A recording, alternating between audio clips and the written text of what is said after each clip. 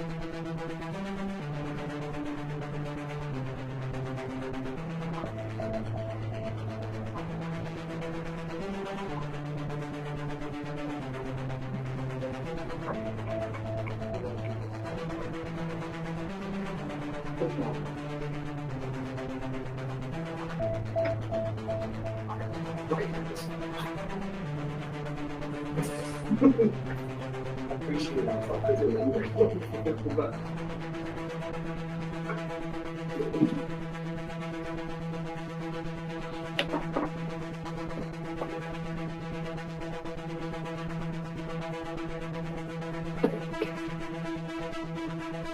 mic's still on, Audie, if you're curious. Couldn't hear Yeah, me. did you hear me? I could not hear you, but I could tell your mic was still on. There you go.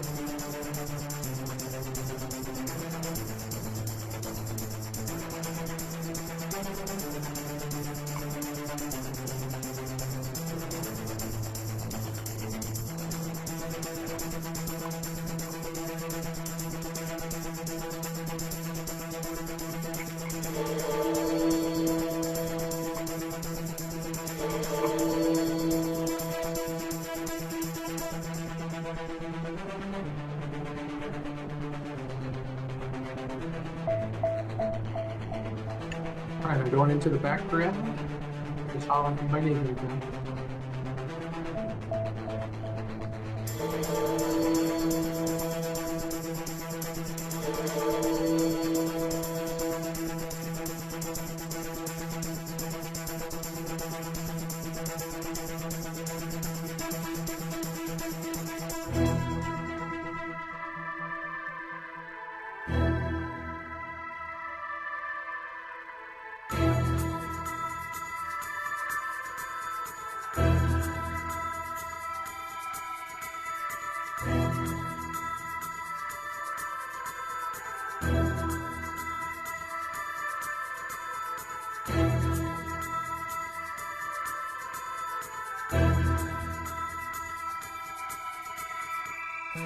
Blaine, are you good? Did you get a text? You're on. Your mic's muted. Should be a little red mic. You can turn the green. Found it. I found it. Yay. Got it. I'm clear and video too.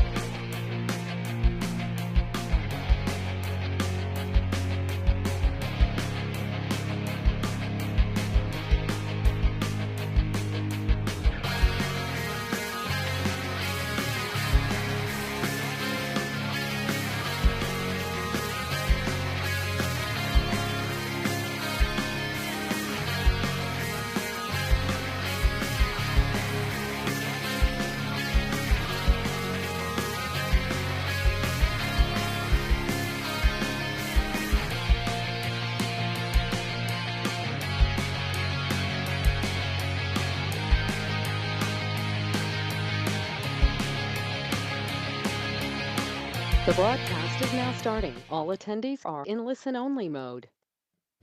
Good evening, gentlemen. Good evening, citizens of Tampa. Tampa City Council will now come to order. Evening session, February 10th, 2022. Mr. Shelby, are you with us this evening, sir? Yes, I am, Mr. Chairman, if you can hear me, and for those who can see me, Martin Shelby on the GoToMeeting platform tonight, Thursday, February 10th, 2022. It's after 5:01 p.m. and the City Council is here this evening Mr. for Shelby? quasi-judicial and other land use Shelby? related matters. Yes? 1 second. Yeah, we're just getting back. I forgot something. Madam Clerk, roll call, please, and you can proceed, sir. Carlson. Here. Maniscalco. Here. Dingfelder. Citro. Here. Vieira. Here. Miranda. And Goods. Here. We have a physical quorum present. Thank you. Mr. Shelby, continue, sir. Okay.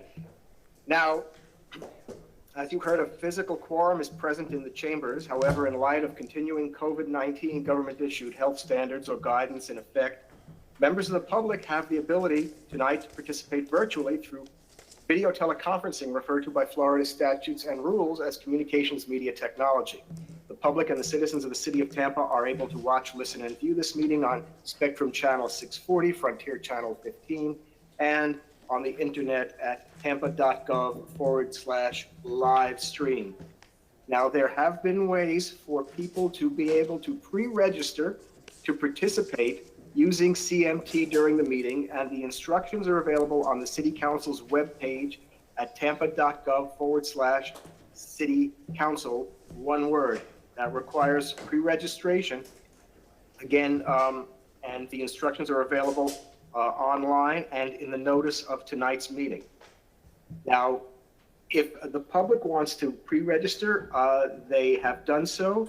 Now, I have to state that in order to participate via CMT for quasi-judicial matters, you must have access to a device such as a tablet or a computer equipped with a camera and microphone that will enable you to be both seen and heard by City Council and other participants. Now, for these specific two-way video virtual meeting formats, cell phones and smartphones are not compatible, as they will not allow you to share your camera when connected. Again, the instructions are available on the City Council's webpage. If you click on the link that says tampa.gov/quasi, QUASI.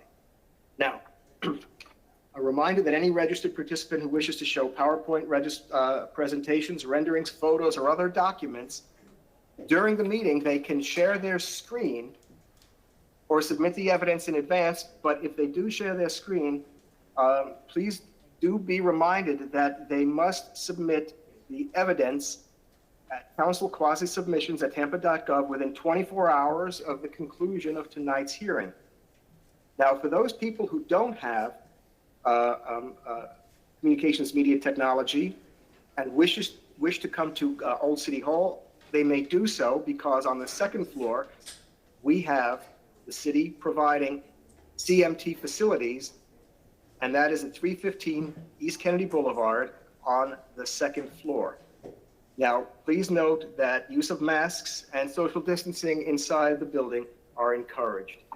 The public has had opportunities to comment in advance via email, and they have to be received. Emails do have to be received in order to be made part of the record 2 business days prior to the hearing date in order to be included in the record of the hearing. Now, those matters that have been received, those written comments, petitions, and other letters, are accessible to the public for view at tampa.gov/agendas.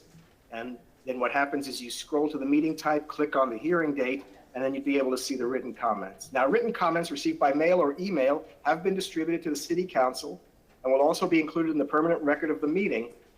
And all comments timely received will be afforded equal consideration as if the comments were made in person. Also, with regard to the GoToMeeting platform, the platform that I am on tonight, please note there is a chat function, but that chat function is not to be used to communicate with the City Council members. It is only to be used for handling technical difficulties. So please, and during the meeting, members of the public, do not communicate with City Council members by text, by email, by chat. The purpose of this meeting is an open public meeting, and the time to participate is now, and not through technology, which usually or does require advance submission in order to be considered. So that being said, Mr. Chairman, these are contained in the notice of the meeting, and these are a change to your standing rules. So I'd ask you to make a motion to waive the rules to adopt the hybrid rules that we've discussed tonight. Motion waived. Mr. Miranda has moved it. Second by Mr. Carlson. All in favor? Any opposed? Motion granted. Thank you, Mr. Shelby. Thank you, Mr. Chairman. All right. You have staff, any housekeeping measures at this time? I'm sorry, we'll go to ceremonials. I'm sorry.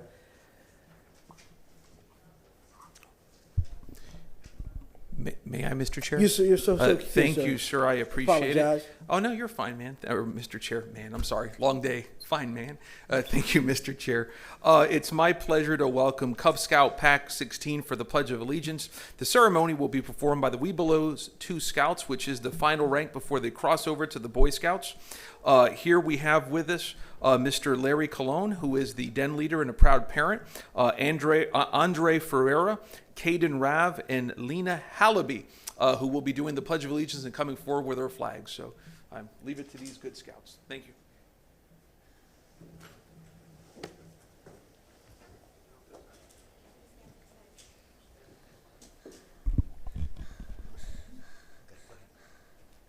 Color guard attention. Audience, please rise. Scout salute. All others, please prepare yourself for the Pledge of Allegiance. Color guard advance. Color guard halt. Please cross the colors.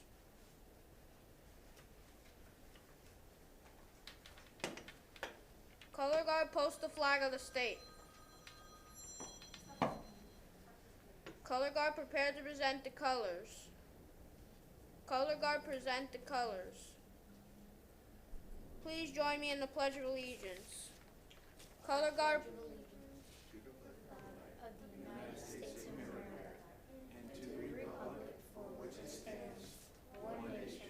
Under God, indivisible, with liberty and justice for all. Color guard post the flag of the United States of America. Color guard salute. 2. Color guard regroup. Color guard dismissed. Scouts at ease. And Mr. Chair, if I may, very quickly, may I have these youngsters come up and give their name and what school they go to? If I may, Mr. Chair. Go ahead, buddy.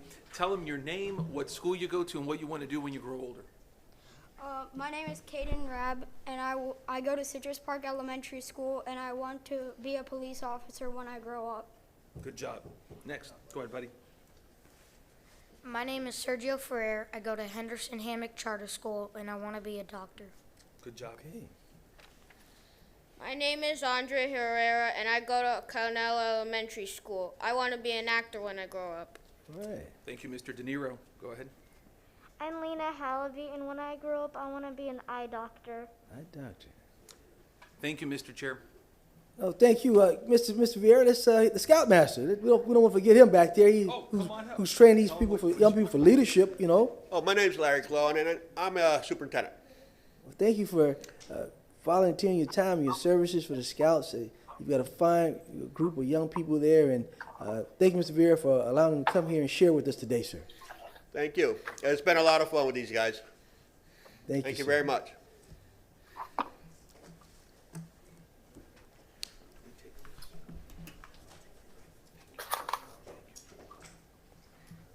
Mr. Vieira, Mr. Vieira.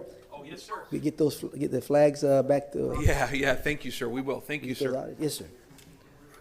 All right, we'll open up for business, Mr. Miranda. Gentlemen, staff. Mr. Chairman, do you want to make a motion to open the public hearing? Mr. Maniscalco's doing that right now, sir. Mr. Maniscalco has moved it. Mr. Miranda second. All in favor? Any opposed? Motion granted. And before we begin, Mr. Chairman, if I may, just a reminder, the hearings that you're holding tonight are all quasi-judicial. Therefore, they do require the witnesses to be sworn in. And again, it requires you to base your decision on the competent substantial evidence that's brought forth in the record. And that being the case, this is the point where I'd like to remind City Council of the necessity to disclose any ex parte communications that you may have received relative to any of the hearings that have not yet been disclosed. So I ask you to please do so now, if you can, or certainly definitely by the start of each hearing where you've had ex parte communications. Now, for the purposes of having the ex parte communications that have been uploaded by the city clerk, I'd like there to be a motion to receive and file those into the record at this time. Mr. Citro has moved it. Mr. Maniscalco, second. All in favor? Any in favor? All right. Motion Now, carried. with regard to the housekeeping matters, Mr. Chairman, if I can. Mr. Chair, Mr. Shelby, I'm sorry. I just looked down. I'm a little jittery. I just took some medicine, so I'm a little jittery this evening. Apologize, gentlemen. Item number 6 with the Harbor Island situation, sir. I received a call a while ago from former, I believe it's property appraiser, Doug Belden. He called in reference to opposition of this matter. I did not get in the conversation with him, but I believe he did submit a letter in our quasi issue box, I believe, sir. So just for the record. Well, thank you for that. So you're disclosing that ex parte communication on that. You said item number 6? Yes, sir, you recognize. I also received a call from the same individual, didn't engage in conversation, same thing, can't talk about it, attend the public hearing, and that was it, so. On the Harbor Island issue. Okay, item number 6, REZ 21-52. Any other ex parte communications? Thank you, council members. Mr. Chairman, we have had a request with regard to item number 9 to move that up and take that as the first item after the ceremonial. So that could be done unless there's an objection. You can just do that, Mr. Chairman, as part of the housekeeping. Any objection? Mr. It's not- Carlson, you recognize, sir? Mr. Carlson, you recognize? There's no, You want Marty to speak? You will be recognized, right, sir? Yes, Mr. Chair. I'd like to read a statement into the record. Mr. Carlson? Yes. There is no, at this point in time, there is no motion needed for this housekeeping matter unless the council wants to make a motion, unless there's an objection. So we're not done with the housekeeping yet. This is just addressing the items on the agenda. All right, so we'll continue on. You're asking that item number 9 be moved to be heard first, correct, Mr. Shelby? That's the request that came in, council. Without objection, that'll be Any objection, council the members? first item. All right, no objection, that'll be, no objection? No. No objection, Mr. Shelby, we'll move the item, we'll move it to be the first Okay. item. No objection. Okay, now with regard to items, item number 11, that is to be heard with item number 15. And the vacate is the item number 15. So I'm going to ask that item 15 be heard first before number 11. So that means that item 15 will follow item 10. And then after item 15, we can hear item 11. If that's okay with council and no objection, that would be able to have those two items heard together. Any objection? No objection, sir. Okay, thank you. And I believe there are continuance requests, and I believe one item cannot be heard, and I believe, who is on from Mr. Hussein? Hi, good evening. Good evening, sir. Zain Hussein, Development Coordination. Yes, there is one requested continuance, RZ 21-52, that's been requested to continue to 5/12/2022 at 5:01 p.m. What item is that number, Zane? Which item number, sir? RZ 21-52. That should also include item number 5. Thank Yes. you. Item number 5, okay. And do we have the applicant's representative online with regard to items 5 and 6? Elise Batzel for Jake Kramer. He's unable to be here tonight, but he was requesting additional time in order to continue to work with the community to resolve some issues. And that's for 5 and 6? Yes, sir, they're related. Okay, item 5 and 6, And okay. that is for, did I hear that correctly, May 12th of 2022 at 5:01 PM? Yes, sir. Correct. Okay.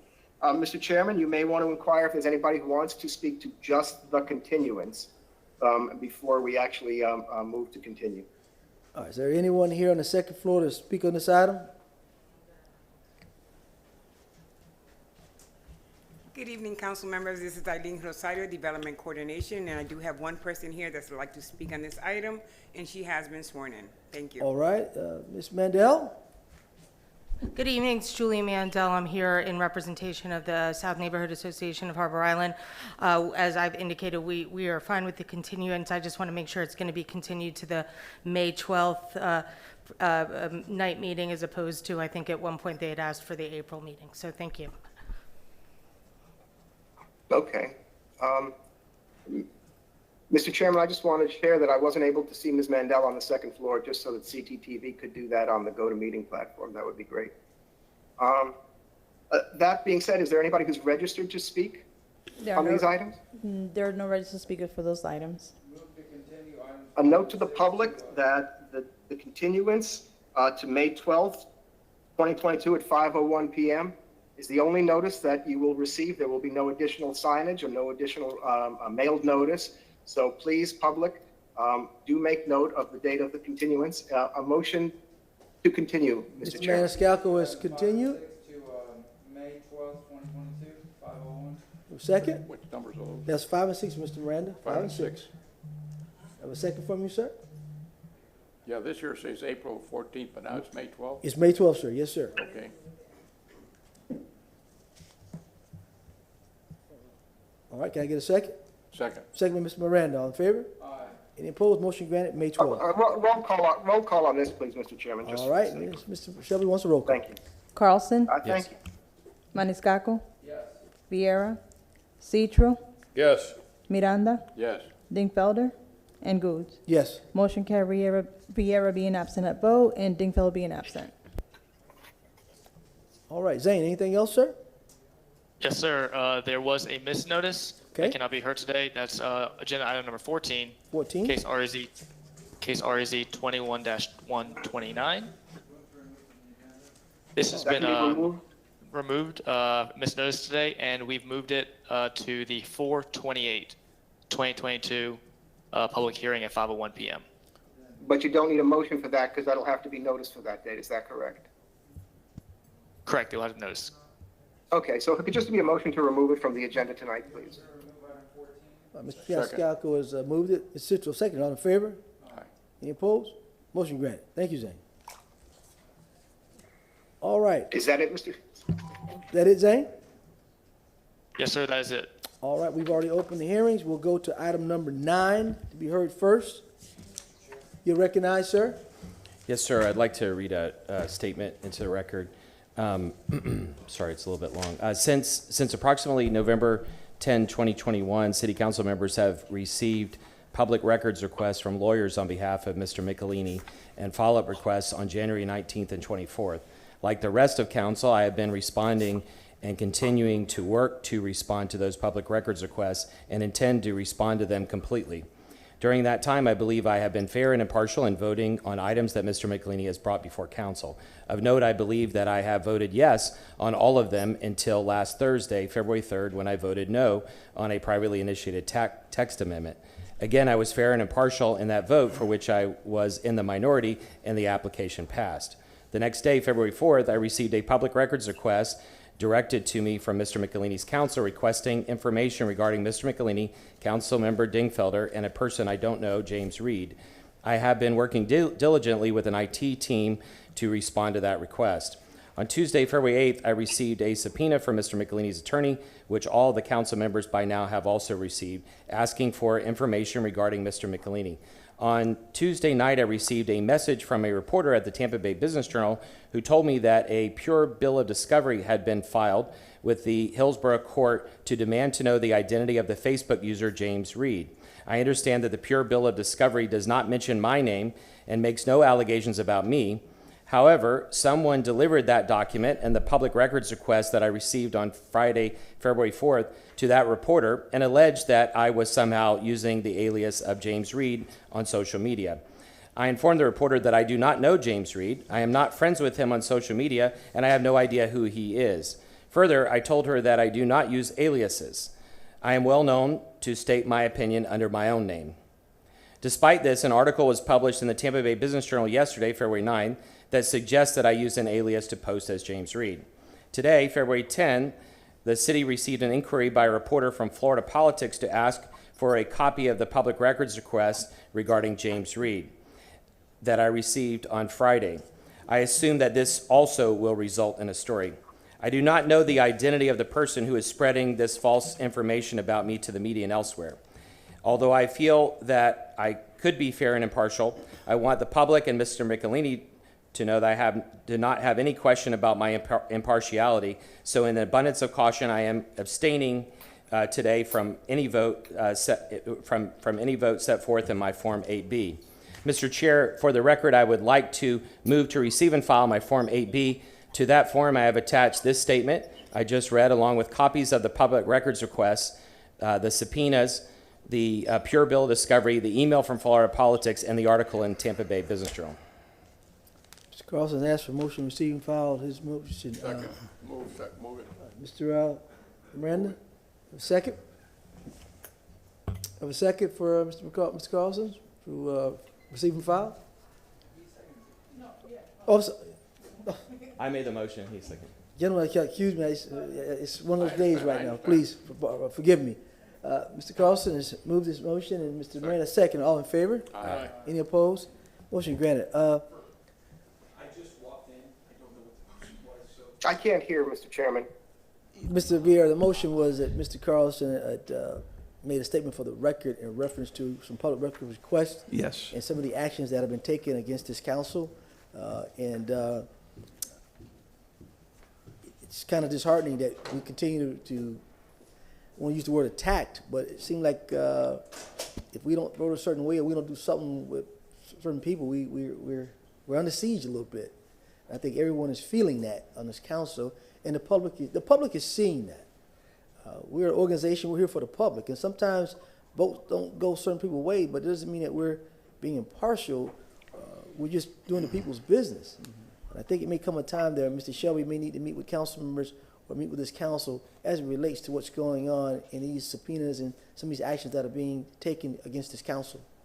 I think it's unjust at times, and it's becoming very stressful to council members, and to some council members, it's becoming costly. At some point, we're going to have to deal with this, Mr. Shelby, you and the city attorney's office, because it's kind of getting, I would say, out of control, and it's really taking a toll on council members. Anything else, sir? Oh, no, I mean, I was just walking in when the motion was made. I just wanted that for the record. Thank you, sir. Thank you.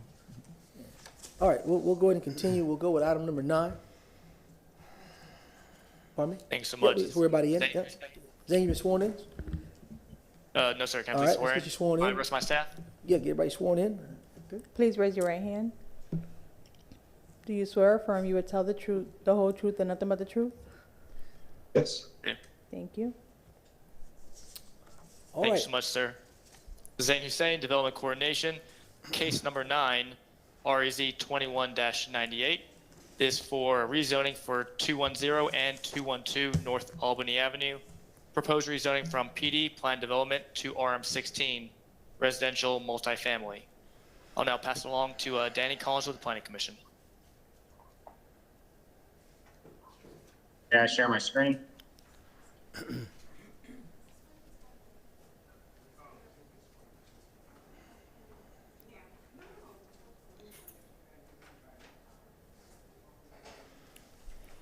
Danny Collins with your Planning Commission staff.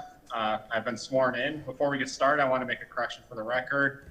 At the bottom of page 4 of our report, the proposed rezoning, we state that the proposed rezoning would allow consideration up to 5 units, or up to 6 units. I want to correct it that the proposed rezoning could potentially result into maximum 5 units.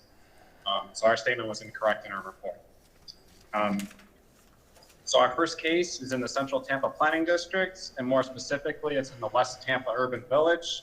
The closest public recreation facility is West Pine Park, which is located 4 blocks northwest of the subject site. Closest transit stops are approximately 1,000 feet to the northwest of the subject site. Transit stop at the northwest, serviced by Cart Route 14, providing connections to Britton Plaza and Yukon Transfer Center. The subject site is located in a level C evacuation zone. Here's an aerial map of the subject site and the surrounding properties. You'll see the subject site's located at the southwest corner of North Albany Avenue and West North B Street. The surrounding development pattern is predominantly residential to the northeast and south of the subject site. There's also a residential unit to the west of the site. 1 block to the west is North Howard Avenue, which contains non-residential uses. Here's the adopted future land use map. The subject site is currently recognized under the residential 20 future land use designation. It's surrounded by that R20 on all sides. Within 1 block south and west of the subject site is land recognized under the CMU Community Mixed Use 35 future land use designation. And then this darker brown color just to the northeast of the subject site is land recognized under the residential 35. There is some UMU 60, 2 blocks south of the subject site along West Kennedy Boulevard. Planning Commission staff reviewed the request and finds the request that will have no adverse impacts on the surrounding area. It's a portion of North Albany Avenue between West North A Street and West Fig Street, excluding the subject site, has an existing density of 8.2 units per acre, which is well below the density anticipated under the residential 20 future land use designation. Again, the request would allow consideration of the 6 dwelling units and an overall density of 16 dwelling units per acre, so it is under the density anticipated under the residential 20 designation. The request is consistent with the urban village and housing policies of the plan. The subject site is within the West Tampa Urban Village. The comprehensive plan seeks to direct the greatest share of growth to the urban centers and villages. The site is also 1 block north of West Kennedy Boulevard, which is a major commercial corridor, and within 2 miles to Tampa's downtown core. This proposal will encourage residential development on underutilized lots and provide additional housing opportunities within proximity to downtown core and the West Tampa Urban Village. In conclusion, the Planning Commission staff has determined that the proposed rezoning will allow for a development that is within the character of the surrounding area and consistent with the long-range development pattern anticipated under the residential 20 designation. Applicants should be aware that any development of the site for single-family attached or multifamily residential uses should be designed to include orientation of the front door towards the neighborhood sidewalk and street, and that's per land use policy 9.2.6. Based on these considerations, the Planning Commission staff finds the request consistent with the City of Tampa Comprehensive Plan. That concludes my presentation. Available for any questions. Any questions for the gentleman? All right, Zane? Thanks so much, sir. Zane Hussein, Development Coordination. Can I please have control of the screen? Wonderful. RZ 21-98. The applicant is Robert St. Pierre, and the representative is Robert St. Pierre and Steve Michelini. No waivers are required, as this is a Euclidean rezoning from PD, Planned Development, to RM16, Residential Multifamily 16. If you look at the aerial here, you'll see that the property is has a 13,640 square feet. It's currently a vacant site and is located at the northeast intersection of North Albany Avenue and North B Street, West North B Street. In the surrounding area, you'll see a mixture of residential uses varying in degree of intensities in the immediate area. The properties to the north, south, and west are zoned RM16, and to the east, you'll have a PD and also RM16. The properties to the east include an assisted living facility, as well as single-family dwellings. To the north, south, and west, you have single-family dwelling units surrounding the property also. There's a residential multifamily use and zoning in the general area that is compatible and keeps the parcel consistent with the proposed zoning of RM16. As you'll see, 2 plotted lots. And also on the survey, parcel A, and parcel B. As I went to the site, it is currently vacant at the time. To the west, you have the single-family residential houses. To the east, you have a assisted living facility and also residential single-family homes. To the south, you also have residential single-family homes. And to the north, up and down the street, you have residential single-family homes. The development review and compliance staff has reviewed the application and finds it overall consistent with the City of Tampa Land Development Code. Modifications to the site plan, as there won't be needed any for as Euclidean, are not needed to be provided. Thank you. I'm here for any questions if needed. Any questions for the gentleman? All right, we'll hear from the applicant. Good evening, Council. Steve Michelini, representing the the petitioner. First, thank you for moving me up so that I can attend another meeting shortly after this meeting. This is currently the Zone PD for six units, and we're requesting that this be reduced in the zoning classification so that we can build 4 units that will comply with all of the setbacks established by the city. The city staff and the Planning Commission have both found it to be consistent. We've received no objections. The land use designation is residential 20, and it's surrounded by a mixture of duplexes, townhouses, apartment buildings, and some single family. With respect to meeting the goals and objectives and policies of the comprehensive plan, we meet the city planning strategies, land use objectives 2.1, 2.11, 2.12, urban villages, comprehensive plan objectives 5.1, 5.11, land use objectives 5.14, overall residential development and redevelopment land use objectives 9.2, 9.26, and overall residential development goals and objectives and policies land use objective 9.3 and 9.38, multifamily residential areas objectives 9.6, 9.61, 9.62, 9.64, low medium density multifamily land use objective 9.7, land use policy 9.71, 9.73, and housing objectives 1.3, 1.31, and infrastructure 1.1, 1.117. Overall, this is an ideal infill project that reduces the project density from 6 units to 4 units. And as I said, we had no objections. We concur with the staff's recommendation and the Planning Commission that it is consistent, and we respectfully request your approval. I'll be happy to answer any questions you might have. Any questions for the gentleman? Any questions for the gentleman? All right, being none, the second floor, anybody speak on this item? Eileen Rosario, Development Coordination. There's no one here to speak on this item. Thank you. All right, thank you. Anyone ready to speak on this item, Madam Clerk? There are no registered speakers for this item. Move to close by Mr. Maniscalco, second by Mr. Citro. All in favor? Aye. Any opposed? Motion granted. Mr. Vieira, could you take the duty on number 9? Sure. Mr. Chairman, I move an ordinance being presented for first reading consideration, an ordinance rezoning property in the general vicinity of 210 and 212 North Albany Avenue in the city of Tampa, Florida, more particularly described in Section 1 from zoning district classification PD plan development to RM residential multifamily, providing an effective date. Second. All right, second by Mr. Maniscalco. Roll call, please. Citro, Yes. Miranda, Yes. Dingfelder, Carlson, Maniscalco, Vieira, and Goods. Yes. Motion carried with Dingfelder being absent, Carlson abstaining. Second reading and adoption will be held on March 3rd at 9:30 a.m.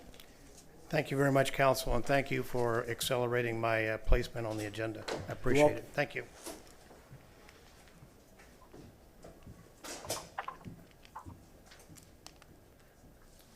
Okay, item number 2. Thanks so much. Zain Hussein, Development Coordination. Agenda item number 2, case REZ 21-23. This is for the rezoning at the location 1000 West Fig Street. Proposed rezoning from IG Industrial General to PD Planned Development Residential Multifamily. I'll now pass it along to Danny Collins with the Planning Commission. May I share my screen?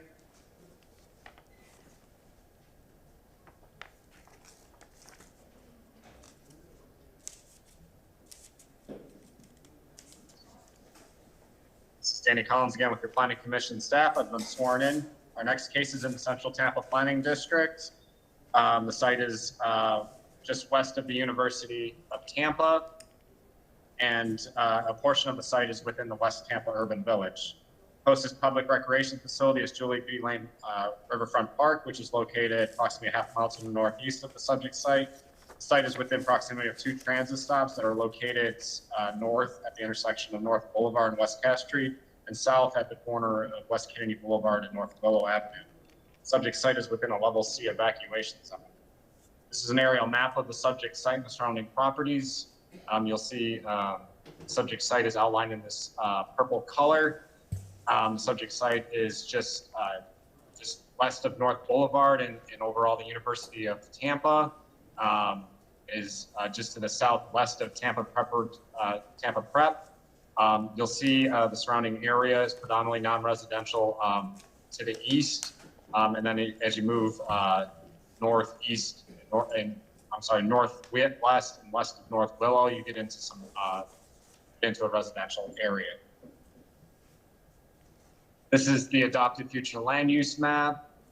Currently, the subject site is recognized under the Urban Mixed Use 60 future land use designation. It is surrounded by that UMU 60 to the east. There is some GMU 24 shown in this color here, just to the west of the subject site. And then there is UMU 60 along West Kennedy Boulevard. The subject site is located within an area of the Central Tampa Planning District, which has been transitioning from a light industrial development pattern to more of a mixed-use urban neighborhood. A portion of the subject site is also located within the West Tampa Urban Village, where the plan seeks to direct the city's greatest share of growth. Additionally, the site is in a location that encourages infill and a higher density of residential development that is less than 1 mile west of the Central Business District. Comprehensive plan supports infill development, such as this proposal that brings additional density into the areas currently served in proximity to transit and that are located within proximity to employment centers. The PD supports policies in the plan relating to development in multifamily areas and within mixed-use corridors. The proposed development provides a 5-foot internal sidewalk with a pedestrian pathway to the proposed entrances, which is encouraged by the comprehensive plan. Planning Commission staff is supportive of the proposed connection, but requests that a note is added to the site plan labeling the front doors between first and second reading. Overall, the proposed plan development is consistent with the overall policy direction of the Tampa Comprehensive Plan and would provide for a development that's compatible with the long-range development trends in the surrounding area. Based on those considerations, the Planning Commission staff finds requests consistent with the City of Tampa Comprehensive Plan. That concludes my presentation. I'm available for any questions. Any questions for the gentleman? All right, staff? Thanks so much. Zain Hussein, Development Coordination. Can I please have control of the screen?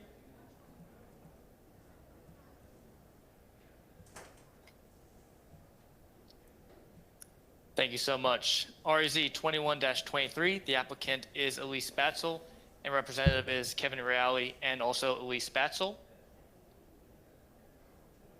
The applicant is proposing a rezone from IG, Industrial General, to PD, Planned Development Residential Multifamily.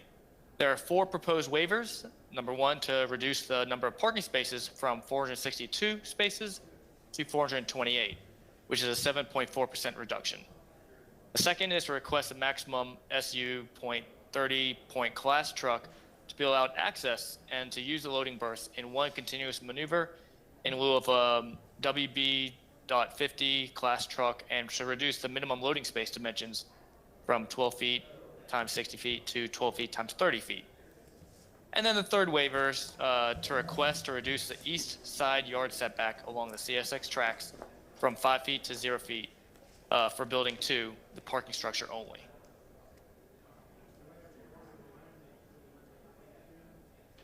As we move on to the overhead aerial, you'll see the parcel out here outlined in red. If you look to the east, you will have University of Tampa athletic fields, and of course the university down here to the east and the south. To the northeast, you'll have Tampa Prep High School located. To the west, you'll have residential, multifamily, single family, and commercial. And to the north of North Boulevard, you have Armature Works up to the north, and also you have a amazing office development services for the city of Tampa also, if I may say so myself. The project here is a total site area of 168,380 square feet, or 3.87 acres. It's along the former railroad tracks also. Moving along, you'll see the railroad tracks located on the plans. To the north of the site, you'll have OP1 and also school use in Tampa Prep. To the south of the site, you'll have school use being UT and also commercial. To the east of the site, you'll have also school use, and to the west of the site, you'll have commercial and also residential. The proposed use here, as you have 4 distinct buildings, is for 249 residential multifamily developments. The maximum height is 80 feet, as this is 6 stories proposed. There are a proposed total of 462 parking spaces, and the applicant is requesting a waiver of 7.4% to 428 parking spaces. Vehicular access to the site is provided on North A Street, North B Street, West Fig Street, and West Carmen Street. As you see the elevations of the structure,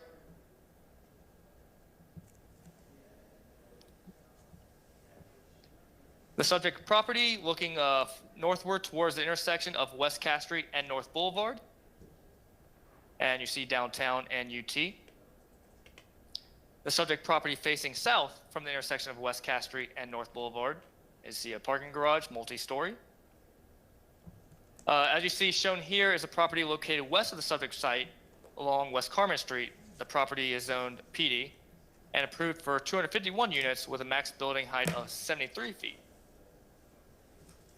As you see here, shown here is the back of the University of Tampa parking garage, and this is on West Fig Street, and the parking garage is located on west of the site here. In this picture you see shown here is a property located north, and it crosses West Cass Street along the line, straight east to west. This is zoned RM24, and it's developed with residential multifamily uses also. At the intersection of West Cass Street and North Boulevard, this is just east of the site, facing towards downtown in the background. As you see the University of Tampa here, this is the intersection of West Cass Street and North Boulevard again.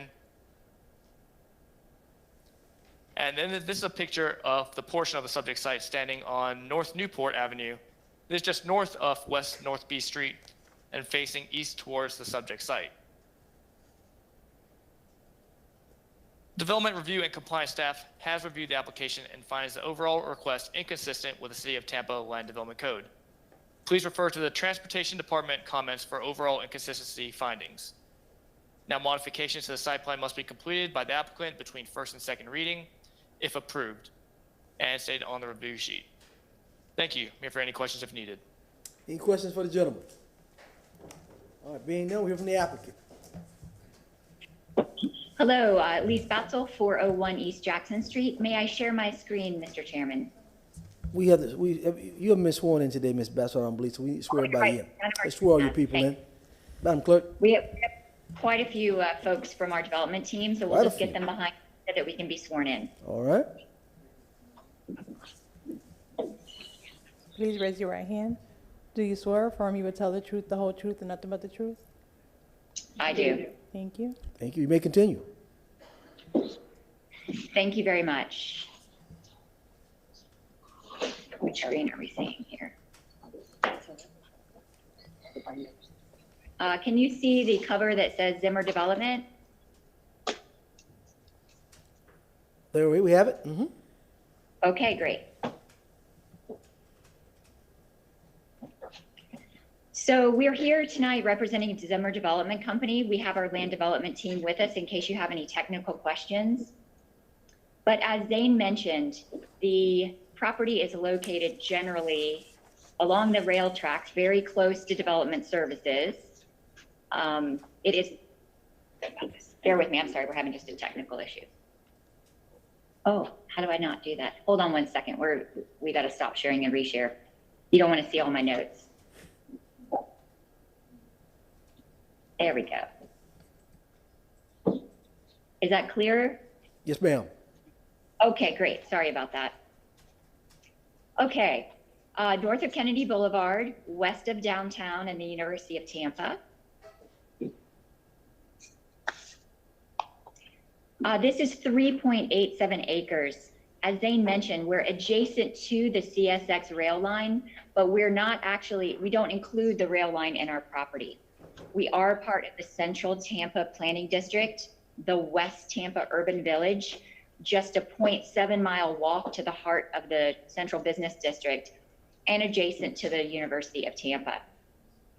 This slide just shows you an overview, a two-scale overview of everything that's surrounding it. You can see the close proximity to downtown and the buildings west of the property, which are currently under construction. There's 2 multifamily buildings directly adjacent. And you can also see the University of Tampa. This is just a closer view of the property. Specifically, as you can see from this rendering, which is to scale, the bulk, mass, and scale of our proposed project is compatible with all of these buildings surrounding it.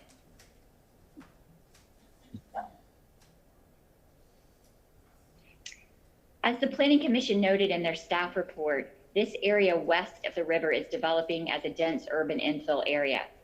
The Planning Commission noted that the UMU 60 allows for the consideration of high density, intensity residential and commercial development. So basically, this is exactly where your comprehensive plan says that this type of development should be located.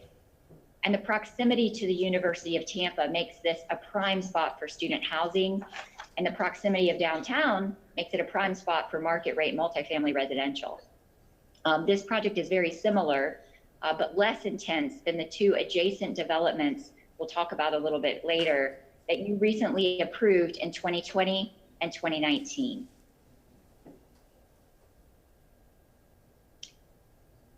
Just to show the general surrounding properties, in yellow, you see the University of Tampa.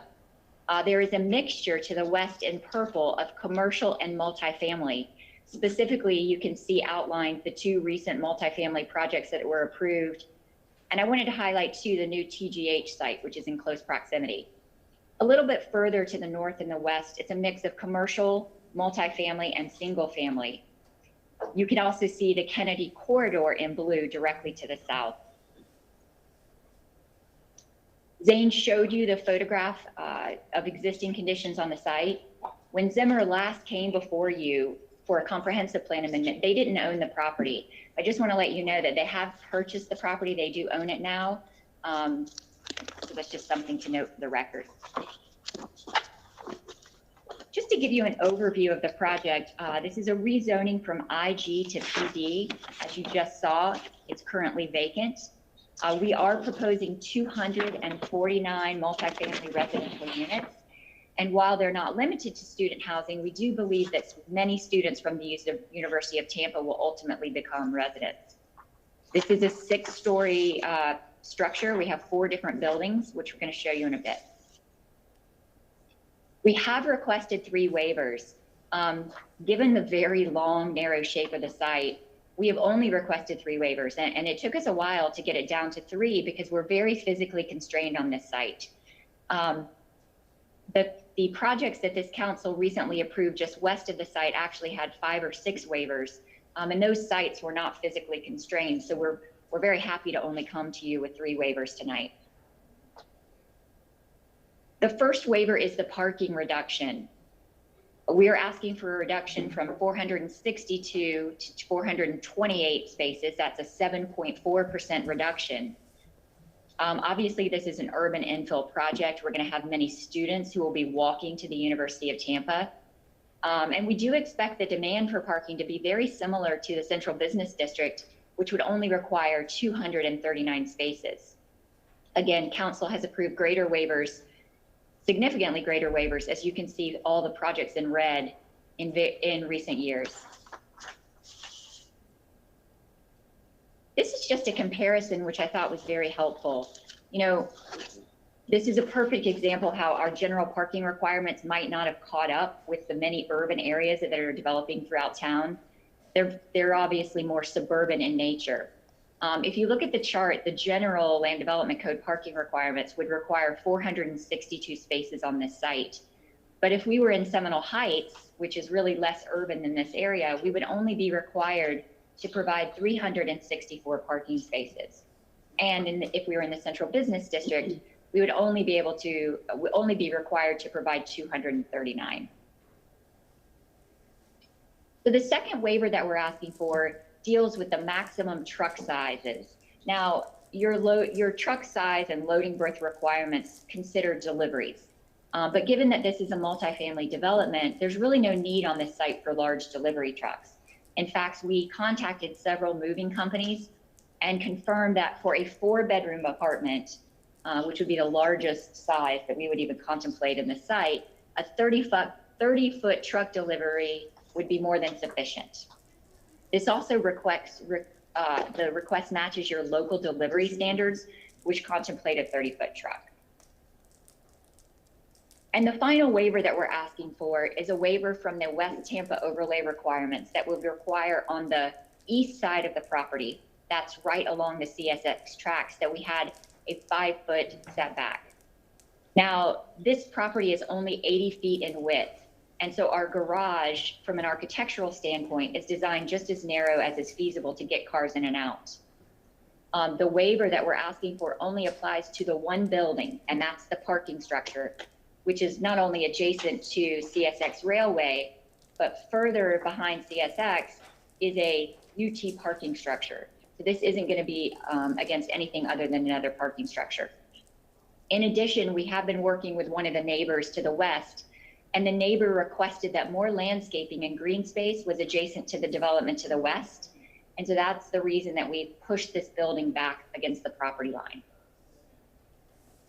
This just shows you this area in red here, shows you the CSX line, the area that we would be asking for the waiver.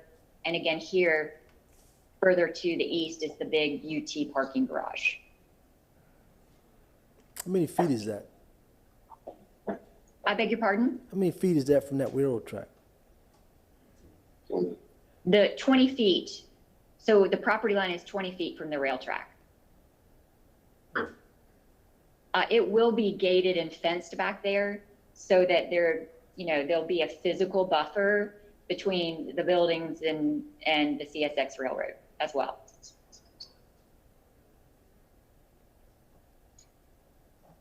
So we worked very hard on this site, which has been very challenging because of the considerable unique physical characteristics. But we have, through a series of vehicular and pedestrian connections, really been thoughtful about how this project integrates with the immediate neighborhood as well as the surrounding community. We're going to talk a little bit more about multimodal integration a little bit later, but you can see from these two renderings how we've used sidewalks and paths to connect. In fact, if you look at the rendering on the right, you'll see that we actually have pedestrian connections through the parking garage, not where there's vehicular, but we've created these nice pedestrian connections through the project. From a vehicular integration perspective, there are multiple access points along the property boundaries from the southern side, the western, and the northern boundary.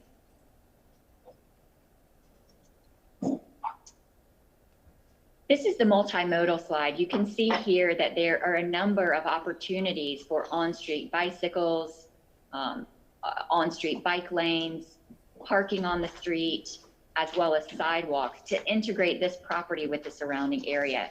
So in addition to all of the pedestrian and vehicular integration that we've provided on our site, this area also provides just a great opportunity for multimodal access. Now, one thing that I wanted to talk about was something that you spoke about during the comprehensive plan amendment. I think it was Councilman Dingfelder, but it might have been Councilman Goods. One of the concerns was, well, hey, what happens when this CSX rail line is no longer operational? Maybe the city wants to turn it into commuter rail. maybe we want to do the Rails to Trails project and turn it into a pedestrian greenway. So we worked very hard with staff, and we came up with a public access easement that will cross the property from the east to the west, so that perpetually in the future, the public will be able to access that rail line to the extent that one of those opportunity comes available. And we also did a number of things in talking with the community members who own adjacent properties right around this property. We reduced our density. As we just discussed, we actually moved the parking structure towards CSX at the request of one of the neighbors. We agreed to pedestrian scale lighting to go all along our western pedestrian path. And of course, we agreed that there would be no fences or gates along the pedestrian path to the west. The only fencing would be along the CSX rail line. Just very briefly, we did have a professional planning report prepared by Cynthia Spidell, who found that in her professional opinion, the project was consistent with the comprehensive plan and the land development code and compatible with the surrounding areas. I'm going to turn it over for just 1 minute to Cynthia so that she can share the highlights of her report.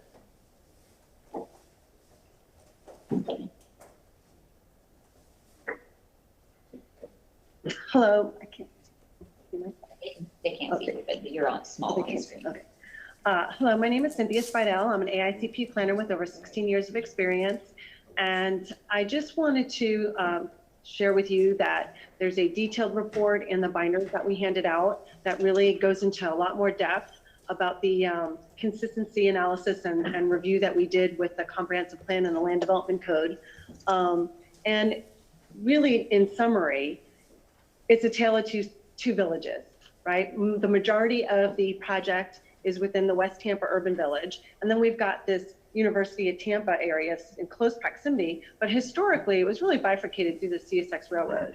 And what I like about this story is that this infill development is taking this this space that's currently vacant and not necessarily inviting to pedestrians, and really transforming it into a vibrant area that is more aesthetically pleasing and walkable. And it's really going to bring these two areas together. It's going to provide a unique residential infill opportunity to meet the needs of the growing population. I personally know people who are desperate for living accommodations in close proximity to University of Tampa, and it's leveraging site constraints through the vertical integration of living and parking. And it really promotes the connectivity of historically bifurcated communities. So it really fosters this connectivity of West Urban Village with the University of Tampa area. And we agree with staff's recommendation in terms of consistency with the comp plan. The transportation issue is separate aside. Did you want me to say something about the consumers?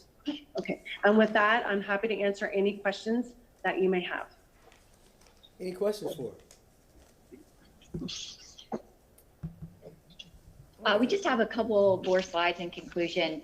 While overall there is an inconsistency finding, you can see that development coordination, the Hillsborough County Planning Commission, natural resources, solid waste, stormwater, wastewater, water, Tampa Fire Rescue, and urban design have all found the project consistent.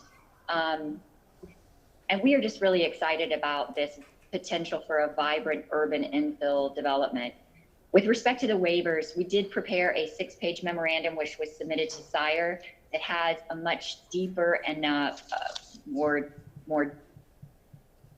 detailed explanation and justification for all those waivers. Obviously, within the short time period that we have tonight, we can't go into every single detail, but we'd be happy to provide any more information that you would like. So with that, if you don't mind, we will stop our presentation and answer any questions that you may have, Mr. Chairman. I saw Mr. Maniscalco's hand pop up. You recognized? Real quick, the project goes all the way up to Cass and Boulevard, correct? Yes, sir. We're going to unshare and see what we need here. Yes. And no, my question is an easy one. There's a brick structure right on the corner or near that corner. I think I saw in one of the photographs. Red brick, sure. 2-story. Red brick structure. Let me see. On the right. It should be on Cass, I think. Where, Kevin? The existing condition slide. Okay, let me go back to existing conditions here. There it is. Is that structure right there on the right, that won't be demolished or affected? It has nothing to do with this, correct? No, that is remaining, that is staying. We're actually in between those two buildings, if you can believe it. Okay, that was it. Thank you. You're welcome, thank you. Anyone else? Ms. Dingfield, you recognized. For the record, Ms. Dingfield is on the dais. Thank you. Good evening, Mr. Chairman. Ms. Batzel, good evening. I was actually listening on my phone as I was coming in. I was not able to see the actual visual presentation, but I'm just wondering, Elise, if you could, and I apologize to council, but I want to be fully informed if I'm going to vote. Can you jump back to your slide that shows, if you have one, that shows Yes. what this is going to look like from, you know, as one would be coming. I assume you see it from Kennedy. Yeah, I'm going to show you just a couple of renderings real quick that I think will be helpful. Let me know when you can see my screen. We can see the screen. Okay, let me just jump forward here. I don't have my controls. From CAS, okay, that'll be helpful. Bear with me just a second, I'm technologically not very good. Okay, so. If you're looking at it from the south, this is sort of just, this is a little bit of an overview, but you're going to see the buildings here. I'm going to show you another slide which shows you a little bit more of the. So this is from CAS looking south. So you'll see how the rail line is off the property line, and this building will snuggle into the area that's existing.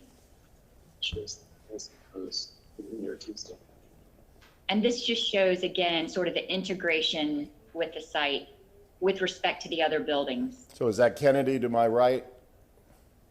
Yes, sir. And that's Kennedy. the big UT ball field? Yes, it is. In fact, this might be helpful for you. Bear with me while I find the slide. Here we go. So this is the property in green. All of this is the University of Tampa in yellow. The Kennedy corridor is to the south in blue. And then Tampa Prep is that small green portion to the north of your screen.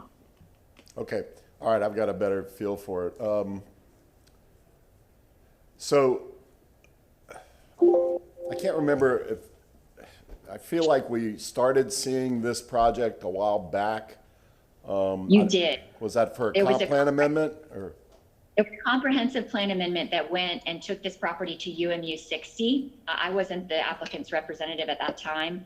And you had some specific comments. I'm not sure if you heard in the presentation, but I think it was you or maybe another council member about access to the rail. So I'll just take 1 second and repeat that real quick and show you on the next to Willow here, this area in blue, you can see it here on our site plan. We are providing a perpetual, non-exclusive public access easement. That way, if, for example, in the future you have rails to trails or this becomes a commuter rail line, the public is always going to be able to traverse the site from east to west to get access to that rail line. Right, and that was part of the discussion. I think that was also part of the staff objection from transportation staff initially, as related to the project. They wanted to make sure there was plenty of cross-access easement. Is that the only cross-access that you're providing? And how does that North A relate to the entire project? Okay, let me find a good graph. Because I'm just seeing a building 4, but I'm not seeing all the buildings. Sure. Let's go back to the full site plan. Okay.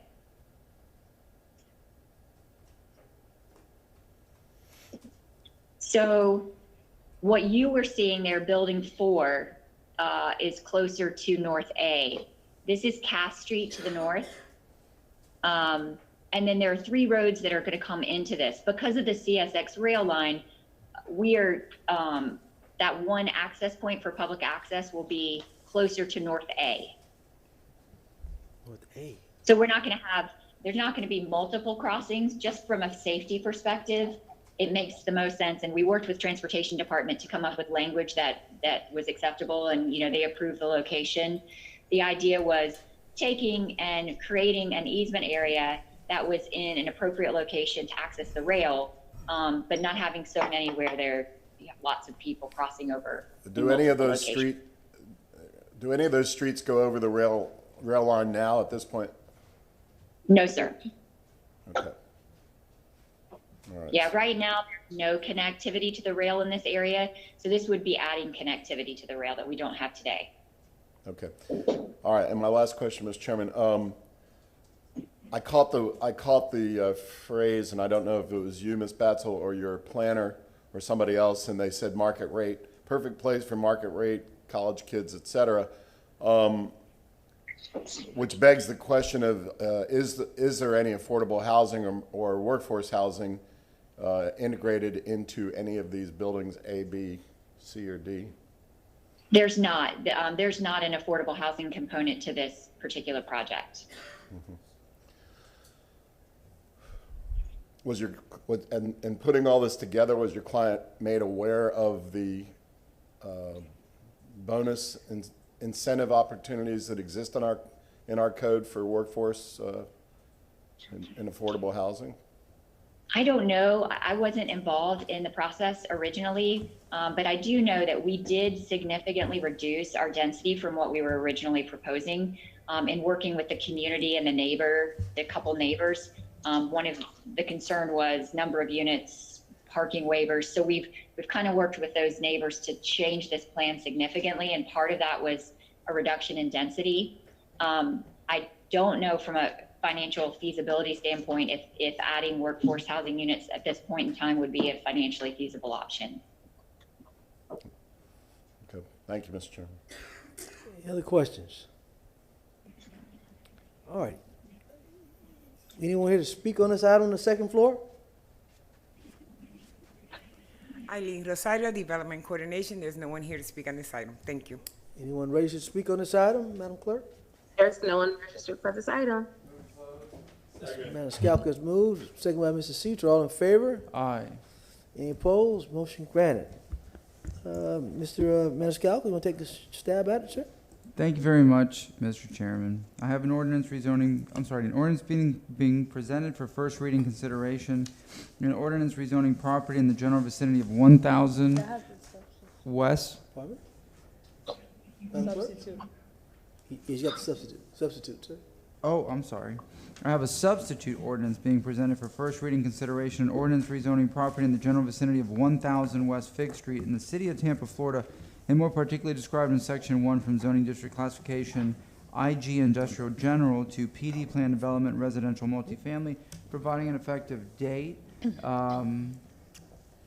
I believe that the applicant is consistent with Land Use Objective 9.2, which is intended to ensure that there's an adequate amount of land plan for residential purposes to accommodate the projected population. I think that was very well expressed in this presentation.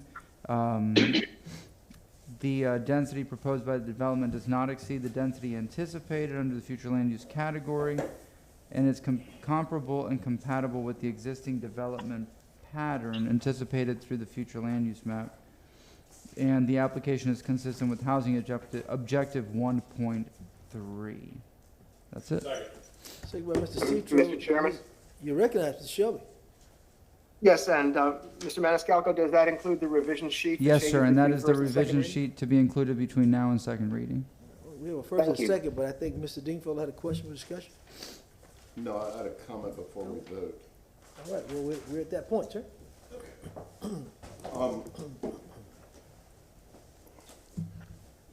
So I didn't catch exactly how many total units this was going to be. I don't think I need to reopen to hear that. Does anybody remember? 249. Yeah, two something. Okay. 200 and something? Yeah, 247, something. Okay. So, 249. thank you. So,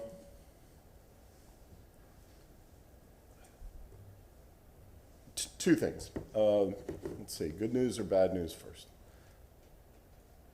Always the bad let's start with the bad news. Lead with the bad news. The bad news is, and as I stated earlier, or as I asked the question earlier, but I think I knew the answer, was that there's no workforce and there's no affordable housing in this project. Zero. And as Mr. LaRocca presented to us today, there's 2,500 units going up downtown without one single unit being affordable or workforce housing. We are not doing something right, okay, as a city. We need to fix that, and we need to fix it urgently, because the train has left the station, and we've seen it before. All this boom, all this building is going to stop, and then we're not going to have any affordable workforce housing unless we fix it. Okay. So that's my soapbox, and that's the bad news. The good news, Ms. Batzel, is, and you and I have talked about this a long, long time ago before this project even came on, is I do believe one of the appropriate places for density and for large units is downtown and in the Kennedy corridor. And this is more or less in the Kennedy corridor, you know, a little bit off, but in the Kennedy corridor. Kennedy corridor being a prime place for transit, whether or not it's buses or something more high tech. And it's also near UT and, you know, near the urban center and everything else. So this is the right place for a lot of density. We've already approved a lot of density in that university area, and therefore I will support it. But, gentlemen, we have to do something. We have to push this administration, okay? We have to change Chapter 27. Okay, we have to do something to get these developers. We've already closed the lease, but we'll talk later. But we have to change Chapter 27 to get these builders who come into town to build these big projects. And we have to figure out a way to work together with those builders to do affordable and workforce housing. Anyway, I'll support the motion. Thank you, Mr. Chairman. Well, I mean, people are crying, and, you know, we're moving, shaking town. Mr. Roloka spoke this morning. I mean, you know, I think it's gonna behoove this council to do what we need to do. I think on the 24th, you got a lot of growth management stuff coming, and those discussions need to happen then. But, you know, it is a good project. There's no doubt about that. But, you know, when it goes through the chain, people are gonna say people are still left out. This town is becoming a California, just a rich person's place to live, and that's just not the case. Everyone can live here in Tampa. Have a motion on the floor by Mr. Maniscalco, second by Mr. Citro. Is correct? Correct. Roll call. Miranda. Yes. Dingfelder. Yes. Carlson. Yes. Maniscalco. Yes. Vieira. Citro. Yes. And Goons. Yes. Motion carried unanimously. Second reading and adoption will be held on March 3rd at 9:30 a.m. Thank you for your time. Thank you. All right, item number 3. Thank you so much. Zain Hussein, Development Coordination. Agenda item number 3, case REZ 21-67. This is being heard for first reading consideration for rezoning at the property 330 South Hyde Park Avenue. RO1 residential office, 2 PD planned development residential multifamily. I'll now pass it along to Danny Collins with the Planning Commission. Hi, this is Danny Collins. May I share my screen?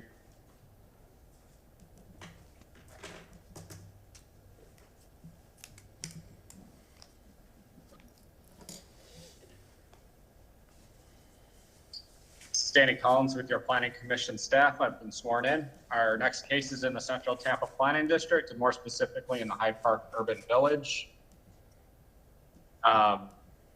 Closest public recreation facility is AIDS Memorial Park, which is located along Bayshore Boulevard, approximately 1,700 feet to the northeast of the subject site. Closest transit stop is located approximately 100 feet or 150 feet to the north of the subject site on South Hyde Park Avenue. The subject site is within a level B evacuation zone. Here's an aerial map of the subject site and the surrounding properties. You'll see the subject site is outlined in this purple color. The subject site is just couple blocks west of Bayshore Boulevard. This is Tampa General Hospital. The Publix on Bayshore is within a couple blocks to the northeast of the subject site. You'll see there are some residential uses within proximity of the subject site, as well as some non-residential uses.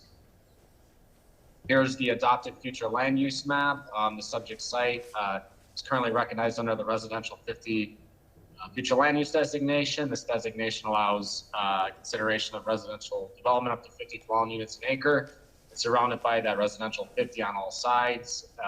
This darker color here is land recognized under the residential 83 designation. And then approximately 1 block south of the site is our parcels recognized under the CMU 35 designation. Planning Commission staff reviewed the application and filed no adverse impacts to the surrounding neighborhood. This portion of South Hyde Park Avenue between West Platte Street and West De Leon Street is primarily developed for non-residential office uses. A single-family detached use is present adjacent to the subject site to the north, and a multifamily use is present to the west. Request proposes 6 multifamily residential units at an overall density of 26 dwelling units per acre, which is well under the density anticipated under the residential 50 future land use designation. Again, that designation allows up to 50 dwelling units an acre. The Tampa Comprehensive Plan encourages multifamily developments to be designed to include orientation of the front door towards the neighborhood, sidewalk, and street. The main entrance to the building is oriented towards South Hyde Park Avenue. Also, a pathway that connects the units to the public sidewalk on South Hyde Park Avenue, which is consistent with this policy direction. Additionally, the proposed structure offers a sensitive design and is overall perspective of the character of the neighborhood. The request supports many of the policies in the comprehensive plan as it relates to housing the city's population. The Tampa Comprehensive Plan encourages new housing on vacant and underutilized land to ensure that an adequate supply of housing is available to meet the needs of Tampa's present and future populations. In conclusion, the request provides a sensitive design and is overall perspective to the character of the neighborhood. The request is consistent with the development pattern under the residential 50 future land use designation. And based on those considerations, the Planning Commission staff finds the request consistent with the City of Tampa Comprehensive Plan. That concludes my presentation. I'm available for any questions. Any questions for the gentleman? All right, Zane? Thank you so much. Zane Hussein, Development Coordination. Going over case REZ 21-67. The applicant is South Hyde Park Flats LLC, and the representative is Michael D. Horner, here at the address 330 South Hyde Park Avenue. Can I please have control of the screen?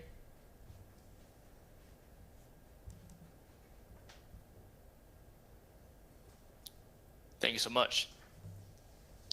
This is a proposed rezoning from RO1, Residential Office 1, to PD, Planned Development, Residential Multifamily. The applicant is asking for one overall waiver to reduce the required 15-foot buffer on the north side, south side, and east side. The overall structure, or overall site, here outlined in red, is 9,906 square feet, or 0.23 acres. As you see, the site is currently vacant, and I'll show you pictures in a few seconds.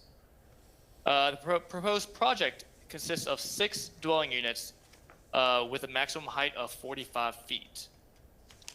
To the north here, you'll see there will be residential single-family homes and office space. Directly to the west, you'll have RM35 with residential multifamily condominiums. To the east, you have RO1 office space. And to the south, you have RO1 office space also below the proposed parcel. As you see the overhead view of the site plan, the applicant is proposing 14 parking spaces, and he's also required those 14 parking spaces. Vehicular access to the site comes off South Hyde Park Avenue, as you see the driveway.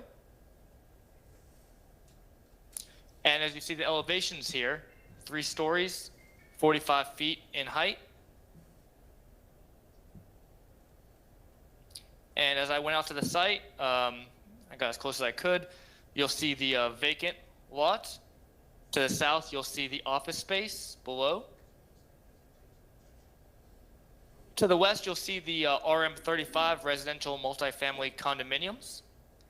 And to the north, you'll see the office space above. If you keep going north, you'll run into Kennedy, and you'll run into residential and also commercial establishments. To the southwest of the parcel, you'll also see you'll have office space up and down South Hyde Park. Development review and compliance staff has reviewed the application and finds the overall request inconsistent with the City of Tampa Land Development Code. Modifications to the site plan must be completed by the applicant between first and second reading, if also approved, and also meet all the regulations and needs from the revision sheet. Thank you. I'm here for any questions if needed. Any questions for the gentleman? All right, we're from the applicant. Mr. Chairman, it's Michael Horner, 14502 North Dale Mabry Highway, represent the applicant. My webcam is spinning. Can you see my? We can't see you, sir. All right. Can you see my screen? No, sir. Can you see my face? No, sir. My webcam icon is spinning, so I'm not sure if that's coming through to you or not. If not, I may have to shut down and reboot here, Council. All right. I'm doing everything possible here. If your IT team could reach out to me. Do you want to take, I have case 3 and 4, Council. You want to take the next case after those, and then I will reboot, and then we'll reconnect. All right, we'll go ahead and come back to you. We'll go to item 4 then. Sorry for the confusion. Thank you. It is what it is. All right, item number 4. Thank you so much. Zane Hussein, Development Coordination. Agenda item number 4, case REZ 2020. This is being heard for first reading consideration at the address 3335 North 22nd Street. Mr. Chairman, sorry to interrupt. That's also my case, so I cannot testify on that one as well. Your So case if you too. can skip 3 and 4, I will right. come back after the next case. All right, thank you, sir. All right, item 5 Thank and you. 6 have been cleared up already. That's the May 12th date. We'll go to item number 7. Thank you so much. Zane Hussein, Development Coordination. Agenda item number 7, case REZ 21-94. There's a proposed rezoning for property at 6107 South 4th Street. Proposed rezoning from RS60 residential single family to RS50 residential single family. I'll now pass it along to Danny Collins with the Planning Commission. This is Danny Collins. May I share my screen?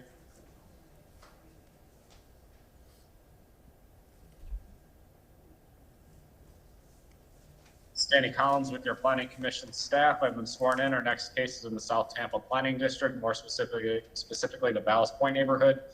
The closest public recreation facility is Skyview Park, which is located approximately 1,000 feet to the southeast of the subject site.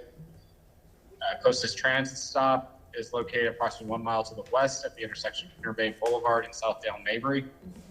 And the site is within a level A evacuation zone and is also within the coastal hazard area. This is an aerial map of the subject site, the surrounding properties. You'll see the subject site, it's outlined in this purple color. It's just south of West Bay Avenue and east of South McDill Avenue. There is a non-residential use to the northwest of the subject sites. To the southeast and northeast and south are residential uses. Here is the adopted future land use map. Subject site is currently recognized under the residential 10 designation, as well as parcels to the north, east, and south of the site. To the west is land recognized under the residential 20 designation. And then as you move north along South McDill Avenue towards Interbay Boulevard, this area here is recognized under the CMU 35 future land use designation. Planning Commission staff reviewed the request and finds that the request will have no adverse impacts on the surrounding area. South 4th Street between West Bay Avenue and West Benecker Avenue is planned for 10 dwelling units per acre. The average density of the street is currently developed at half of what is anticipated. The proposed zoning would allow for a density of 7.27 units per acre on the subject site, which is consistent with the density anticipated under the residential 10 designation. The request is consistent with the plan's housing policies. The proposed RS50 zoning district will create additional housing opportunities in proximity to transit and employment opportunities located along South McDill. Subject site is within the coastal high hazard area. The applicant should ensure that there will be no negative impacts on hurricane evacuation times, routes, and shelter demands for residents of the proposed development, and to mitigate any negative impacts that may affect residents in the future, and as per Coastal Management Policy 1.2.2. In conclusion, this rezoning will provide compatible development and contribute to the economic health of the city. Furthermore, the request is consistent with the development pattern anticipated under the residential 10 designation. Based on these considerations, the Planning Commission staff finds the request consistent with the City of Tampa Comprehensive Plan. That concludes my presentation. I'm available for any questions. Any questions for the gentleman? Mr. Dingfelder, you recognized? Thank you, Danny. Kind of a incidental question, but you described this as the Ballast Point area, but in fact, it's south of Interbay. How far do you guys consider Ballast Point? This was, here's a map. I'm having trouble hearing you. I don't know why. Oh, I'm sorry. Can you hear me? Better. Okay. Well, there's a GIS map on the City of Tampa's webpage, and that's where we pulled our neighborhood information from. Okay. So that's all you were referring to as the Ballast Point Neighborhood Association? Is that what you were saying? Correct. Yeah. Okay. All right. We'll check on that. Thanks. All right, any other questions for the gentleman? All right, Zane? Thanks so much. Zane Hussein, Development Coordination, case REZ 21-94. The applicant and representative is Jason Sterling and also Lori Duval for their address at 6107 South 4th Street. Can I please have control of the screen?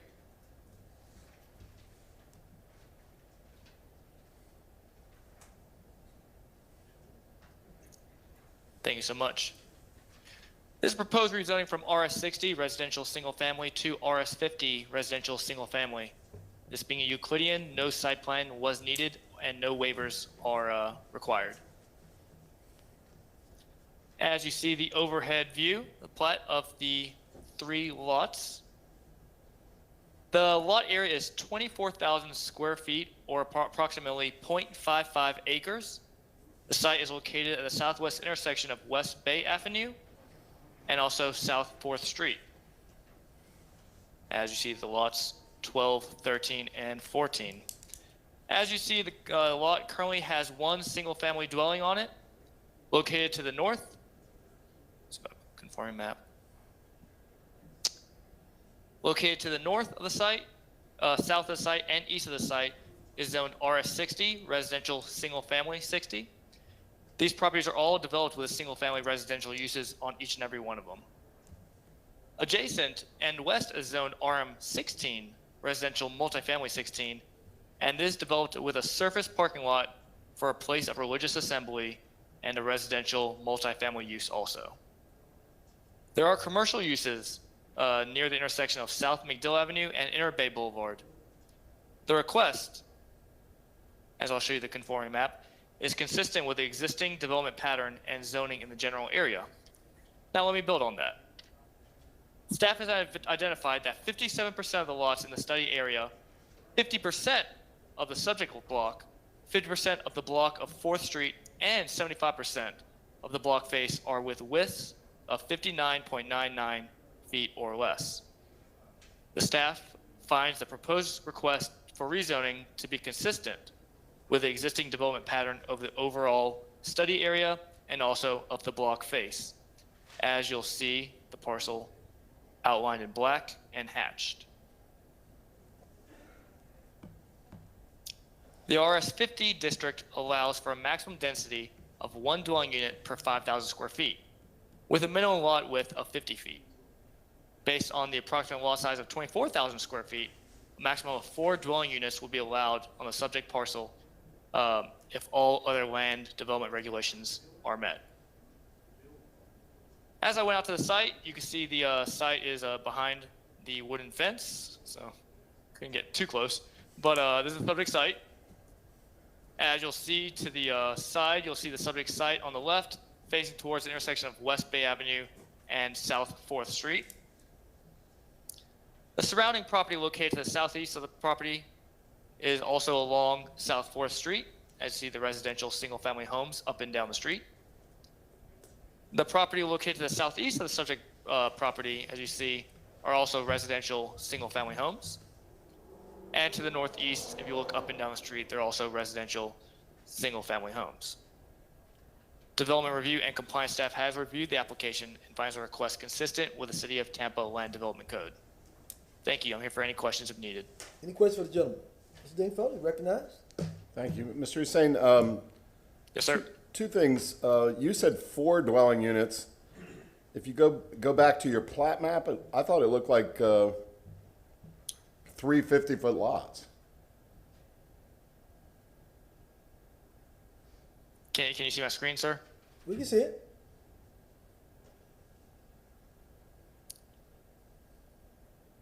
Correct. You're allowed for a maximum of 4 dwelling units here. I heard you say that, but I thought I'm looking at 3 50-foot lots.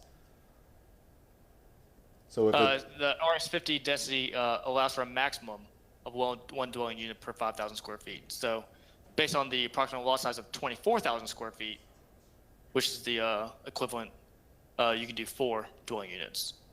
but the RS50 has a requirement of 50 foot on the street. So how would anybody put, I just want to make sure that the record all of a sudden isn't telling this person they can build 4 units when in reality a 50-foot lot is a 50-foot lot, even though it might be a little deeper. Understood. With the square footage, sir, they can do the 4 dwelling units here. Ms. Wells, any comments or anything? Am I missing something? Thank you. For the record, Kate Wells, Chief Assistant City Attorney. I had reached out to Annie Barnes, who had prepared the initial report because there did appear to be a discrepancy between the information, the city staff report, and the Planning Commission. And her response to me by email dated February 8th of this year, she said, my apologies, it should have been at least 3 dwelling units based on the lot width, 4 dwelling units based on density. So when the Planning Commission looks at the maximum density available, they're not really basing it on the lot width, but city staff will take into consideration the lot width. So Ms. Barnes did confirm that we would be looking at 3 dwelling units based on the lot width.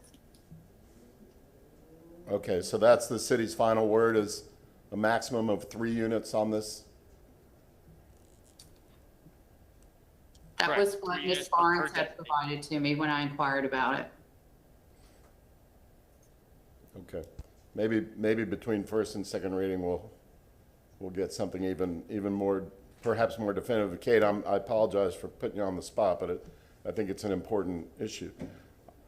There is a letter in the file that I just read. It's available to everybody, but there's a neighbor there who says there's a lot of flooding in this area, and they don't want 3 units there. Well, right now there could be, I guess, 2 units without a rezoning, but now there's going to be 3. But I think it'd be really bad if we all of a sudden allowed 4. But anyway, the only other question I had was, Zane, if you could go to the sort of aerial map that shows the red box. This is in your staff report. It shows the red box in the center of the aerial. Yes, sir. Can you see it? With the green circle. The plat? I think you'll need to. Let's see. The over conforming map? No, not that one. This one that shows the trees. It's aerial. It's in your staff report. I don't believe that's part of this presentation. Can I answer any of your questions? Can you show us the zoning map without the red, without all the red and the super colors on there? I have the overall overhead plat. I don't have a No. aerial footage. I can pull it up on the property appraiser if you wish me to. Okay, I've got it up on Sire, and it's coming out of your staff report on Sire, so if you could pull that up, and I'll ask my question while you're getting there. There's a very large area that's RS60 that I'm looking at, and well, let me just wait until you guys can see it.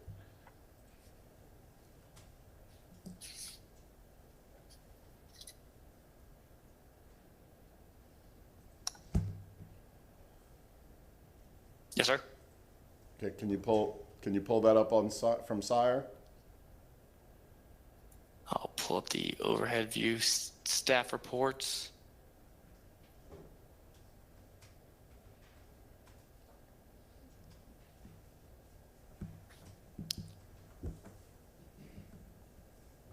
Can you see my screen, sir? Yeah, that's it. So can you blow that up, the upper part? Yeah, keep going until we can see it better. All right, now try and center that if you can. Okay, thank you. Again, council, I apologize. So looking at that, that's the subject property in the red. I guess to the north is Bay there. And there's no really street to the south, Binnaker sort of. And then it juts over to the east towards Sanders and Foster, and then it probably, I guess, keeps going until it hits the Bay. And that's all RS6, that's all RS60, correct? There is RS50 also in there. No, I know, RS60. but the large thing I just described is RS60. Correct. The only thing we've allowed differently so far is right there in the middle. There's an RS50 that I guess was allowed at some point, probably in recent history. So my question is why isn't this spot zoning? If we designate that neighborhood as being an RS60, which it is, some council designated that as RS60 many years ago, and it looks like it's probably at least 50 to 100 homes that are RS60. Why all of a sudden are we, would we allow a spot zoning like that? It's a great question. Based off the conforming map, as in the presentation it was, you had a majority, I believe it was 57% in the studied area, which were 59.99 feet or less. So the majority was for under 60 feet. But your circle goes out north of Bay, and I mean, I think the green circle, is that green circle the study area? The red area is a subject parcel. No, the green circle up to 1,320 feet. Right. And overall, if you look to the north, you'll have RS50. If you look to the west, you'll have also RS50. So I understand to the east there is a majority RS60, but overall there's RS50 around the designated site. So we go a quarter mile in every direction, no matter what's going on, and take into consideration things that are on the other side of Interbay. And then we come up with this calculation. Correct. It's the overall study. Okay. All right. Thank you. But may I ask, along with the same question as Mr. Dingfelder, that was changed some period of time ago. That used to be only 250, am I correct, or 300 feet at one time? And now all of a sudden we went to 1,350 feet, which is a quarter mile.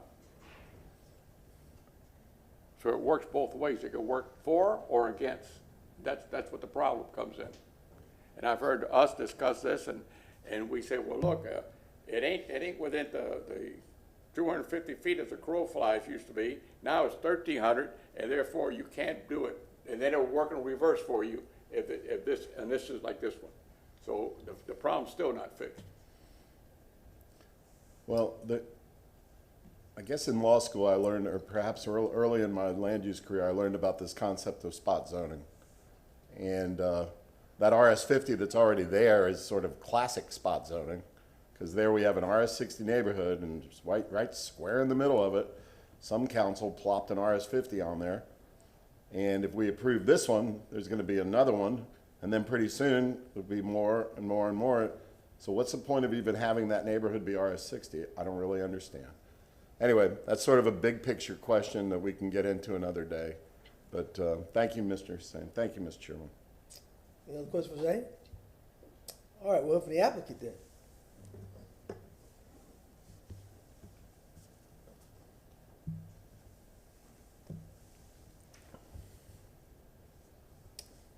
Is the applicant on the second floor, or do we have him registered? Second floor? All right, we go to the second floor for the applicant.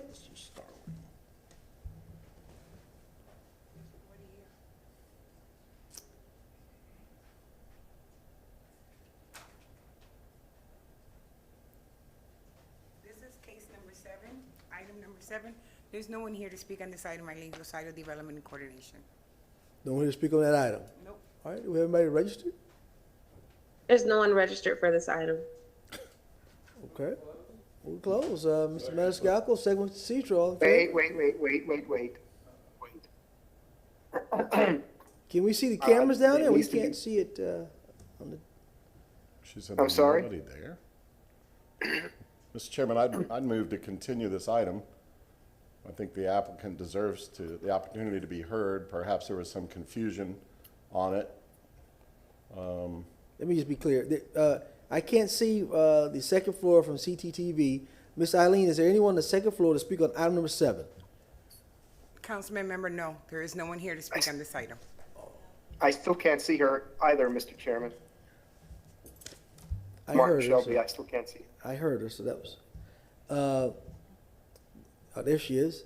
All right, I guess for the record, we can see you. There's no one on the second floor to speak on item number 7, correct? Eileen Rosario, Development Coordination, there is no one here to speak on this item. She didn't have. All right, and there's no one registered, right? The Correct, applicant Madam has not registered for this item, or All no right. public comment. I'll move to continue item 7. Who is this person who just came on the webcam? Clerk? There's no person came on the webcam, sir. Well, we can't see it. We can't see it. It's off now. Madam Clerk, is anybody Well- registered to speak on this item? No one is registered for There this is no item. one registered to speak on this item. All right. Does staff have a recommendation about when this will be continued and how the applicant will be contacted? Zane? We lost him. Yeah, we need Mr. Hussain Yep. to address that since he's got the, There he is. You're Sorry, I was having recognized, sir. technical issues. Can you repeat the question, sir? 1 second, Zane. Mr. Carlson, recognized? All right. Zane, go ahead. The question, Mr. Hussain, is with the applicant not being present, when would be the appropriate date to continue this till, and how will the applicant be contacted? That's a great question. Yes, sir. If you would like to continue this case, we can continue to 4/14/2022 at 5:01 p.m. or also at 5/12/2022 at 5:01 p.m. We have 10 rezonings on each night, and we can have 3 continuances if you choose to. Mr. Carlson? We've spent a lot of time talking about how continuances take up even more time, and it's not fair to the new applicants if they can't find slots.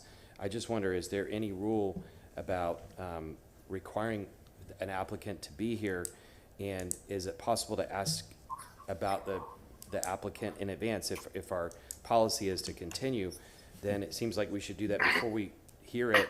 But is there any rule that would disqualify an application or or I don't know how you would typically handle this. Is there any other way besides continuing to handle this? Ms. Shelby? I see Ms. Wells having the code book there. The answer is yes, Mr. Carlson. The presence of the applicant or an applicant's representative is required by the code. I don't have the chapter and verse in front of me, but that was quite the case. Could we just, as part of our process, then just make sure the applicant is present before we start on these? Just so we don't go late in the night and have to continue all of them. So what you're saying is that when we begin the case and announce the case, we make sure the applicant is present in some form or fashion. Is that correct? Yeah, I don't remember this happening before, but we just spent, 20 minutes or something on this. And what's the rule if the applicant is not present? We can't hear it, but is there any other solution besides a continuing? Yeah, the rule is to consider it. I believe the rule could be to consider it withdrawn, if I recall. I'm sorry, Ms. Wells.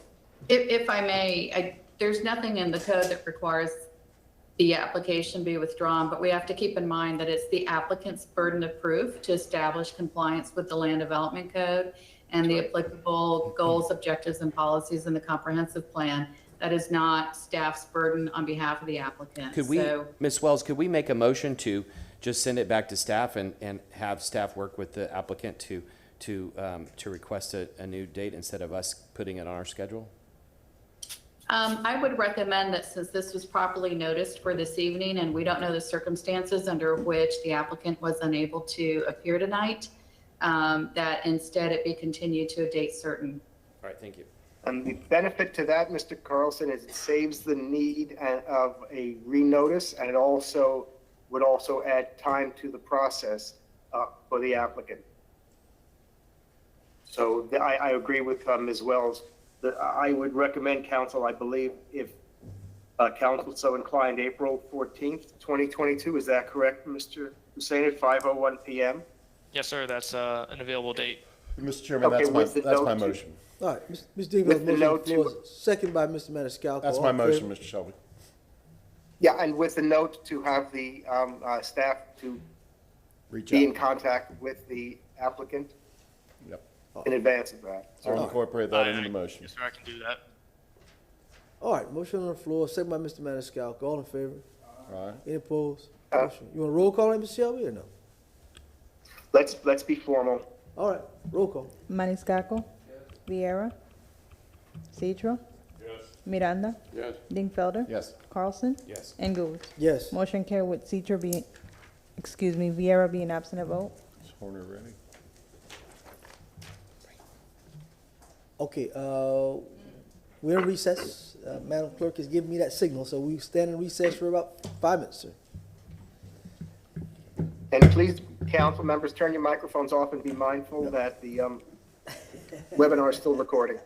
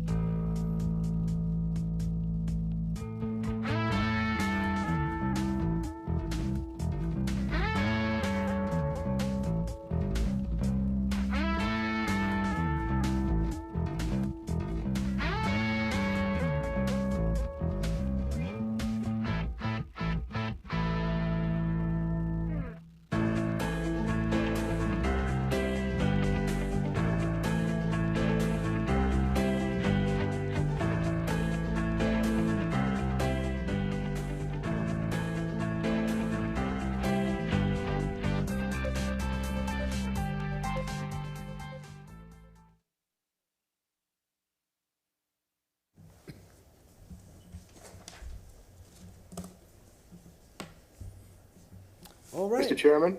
Yes, sir. Mr. Shelby? Yes, thank you, sir. I was wondering if Mr. Horner is back online and available.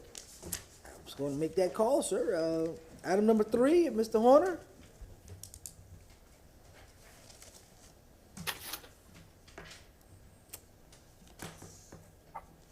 Mr. Horner? Let's make sure he's here before we.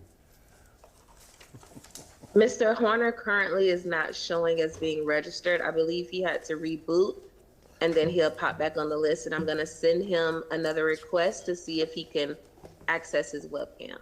I think I might be good. There he is. All right. Ooh. Good. Thank Okay. you. All right. Item number 3 then. Yes, ma'am. Gotta love technology. We swear him in for Mr. Horner and his people in. Please raise your right hand. Do you swear or affirm you will tell the truth, the whole truth, and nothing but the truth? I do. Thank you. Michael, I had a continuance motion putting you in September. So. I'm retiring next month. That would not be good. All right. We have If staff is already made their presentation, so I assume you'd like me to jump case in chief, correct? yes, sir, if you would. Very good, very good. Thank you, counsel, and I'm sorry for the confusion on this. We need to swear your other guest in. And we're good to go. My name is Michael Horner, 14502 North Dale Mabry Highway, Tampa, representing the developer and owner, Brent Balch, who is present also tonight. With me is David Fuchs, our project engineer, and also Alex Andriakos with Design Styles Architecture, who will make a few brief comments on an exhibit after my comments. All right, let's swear everybody in, sir. Yes. Alex, you if want you to can raise swear your right to- hand. Yes, sir. I want to swear everybody in. And Brent? Did we lose the other gentleman? Brent Balch. Hey, I am here, but I lost my camera just now. All right, let's go ahead and swear the other gentleman in, and we can catch him up. There you go. David, All right, we got them all. There we All right, go. There we go. Please raise your right hand. Do you swear or affirm you will tell the truth, the whole truth, and nothing but the truth? Do. Thank you. All right, counsel. Again, thank you. I am Michael Horner, for the record, 14502 Dale Mabry Highway, Tampa 33618, represent the applicant on this matter. I'll try to be brief. I know you have a long agenda. This case is at 330 South Hyde Park Avenue. We have worked diligently with staff over the past, I want to say 7-8 months. We filed a plan in the fall, quite honestly, counsel, that the ARC had some concerns with, and staff. They identified concerns on the number of units and some open space. We went back to the drawing board. We have redesigned and resubmitted. We had a recent ARC meeting this past Monday, received unanimous approval for this petition. We have dropped the number of units on this case from 8 to 6. We have reduced parking spaces from 18 to 14. We have redone the building footprint and increased the open space significantly, so we have no open space waivers. Additionally, we have relocated a mailroom, dropped an office to the northwest corner. We have increased setbacks. The only waivers, council, and if you could elevate Alex Andriakos, please, we can just look at a graphic. We'll do a shared screen real quick. I wonder how come we don't have closed captioning. CTTV, Just show- Mr. Deanfellows, why don't we have the closed caption for those at home? There we go. So council, here is a rendering of the sites. This is floor plan, of course, looking down, you can see the parking spaces. This is a 3-story structure, 2 stories over parking. Michael, As I indicated- can you swap out the, we love seeing your face, but you're bigger than the thing. Oh, we don't want that. How can we elevate the screen or replace me? There you go. All right, carry on. All right. You can see the plan in front of you, council. This is the plan view looking straight down. We have 2 office buildings, north and south. We have 3 oak trees that we are saving at the northwest, northeast, and southeast corners. That northeast grand tree is huge. We don't want to touch that, and we have a significant setback buffer around that tree.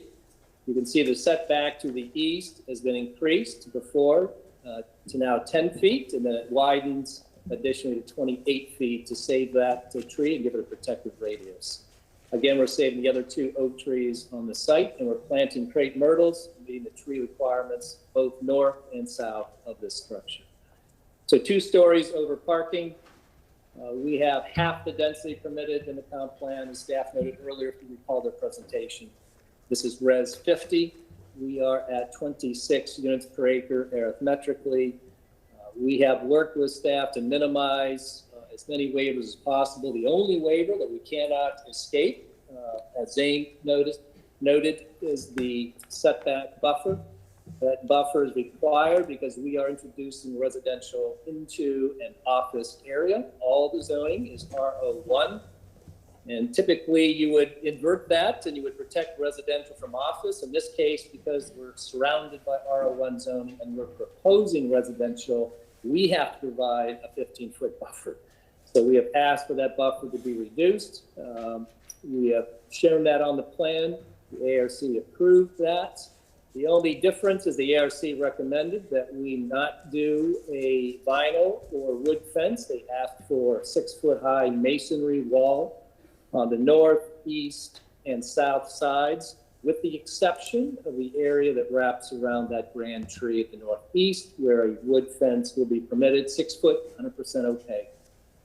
I'm going to stop there. Again, we have full recommendations of approval, full consistency findings. I don't think we have any objections or opposition. We appreciate the ARC's unanimous vote Monday. Alex, if you can just pull up the screenshot for the block, and I'm just going to have you advise the council members of that block land use graphic, and then we'll close our presentation. Thank you. Go ahead, Alex. Alex, you're on mute.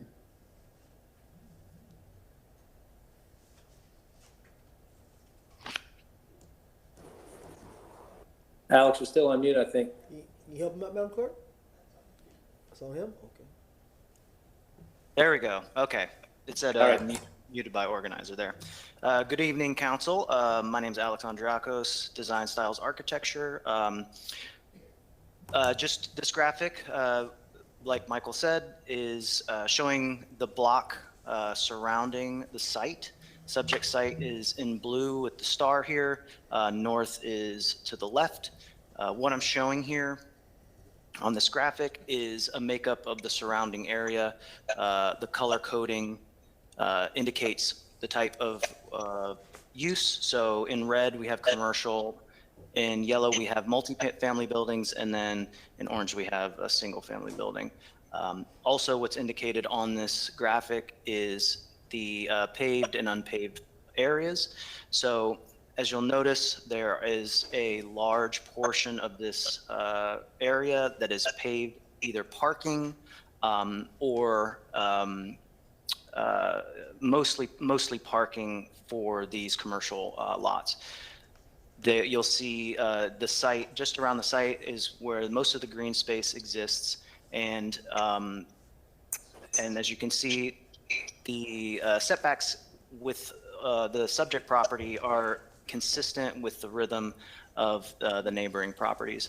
And if I just jump back to this graphic real quick to reiterate what Michael said, this is showing the 15-foot setback with landscaping, and then the distances from the adjacent properties.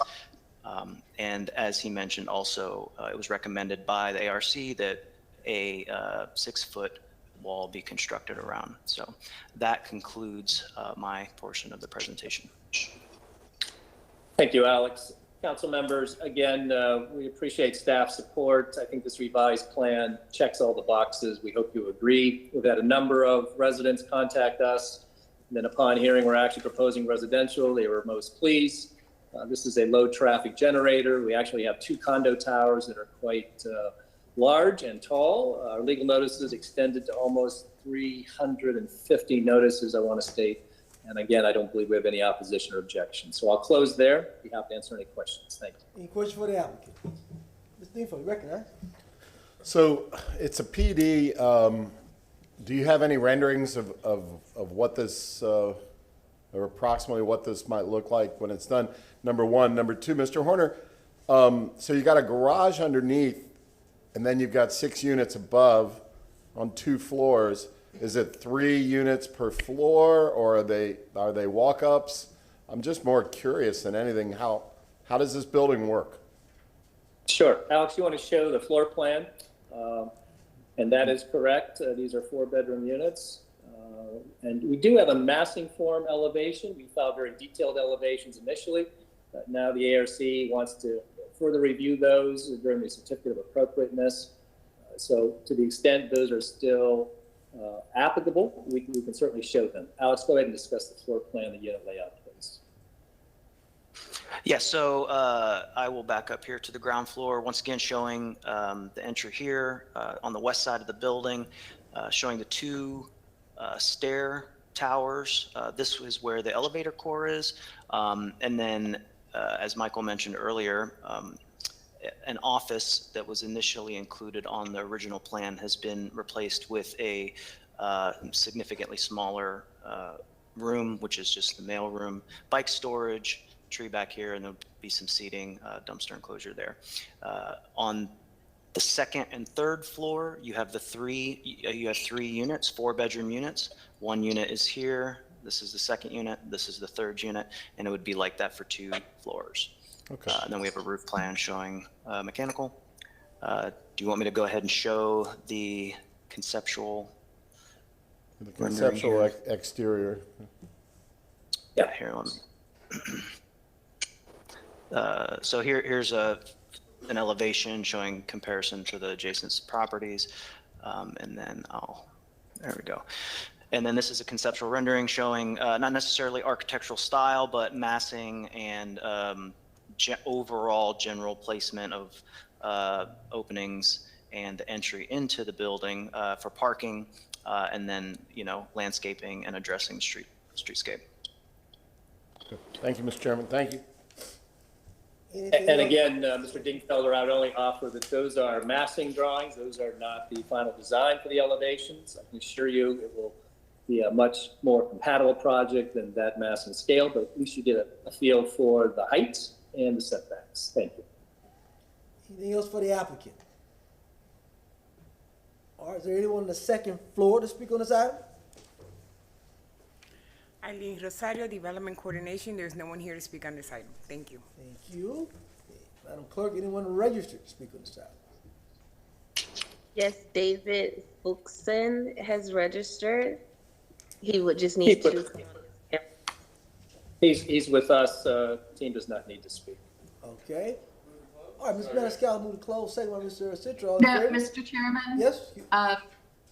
Kate Wells, for the record, I don't believe Ron Vila had an opportunity to present the ARC's recommendation. And if I recall correctly, there was another condition in addition from what Mr. Horner had described.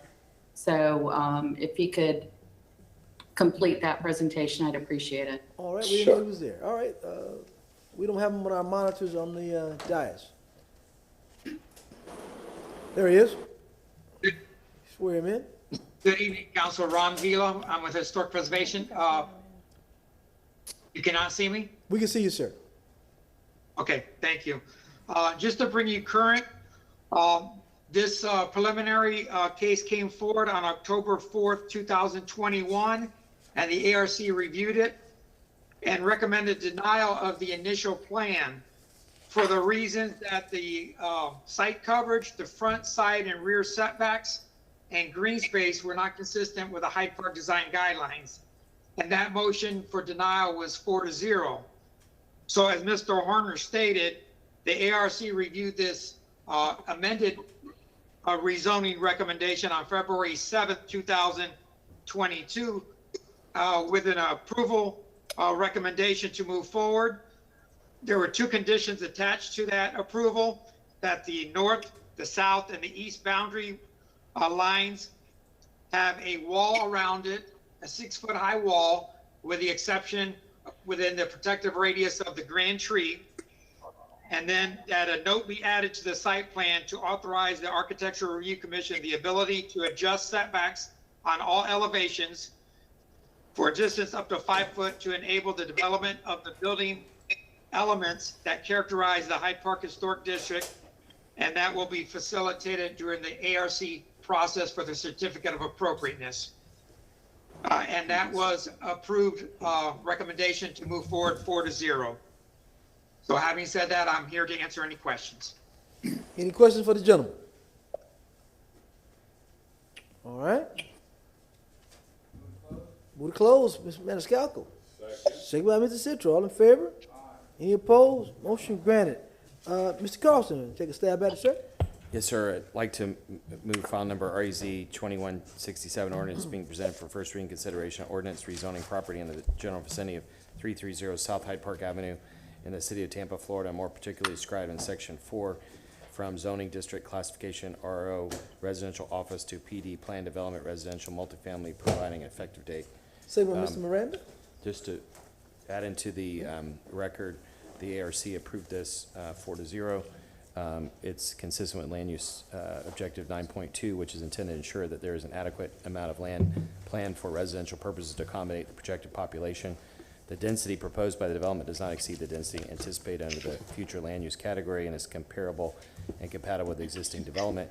The application is consistent with housing objective 1.3, which ensures that adequate amount of housing is available to meet the needs, preferences, and financial capabilities of Tampa's households now and in the future. All right, it was seconded by Mr. Miranda. Roll call. And Mr. Chairman? You recognize, sir? Martin Schultz. Yes, and Mr. Carlson, that includes the revision sheet with the changes between first and second reading? Yes, please, the revision sheet and changes between first, second reading. Thank you.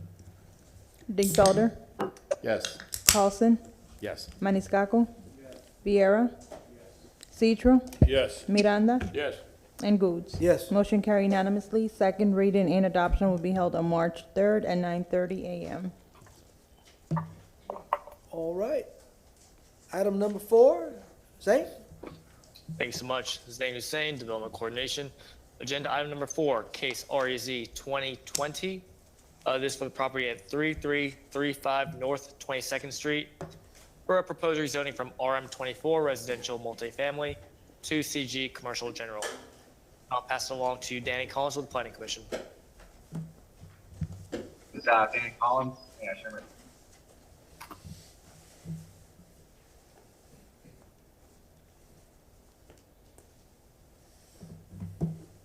This is Danny Collins with your Planning Commission staff. I've been sworn in. Our next case is in the Central Tampa Planning District, and more specifically in the North Ybor neighborhood. Subject site is within the East Tampa Urban Village. The site is within 1 mile of both Alfred Burns and Cascaden Park, and the subject site is not within an evacuation zone. Here is an aerial map of the subject site and surrounding properties. You'll see the subject site is at the northeast corner of North 22nd Street and East 26th Avenue. It's outlined in this purple color. You'll see that there is residential uses to the east of the subject site, and then there are some non-residential uses found along this portion of North 22nd Street. Here is the adopted future land use map. The subject site is currently recognized under the CMU 35 future land use designation. Directly to the north is another mixed use land use category, it's the CC 35. To the east is residential 20, to the south is CMU 35, and then to the west, on the west side of North 22nd, is land recognized under the residential 35 designation. Subject site is within the CMU 35 designation, which allows for the consideration of CG commercial general uses. Planning Commission staff reviewed the surrounding area and the request would allow for a development that would be comparable and compatible with the surrounding area and would not have an adverse impact on the North Ybor neighborhood. The request is consistent with policy direction in the comprehensive plan, which promotes a range of uses within proximity to each other. The applicant should be aware that any future developments shall be appropriately buffered from the residential uses to the east of the subject site. Overall, the request is within the character of the surrounding area and consistent with the long-range development pattern anticipated under the CMU 35 future land use designation. Based on those considerations, the Planning Commission staff finds the request consistent with the amendment in 2040 Tampa Comprehensive Plan. This concludes my presentation. I'm available for any questions. Any questions for the gentleman? All right, thank you, sir. Zane? Thanks so much. Zane Hussein, Development Coordination. Case REZ 2020. The applicant is Sharon Jive Janu. Representative is Michael Horner for the location addressed at 3335 North 22nd Street. This is proposed rezoning from RM24 to CG, Commercial General. This being Euclidean, no waivers are associated. A little background of this site is on June 25th, 2020, the applicant requested to rezone from RM24 to CG. At the hearing, the applicant requested a continuance, not a date certain, to redesign the project and a request to rezone to a planned development. The applicant has decided to move forward with the original Euclidean request at this time. Now, this being a continued case, I'll leave it to you gentlemen if you would like me to continue my presentation, or would you like to leave it to the applicant to speak on his project? Any questions for Zane? All right, well, Shouldn't he make his presentation. So you're not gonna make? I'm a little confused, Zane. You said you want the applicant to make the presentation? No, sir. This being a continued case, unless you want me to repeat for the record. Well, you said it was, June 25th. Zane, you said it was continued from 2020? Correct, June 25th, 2020. Okay. You need to. I for one would say we need to hear it again. We need to hear from you, Zane. I'll just give you the option. Just give me the option. Okay. All right, understood. Let's carry on, shall we? All right, you see an overhead boundary survey of the parcel with the residents in the northern portion, lot 9. We can't see. And lot 8. We can't see your drawing. Is my screen not shared? We see you, but we don't see any pictures. Okay. Can you please share my screen, sir?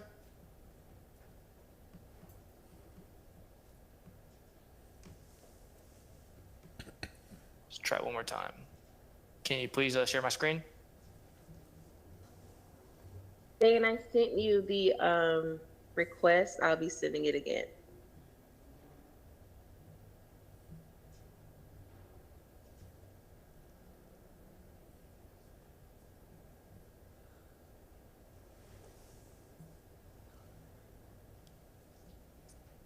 I received it. We see we see the survey. You just see the survey? Yes, sir. Yes. Wonderful. Thanks so much. All right, overhead view of the survey here for lot 9, lot 8, lot 7, and lot 6.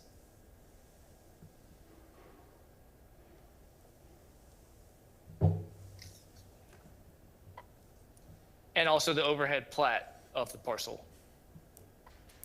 With the aerial view right here of the parcel outlined in red, the development is for the property for all general commercial uses. 16,000 square feet is for the subject property, or also 0.37 acres in size. It is developed with a vehicle repair use at this time.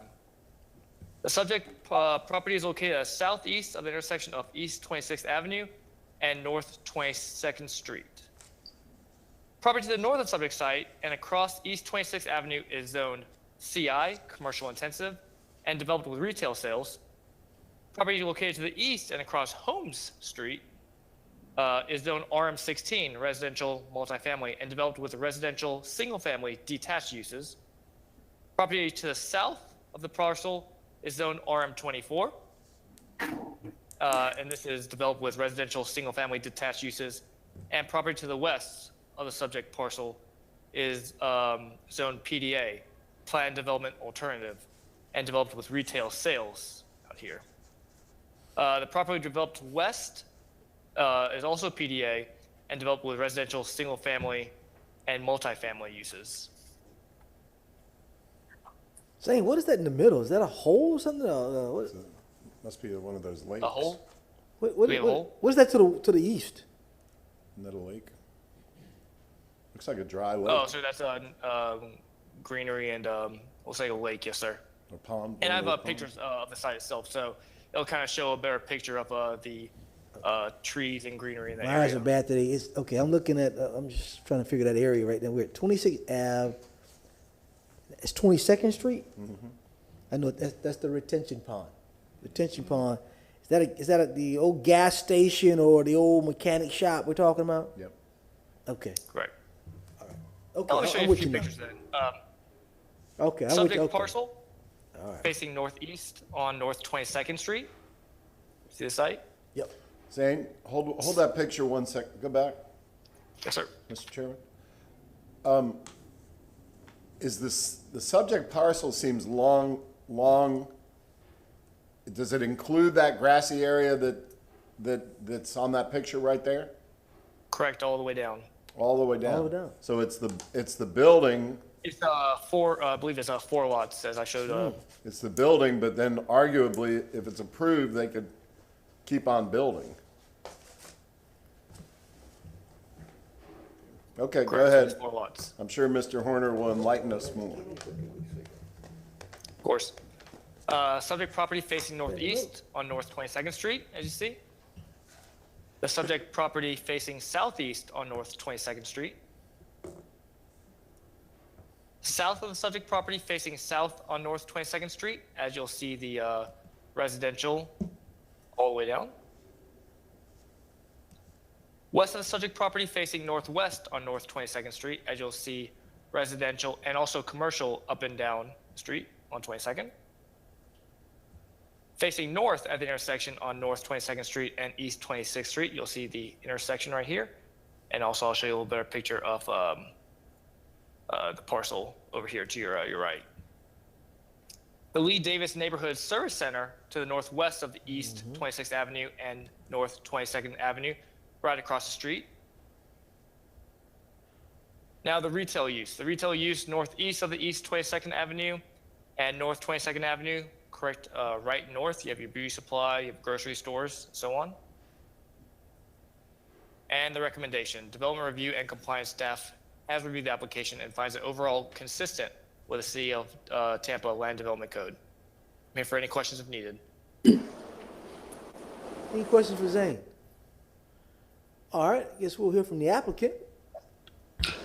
Mr. Chairman and council members, thank you. I'm Michael Horner, 14502 North Del Mar Highway, Tampa 33618, representing Mr. Tony Janu, the applicant and the owner of this request.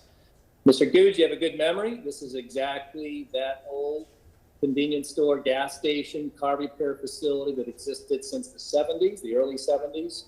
Unfortunately, that use had some environmental issues. Gas tanks leached and breached the soil. I'm familiar with Unfortunately, I'm familiar with it. yes. Can I continue? Yes, sir. And unfortunately, this site has now been declared on the southern portion an EPA Superfund site. My client purchased this site hoping for his dream to develop this property as a commercial center with his Butterfly Pharmacy, which exists just 2 blocks south from here on North 22nd Street, where he is leasing. His dream is to have his own parcel and his own Butterfly Pharmacy on his own property. Unfortunately, that dream fell to the wayside when he was notified that this has been deemed to be a Superfund site. There is a groundwater monitoring well on the northern portion.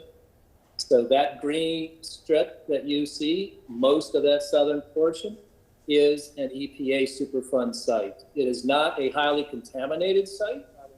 Note for the record, they're estimating in the funding levels that it could be 10 to 15 years. That is a scary prospect. We've now been advised that it might be 5 years to 7 years. Either way, my client is faced with a situation where what he bought, he cannot develop. If we could elevate Mr. David Fuchson's screen so that we could go through just a couple exhibits, Mr. Chairman. Mr. Fuchson, if you can be elevated here.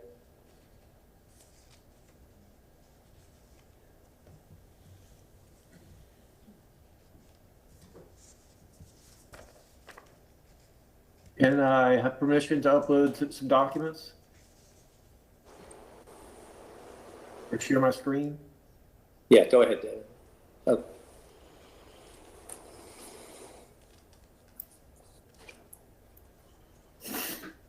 Can you all see that? Who's talking?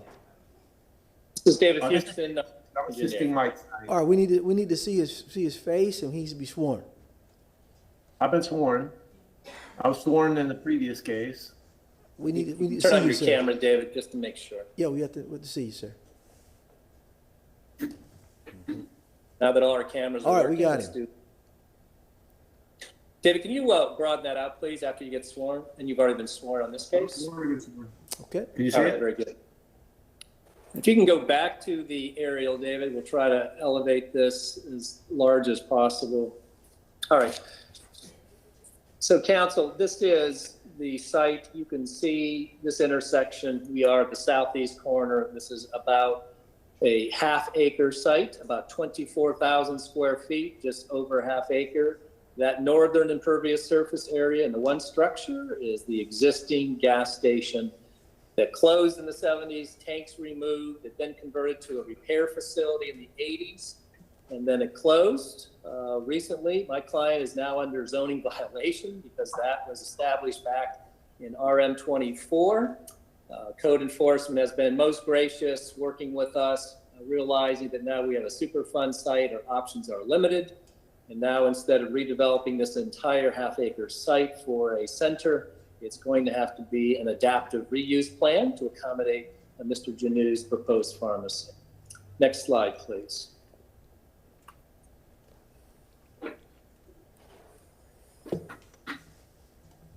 So this was the initial strip center that he was going to propose for retail.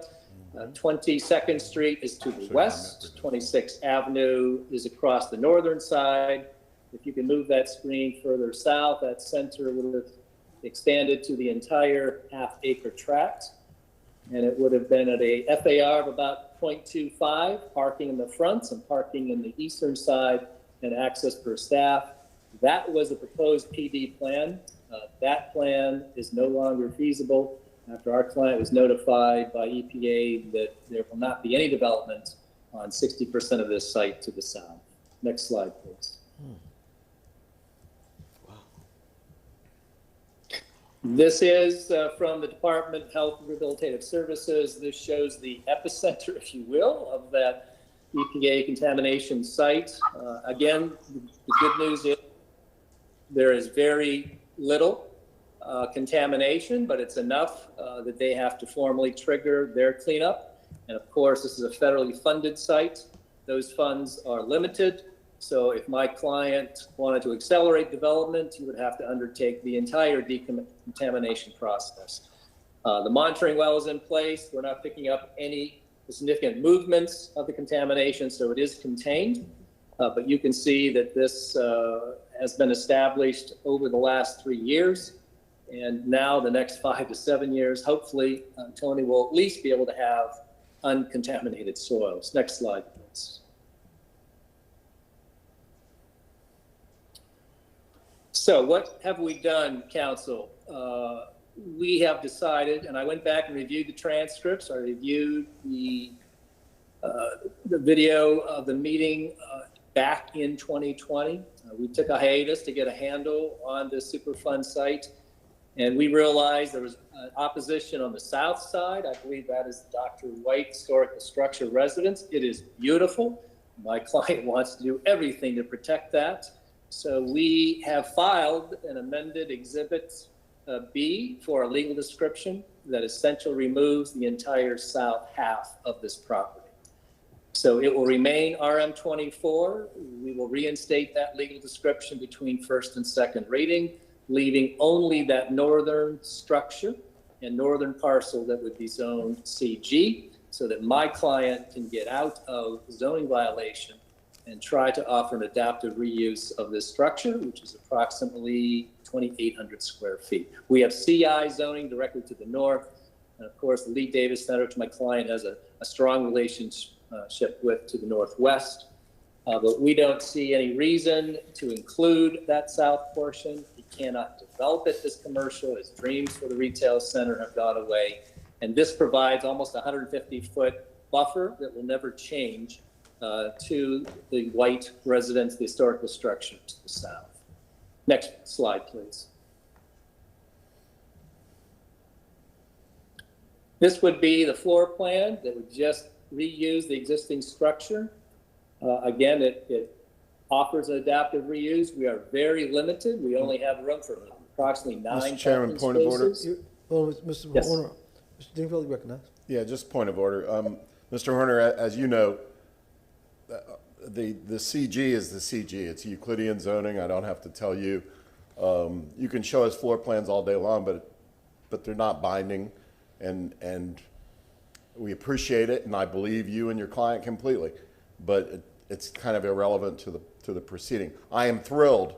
I remember this case, and I know Ms. Andrea White very well, and I remember her objections on behalf of her family house, and I'm thrilled that I was thinking the same thing. Why don't you eliminate the bottom half? And I'm glad you did. So why don't we just see if there's anybody in an objection? All right, if I could just finish my thought, Mr. Dingfelder. Sure. I only note that parking ratio only allows for 9 spaces, so he cannot do retail. He cannot do furniture. He certainly can't do any bars or clubs. That falls in your jurisdiction. He has cleaned up this site. He has worked hard with this neighborhood. He has given to this community.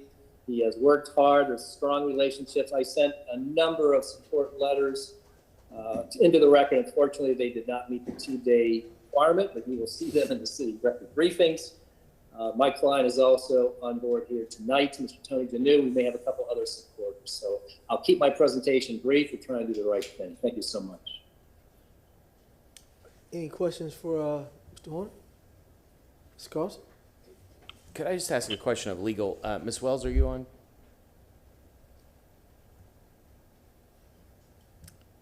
Yes, sir. Hey. Mr. Horner mentioned the Superfund site and contamination and all those words. Can we just state for the record, we're only looking at the land use tonight. We're not making any determination about the health and safety of the spot, correct? And we can't That's use correct. that information probably as a reason to accept or deny. That's correct. Right now, the only application that's before you is to rezone the property from RM 24 to CG, and your decision would be limited to that. Thank you. Any other questions?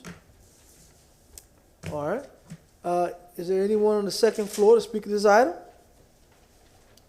Good evening, Eileen Rosario, Development Coordination. I do have one lady here who would like to speak on this item, and she has been sworn in. All right. You talked Ms. White up, didn't you, Mr. Dingfelder, huh? Speak of the devil. Spoke up. Speak of the devil. Thank you and good evening, gentlemen. I have heard everything and I'll make it as brief as possible.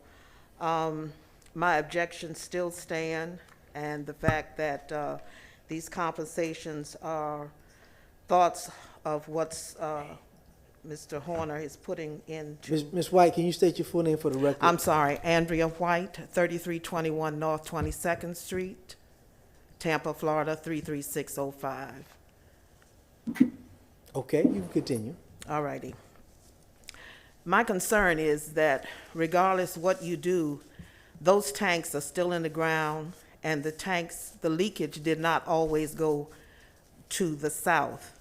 There are children, there's a health hazard, there are children and families in that neighborhood. That building is contaminated. Nothing has ever been done to the building or to remove those tanks. As you know, East Tampa is already in a flux, and I am concerned about all the development that is going on that the residents and myself are not aware of.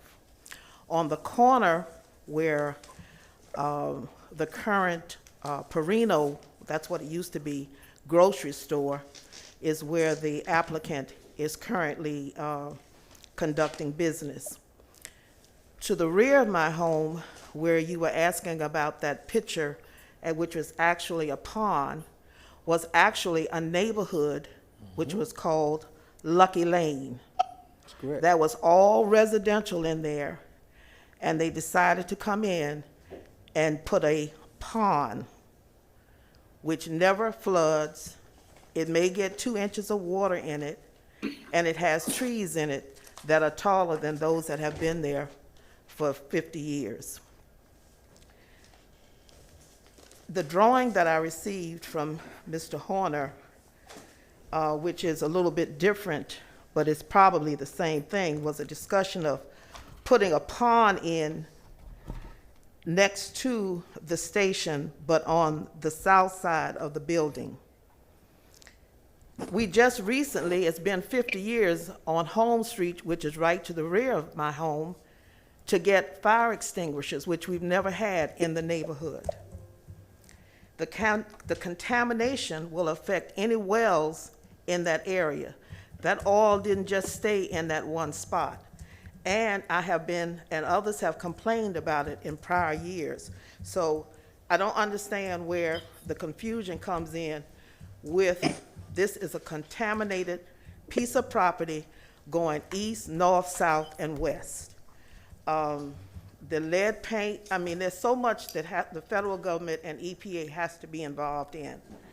And it's not just as simple as recoding, leaving that in the middle, that vacant land, open, because you're still gonna have to block off the Home Street side because of the traffic and parking that is allowed by the residents when they have events or parties or what have you, and there's trash in there. He's been very good about keeping it clean, but we're having other issues that are going on in that neighborhood. And I'm still against what the plans are that I'm seeing so far, because nothing is concrete on paper. Everything sounds Thank you, good Ms. when you're White. talking. Thank you. Thank you, Ms. White. Appreciate you. And I did receive an email, excuse me, from the applicant asking my board members at Lee Davis Center to endorse him. Thank you. Thank you. Anyone else on the second floor speaking on this item? No one else is here to speak on this item. Thank you. All right. Anyone ready to speak on this item? Mr. Vieira? What? Chair, Sorry. Chair, there's 2 registered speakers. However, Julius Green did not sign up to speak tonight, although he was registered. So we're gonna go to Dr. Theophilus Sy. Theophilus Sy, if you're on the line, please unmute yourself and you have 3 minutes to speak. Yeah, hi. Good evening, Council. One second, sir. 1 second, sir. We can't see. We can't see you.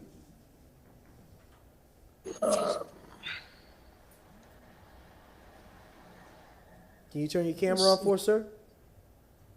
I'm dialed in on a phone. I don't see the option, but let me try. If you're on a phone, it may not work for you if you're on a phone, sir. I think he's a supporter for us. I'm sorry, Council. I thought he had a camera.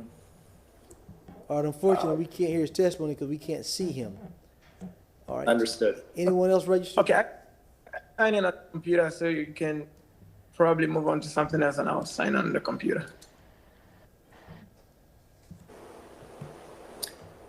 Our client, Tony Janu, is also attending. He'd like to make just a brief comment, please. All right, so we're ready to speak. We'll go back to, okay, you sworn in, sir? No, sir, not yet. All right, swear him in, Madam Clerk. Please raise your right hand. Do you swear or affirm you will tell the truth, the whole truth, and nothing but the truth? Yes, ma'am. Thank you. Mr. Chairman? Yeah, recognize, Can I ask sir. a quick question? You may. What date was this originally heard? Good, okay. Disregard then. Rabbit hole, thank you. Yep. You may continue, sir. Mr. Chairman, I have Mr. Green, Julius Green, who also was registered. He didn't have a computer. He's here with me. I don't know if you will permit to testify. But again, like Mr. Horner said, my name is Tony Janu. I'm a pharmacist. My Chiranjeevi Janu, I go by Tony. And as Mr. Horner said, I'm a pharmacist. We've been there. And I had a very good presentation last time with all of you there, Mr. Dingfelder, Mr. Vera, Mr. Chairman, you were not there last time when we had this whole conversation. But like Mr. Horner said, we absolutely have no option to develop the empty space.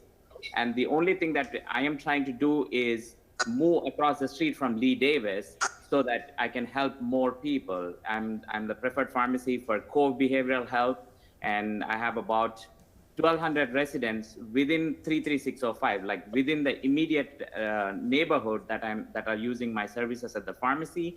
And I have a lot of support, and we are renting this building, which is again having a lot of issues. It's an old building. The roof, is completely like, this building has to be, where I'm renting right now, is not in a very good stage.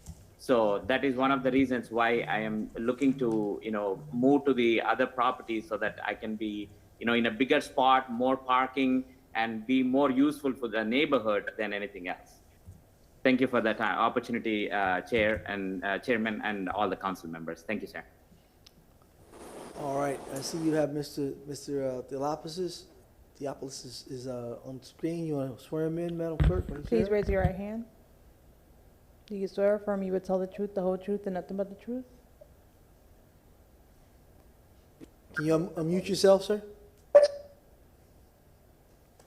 Yes. Again, my name is Dr. Theopoulos.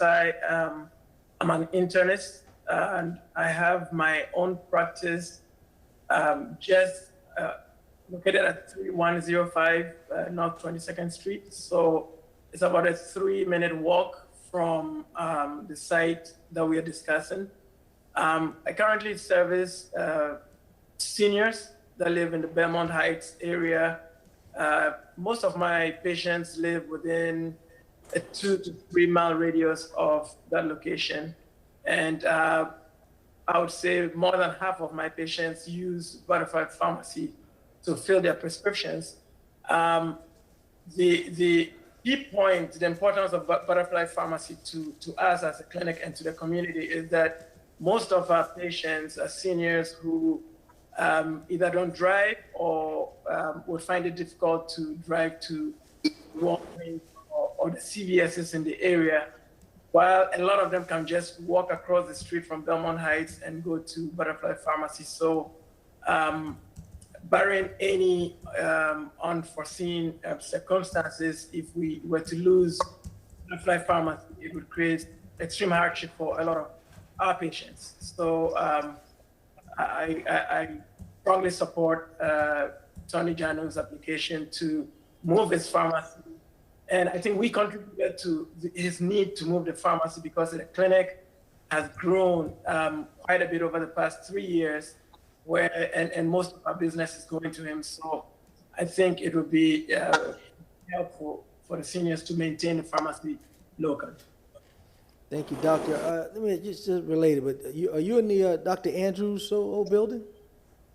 Yes, I'm in Dr. Andrews' building, and I knew Dr. Andrews and visited with him while he was still practicing, and that was one of the reasons I purchased the building from Dr. Campbell, who was practicing there up until 3.5 years ago.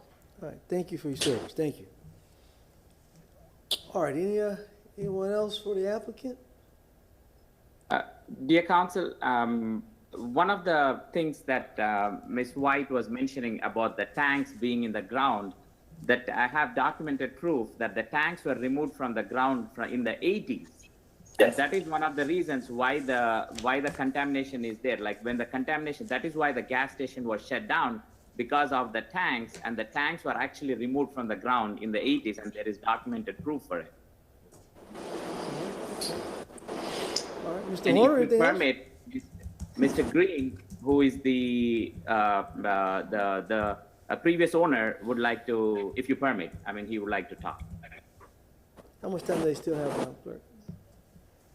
They have 4 minutes? Okay. All right, that's fine, sir. We'll hear him. Yes, thank you. You swear him in? Hello. Oh, I know Mr. Green. Please raise your right hand. Do you swear or affirm you will tell the truth, the whole truth, and nothing but the truth? I do. Thank you.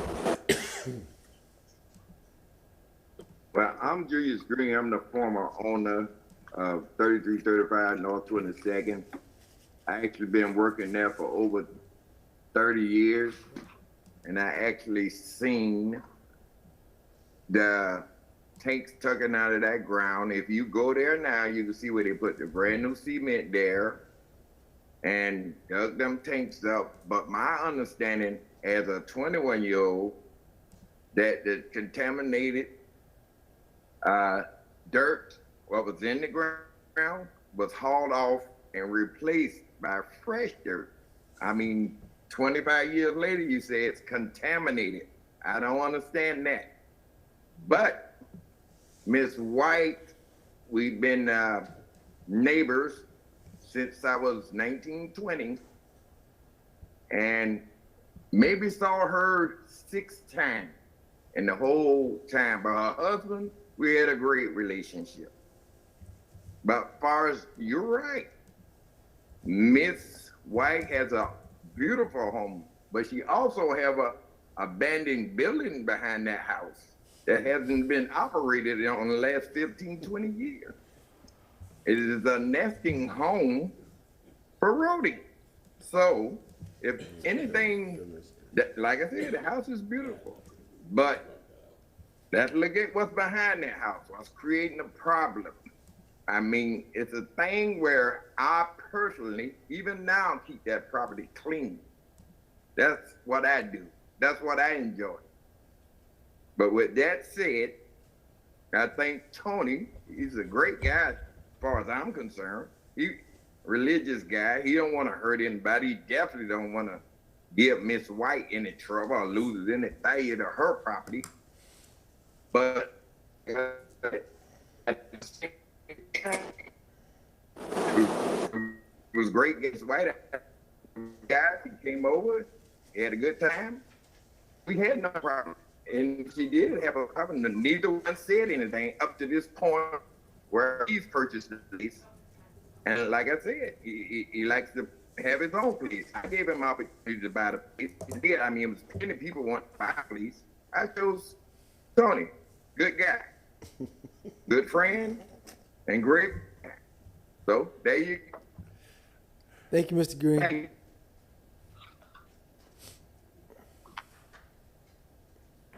All right, Mr. Horner, I think you're muted, sir.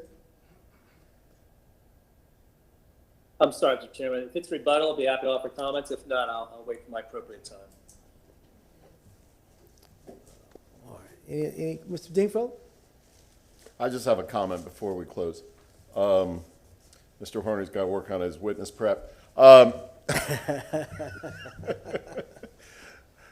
Michael, I got to tease you. Okay, Ms. White, I hope you're still down there on 2 listening in. I just have a comment back to you. And this is an improvement from where we were before. If they didn't get rezoning, the entire property would remain at the RM24, which means that potentially, you know, they could build apartments or what have you, you know, up on top of those alleged gas tanks. Whether or not they're there or not, we don't know, and legal has told us it's not really relevant to our decision. But the bottom line is a commercial general up there on the north end doesn't seem to be intrusive, because that's been the use that seems like it's been there for a long, long time. So anyway, but Ms. White, I think we've got a greatly improved situation than where we were before. So instead of allowing the commercial general to intrude down toward your house, they've split the parcel in half, and they're only going to do the CG on the top half, leave the bottom half alone. So with that, I'm comfortable. That's my 2 cents. Thanks. Any other questions, gentlemen? Mr. Horner, you finished, sir? Mr. Chairman, I just wanted to indicate that I did try numerous times to reach out to Ms. White. I knew she objected prior.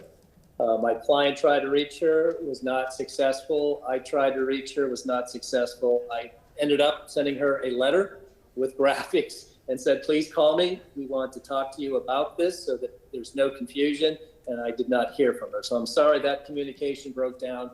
You know me, I reach out to all the neighbors. If there's any issue, we're the first ones to show up and address issues. So the tanks have been removed.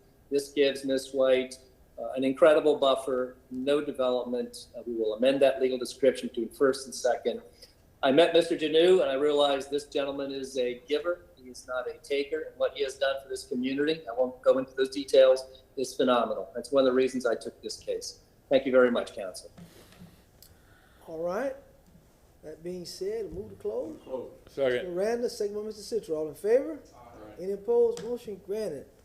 I think now we're at Mr. Citro. Yes, you are correct, Mr. Chair. Thank you very much. I move an ordinance file number REZ 2020. Ordinance being presented for first reading consideration, an ordinance rezoning the property in the general vicinity of 3335 North 22nd Street in the city of Tampa, Florida, and more particularly described in section 1 from zoning district classification, RM24 residential multifamily to CG commercial general, providing an effective date as the applicant has met the burden of proof with competent substantial evidence in that rezoning. I also adopt the findings and reasoning of the Planning Commission and city staff reports, and it is in compliance with Land Development Code. The purpose of zoning category is consistent and compatible with the existing development pattern in the surrounding areas. And I believe Mr. Horner also asked for revisions between first and second reading. Second by Mr. Carlson. Roll call.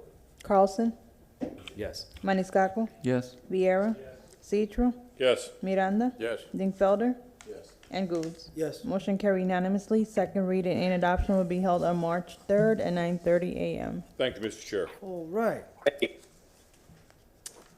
We've handled item number 7, so we'll move to item number 8. Thanks so much, Zain Hussein, Development Coordination.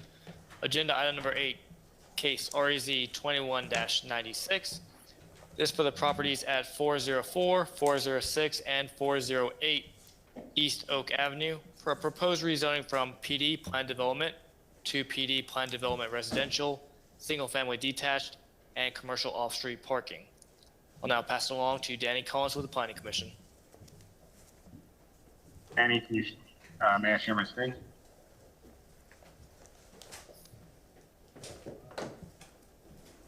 Mr. Chairman, just a point of order. Recognize?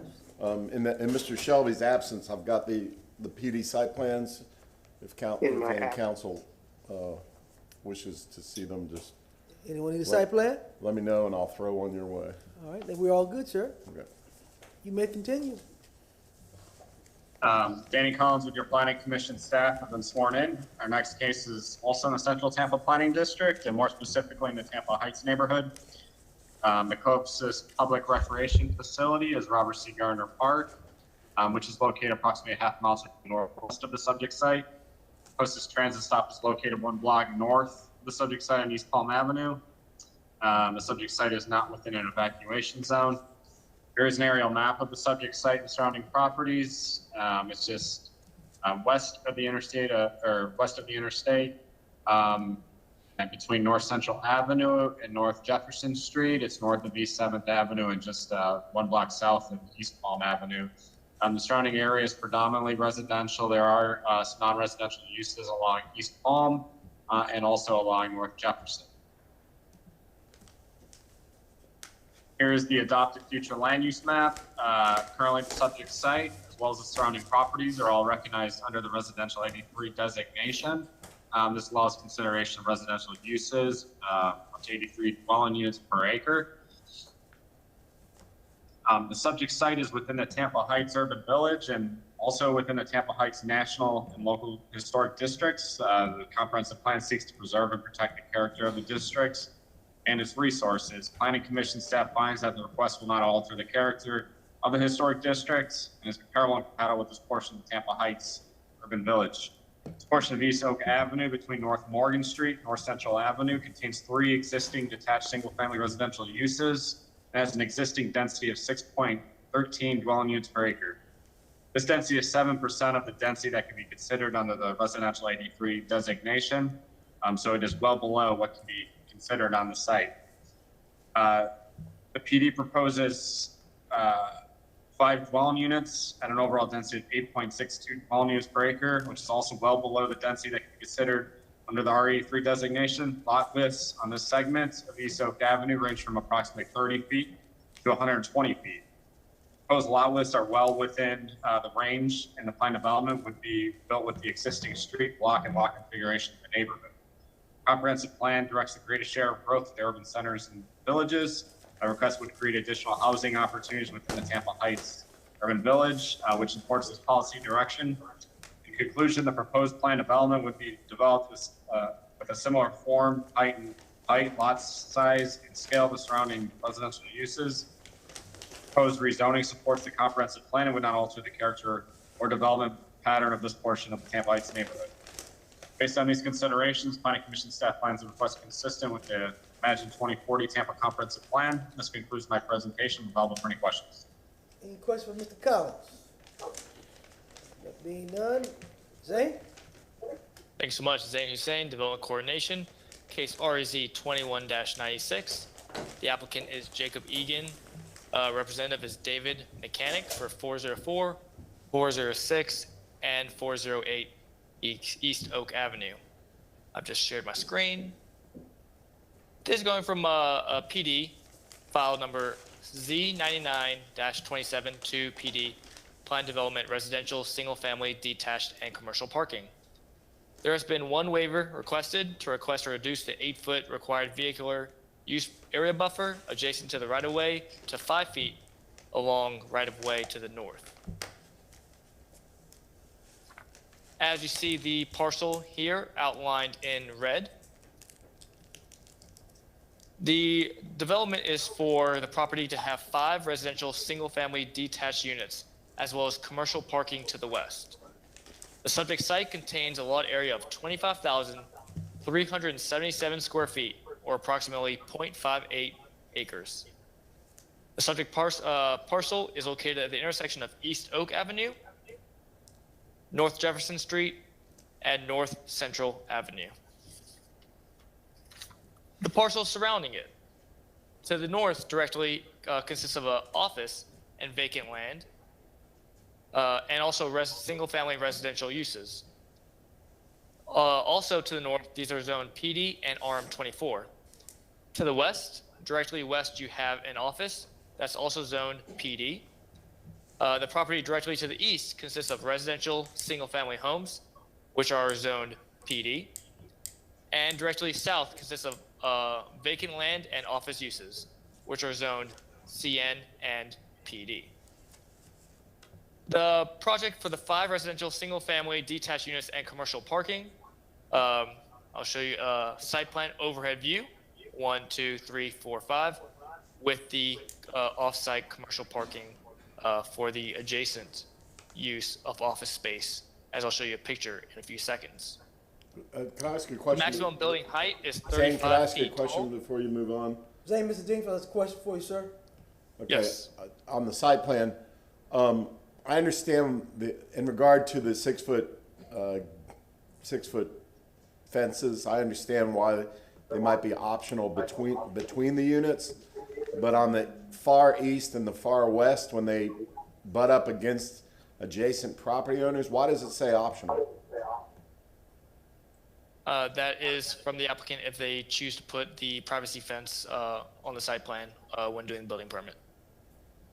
Right, but I mean, if they're building townhomes, shouldn't the perimeter, at least on the east and west, provide some buffer in the form of fencing for the adjacent neighbors? If you request the applicant to do that and he obliges, it could be added to the site plan between first and second reading. That's not something in our code that we typically require a attached multifamily or detached multifamily. Let me defer to Erin, Natural Resources. Maybe she could speak on that portion of the code if there is in. Hi, good evening, Council. Erin Mayer, Development Coordination. You swear in? How are you guys? I have been sworn, yes. Okay, all right. The use-to-use buffer in between this single-family detached and to the east is also single-family, so a fence is not required in between these uses in a 5-foot, or they're not required to provide that buffer even between the uses. So a fence was not required by code. Okay. And yeah, and it's the same to the west. It is an office, and the single-family detached is not required to provide the fence. Okay. Between uses. Thank you. My other question is Is this subject to the ARC because it's in Tampa Heights?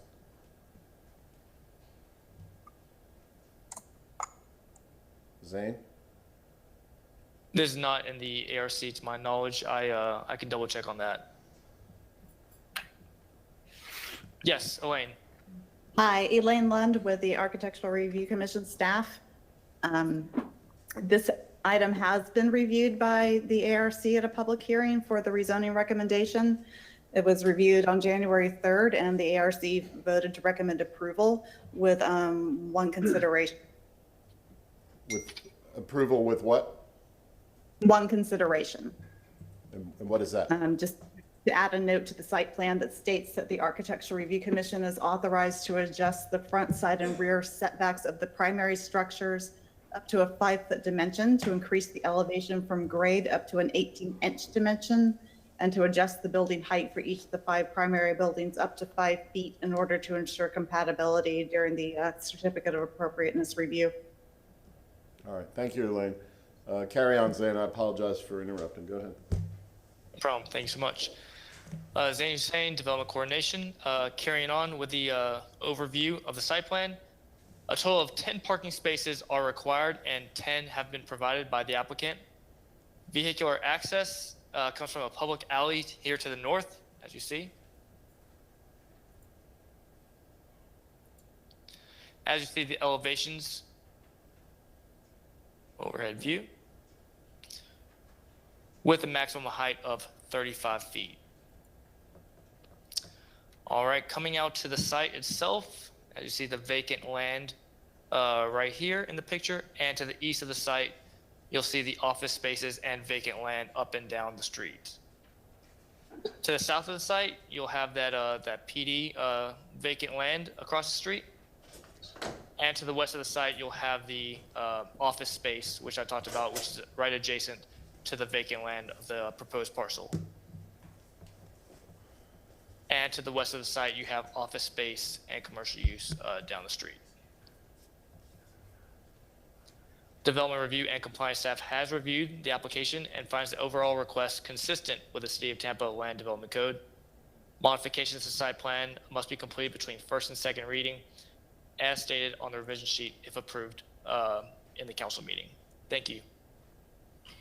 Any questions? And if I may ask just a quick question of Zane, those modifications, do they include the recommendation or request of the ARC? Correct. That will be also stated in the modifications. Thank you. All right, any other questions for Zane? All right, we'll hear from the applicant and swear all his folks in. Madam Clerk? Please raise your right hand. Do you swear or affirm you will tell the truth, the whole truth, and nothing but the truth? I do. Thank you. All right, Mr. McCann, you can begin, sir. Thank you, Mr. Chairman, council members. Good evening. My name is David Mechanic. I'm at 305 South Boulevard, Tampa, Florida. I'm here on behalf of Onyx and East, the developer and ultimate owner of the property. With Onyx and East, with me this evening is Jacob Egan and Justin Guy. I also have Stephen Espato, who is a certified planner and will speak to you in a few minutes. Also, Erin Barker, who is the architect on the project, and she will also speak with you in a few minutes. I'd like to clarify right off the bat, these are detached single-family homes. These are not townhomes. And the code, I mean, throughout the city, you see that single-family detached homes do not have, or are not required to have perimeter fences. It is only when there is a commercial use adjacent to the residential use that a buffer or a screen would be required. So I'd just like to clarify that for Mr. Dingfelder. We do agree with the staff recommended revisions. However, we would respectfully suggest to City Council that the ARC condition regarding the ability to change our setbacks is not necessary, because as will be explained to you by Mr. Sposato and Ms. Barker, our proposed design is entirely compatible with the neighborhood, and they will address that in just a minute. I would like to just mention that we have had 2 meetings with the Tampa Heights Civic Association, and we believe they are supportive of the request. If they appear, obviously they will speak for themselves, but my client actually made several design changes at the request of the association. We also conducted a separate neighborhood meeting, and actually no one elected to participate other than the adjacent property owner to the north, who has written an email to City Council, it's in your record already, who has expressed support for our project. And with that, I will turn it over to Stephen Sposato, who will, I'm sorry, I jumped the gun here. I need to address the one waiver which Stephen will speak on in more detail. Our waiver is to reduce the DUA buffer from 8 feet to 5 feet. And the reason for that is the required 4 parking spaces that we are providing for the property owner immediately to the north. This is a little bit of a convoluted situation, but this property is part of a larger PD zoning that the city applied for in 1999. The reason the city did is it was city-owned property, and the city wanted to stimulate development, and it was originally envisioned as an office park. Since that time, the city has parceled off individual pieces to this PD to the point where my client's property is the last remaining undeveloped parcel within the old PD, and the old PD said our property was available to provide parking to the property owner to the north. So as a consequence, the staff has required that we provide that parking, 4 parking spaces, and that is the reason why we need the waiver from 8 feet to 5 feet. The site is not particularly dense at all, and I would just point out that the density on this property is 83 units an acre, which would allow, without any bonus whatsoever, 43 units. We are only asking for 5 units. So it's not like we're trying to cram a big, huge project on this piece of property. And with that, I will turn it over to Stephen to describe the justification for the waiver in more detail and walk you through the site design. And then Ms. Barker will speak to the compatibility of the project with the neighborhood. Thank you. Mr. McCann, Mr. Deanfellow wants to be recognized, sir. Yeah, thank you, Mr. Chairman. Before we go into those 2 experts, Mr. Mechanic, I had a question for Ms. Wells, procedurally, just from a process perspective. So Mr. Mechanic indicated they're not perhaps overly thrilled with the condition that the ARC is attempting to impose on them. They're in for a brand new PD. They're subject to the ARC. What's the status of that condition? Do we have the right or ability to address that condition today as part of the PD? Have you guys been thinking about this and talking about this in advance of this hearing, or what? Kate Wells, for the record. The ARC and the BLC, I believe, has consistently been including that request when they are recommending a rezoning for approval, so that when the project comes back to that commission for a certificate of appropriateness, that it is clear on the site plan that they have the ability to adjust those setbacks. Otherwise, it has been the position of the city that the setbacks are as established on the PD site plan. So it's appropriate for council to consider the ARC's recommendation and determine whether it's appropriate to accept that request for a condition. Again, because the project, you know, I believe Mr. Mechanic indicated that they worked with a neighborhood association, but at the same time, this does go back to the ARC for review and approval of a certificate of appropriateness. And if they feel they need that ability to adjust setbacks to ensure that it meets the design guidelines, I believe that's the basis for their request. But, okay, so I sort of have it, but I don't know from a process perspective. Let's say for argument's sake, we agreed with Mr. Mechanic and his experts. So would there be a condition on the site plan that says we're striking that ARC provision? Or conversely, if we don't agree with Mr. Mechanic and we want to support the ARC with that condition, then how do we do that? Between first and second reading, that condition would be added to the site plan, similar to other revisions that are routinely done between first and second reading. On the other hand, if you agree with Mr. Mechanic's position and you don't believe that that condition is appropriate, then it's just not added to the site plan between first and second reading. Okay. All right. So with that, Mr. Chairman, I would suggest that we need some additional staff, and I apologize, council, I know it's getting late, but we need some additional staff explanation about why staff feels that it's important to include that condition. And the young lady, there she is, Elaine, I would ask her to include that as part of the city staff report before we go to Mr. Mechanic and his folks, who are going to tell us why they don't think that provision is important. Is that okay, Mr. Chairman? Proceed. Staff? And also, I don't have the condition in writing that I can find, so I'm a little bit, unless somebody can point me to it on Sire or somewhere else, I'm a little bit at a disadvantage, or we are a little bit at a disadvantage. I'm sorry, Elaine, go ahead.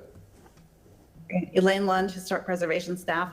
The ARC is charged with making sure that the new construction in the historic districts meets the setbacks as one particular condition that they are supposed to review that are consistent with the historic pattern in the area. I believe the applicant's plans show that they're looking to sort of stagger the setbacks. When we look at historically developed blocks, frequently you see more of a consistent setback along the block. So while there are, I guess, diverging schools of thought on whether or not these the setbacks should be staggered or consistent, it is the ARC's position that they be more consistent and more in alignment with each other. So this is all about setbacks then? And I'm not minimizing it, I'm just saying that's the issue today. That condition is mostly about setbacks and also height, I believe also. That height should be consistent as well. Okay, all right. Good, sir? I'm good, thank you. All right, well, we'll hear from the rest of Mr. Mechanic's folks in that case. Yeah, well, let me just respond to those last points, and I'll be very quick. We are not, what is being recommended to you is just that, a recommendation.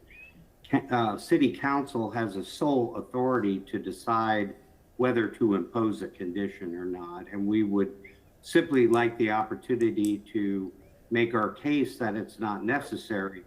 I would also point out that, you know, all of these processes are give and take, but there are changes that my client cannot accommodate because of the physical size of the property, for example, the side setbacks. So this isn't a case where we could just say, okay, fine, we'll do it. It's not physically possible. So anyway, we would like our consultants to address this, but I would just like to make that point. before that. Stephen Sposato, if you would speak now. Yeah, good evening. Again, my name is Stephen Sposato. I'm a planner with Level Up Consulting, 505 East Jackson, Tampa. And if I could share my screen, please.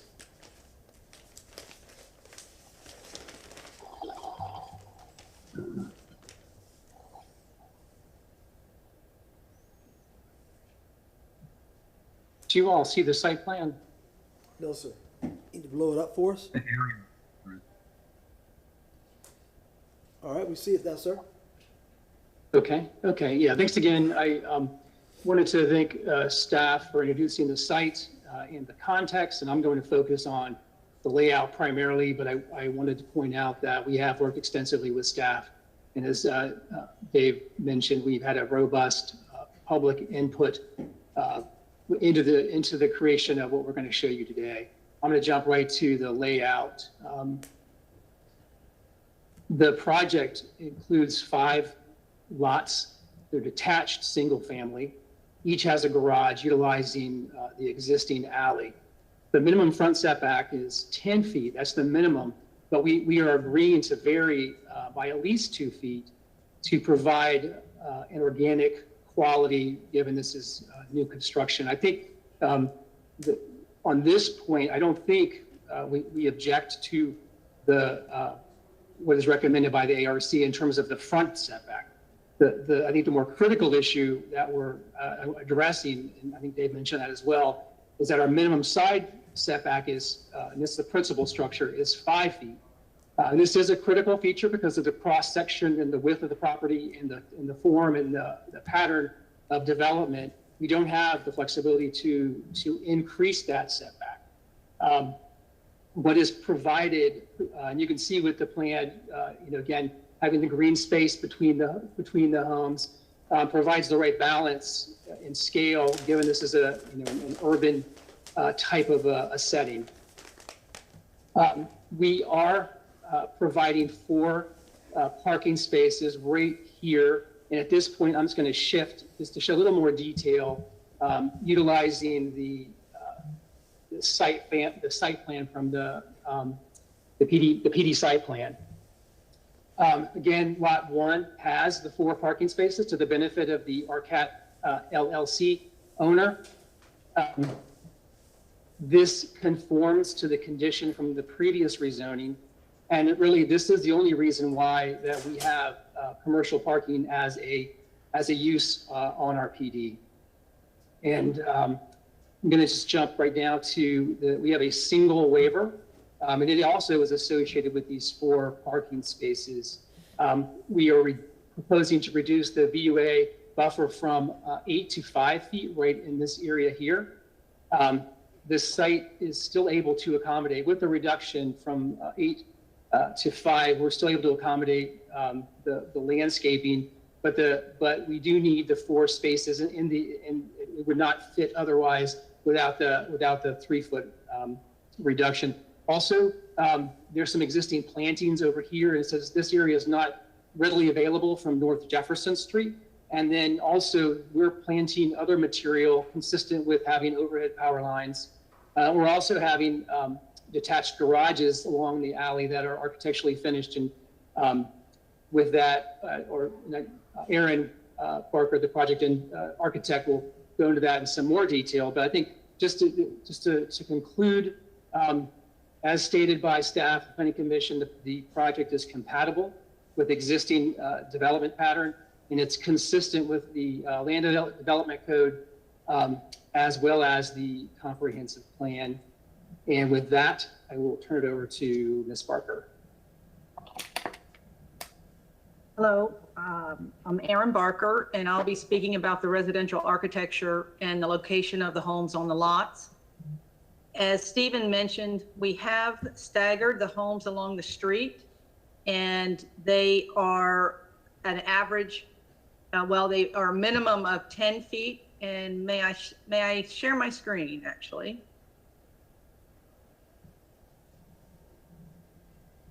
Can you all see my screen now? Okay. No, ma'am, we can't see it. How about now? We see the top corner. If you can just blow it up for us.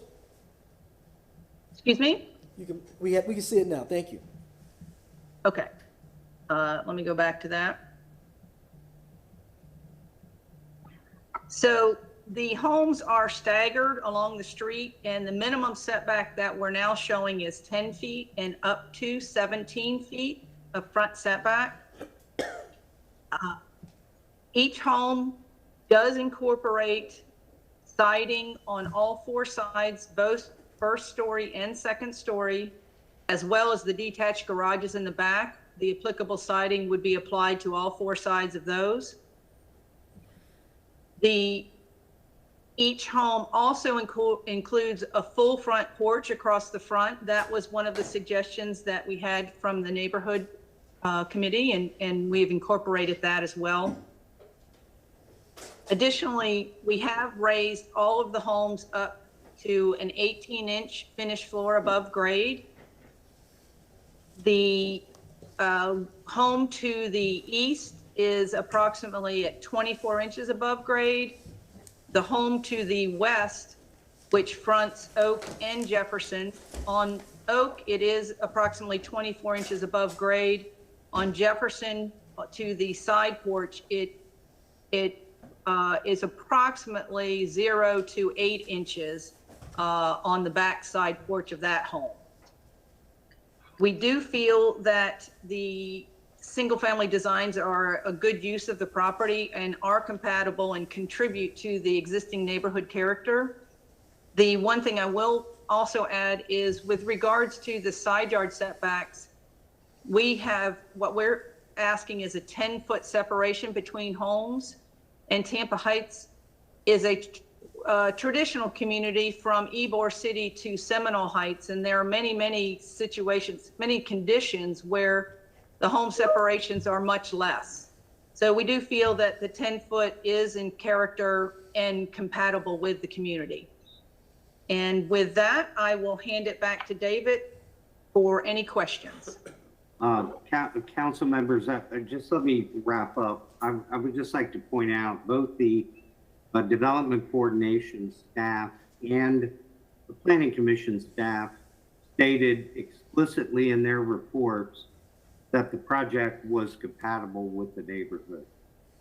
We also offered the staggered front yard setback based on a specific request by the Tampa Heights Civic Association. They did not, we initially proposed all the houses on the same setback, and we made that change to accommodate the association. Finally, I will point out, Elaine just mentioned that they want to change the height. Our height is proposed at 35 feet. Every single family zoning district in the city of Tampa allows a height of 35 feet. I can't imagine why this project would be required to be a lower height than every other zoning district in the entire city. And with that, we'll be happy to answer any questions. Ms. Dingfeldt, recognized. Thank you. Mr. Mechanic, good evening. Thank you. So at some point during the discussion, the last 10 minutes, I thought I heard somebody say, maybe you or one of your experts, that you were okay with the front yard setback. Let me clarify. You're okay with the condition that the ARC would still maintain jurisdiction as related to the front yard setback. I don't have a whole lot of heartburn about the side yard setbacks. Whether or not it's 10 feet or whatever the alternative was, I don't think that's a huge deal. But in regard to the front yard setback, I'm not an architect. I've never sat on the ARC, but I want to respect their request to at least maintain jurisdiction over that as the design evolves. And it sounds to me like or maybe I don't want to put words in your mouth, but I'm going to. Do you have any objection to allowing that as a condition on the PD site plan between first and second reading, that the ARC would retain jurisdiction as to only the front yard setback and not the side yard setback? That would be okay with us. I was trying to be respectful to the Civic Association. If they are here this evening, maybe, I mean, we did that strictly to accommodate their request. Okay. So, you know, that's really, I guess, up to you and them. Okay. But it's from your perspective, you're okay with it? Yes, sir. All right. Thank you. All right, any other questions for the applicant? Recognize? Mr. Mechanic, didn't you say that sorry, I don't remember the number. You said it's zoned already for 42 units or something like that, much larger? No, the comprehensive plan would allow, without any bonus consideration, 42 units on this property. It's R38 future land, I'm sorry, R83 land use classification. And with the ARC, is there any configuration or which the ARC would have allowed that, do you think? Well, I can't speak to that. Yeah. All I can say is the adopted city comprehensive plan says you could propose, obviously, on this piece of property, that would have been a multifamily structure well in excess of 35 feet. Just reiterating the point. Just reiterating the point of what you maybe could have done versus what you're doing. Thank you. Mr. Carlson, if I could, Mr. Chair. You recognize? As you might recall, Bill, about 3 blocks away to the west on Florida Avenue, they had that R83 category, and they got approved. We approved the high rise on that property, and it went through the ARC process. They weren't thrilled with it, but so that's only been a couple months ago, I think. Anyone else for the applicant? All right, do we have anyone on the second floor to speak on this item? Anyone on the second floor to speak on this item?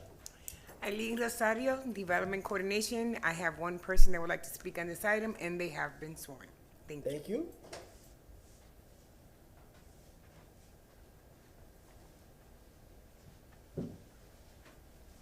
Good evening, council members. Yeah. Brian Seal, 313 West Park Avenue, Tampa, Florida, 33602, and the president of the Tampa Heights Civic Association. I have been sworn. Just in case you were wondering if we were going to be here, since we've been mentioned a few times in the previous conversation, I'm here to state our support as an organization for this rezoning. Since it's come up, I'll specifically address the staggered setbacks. That was something that our association requested. It was reviewed by our land use committee, which involves folks with building, architecture, and real estate backgrounds. One of our concerns was that these homes looked too much like production homes, which you might find further north along I-75 and Pasco, or further north. And so to avoid that and bring more of an organic feel to the development, that was one thing we suggested that they do, and we were appreciative that they did. Further into the design, we'll get into that with the ARC. We believe there are still design issues to be resolved, but on that level, from a site plan standpoint, again, our organization supports it.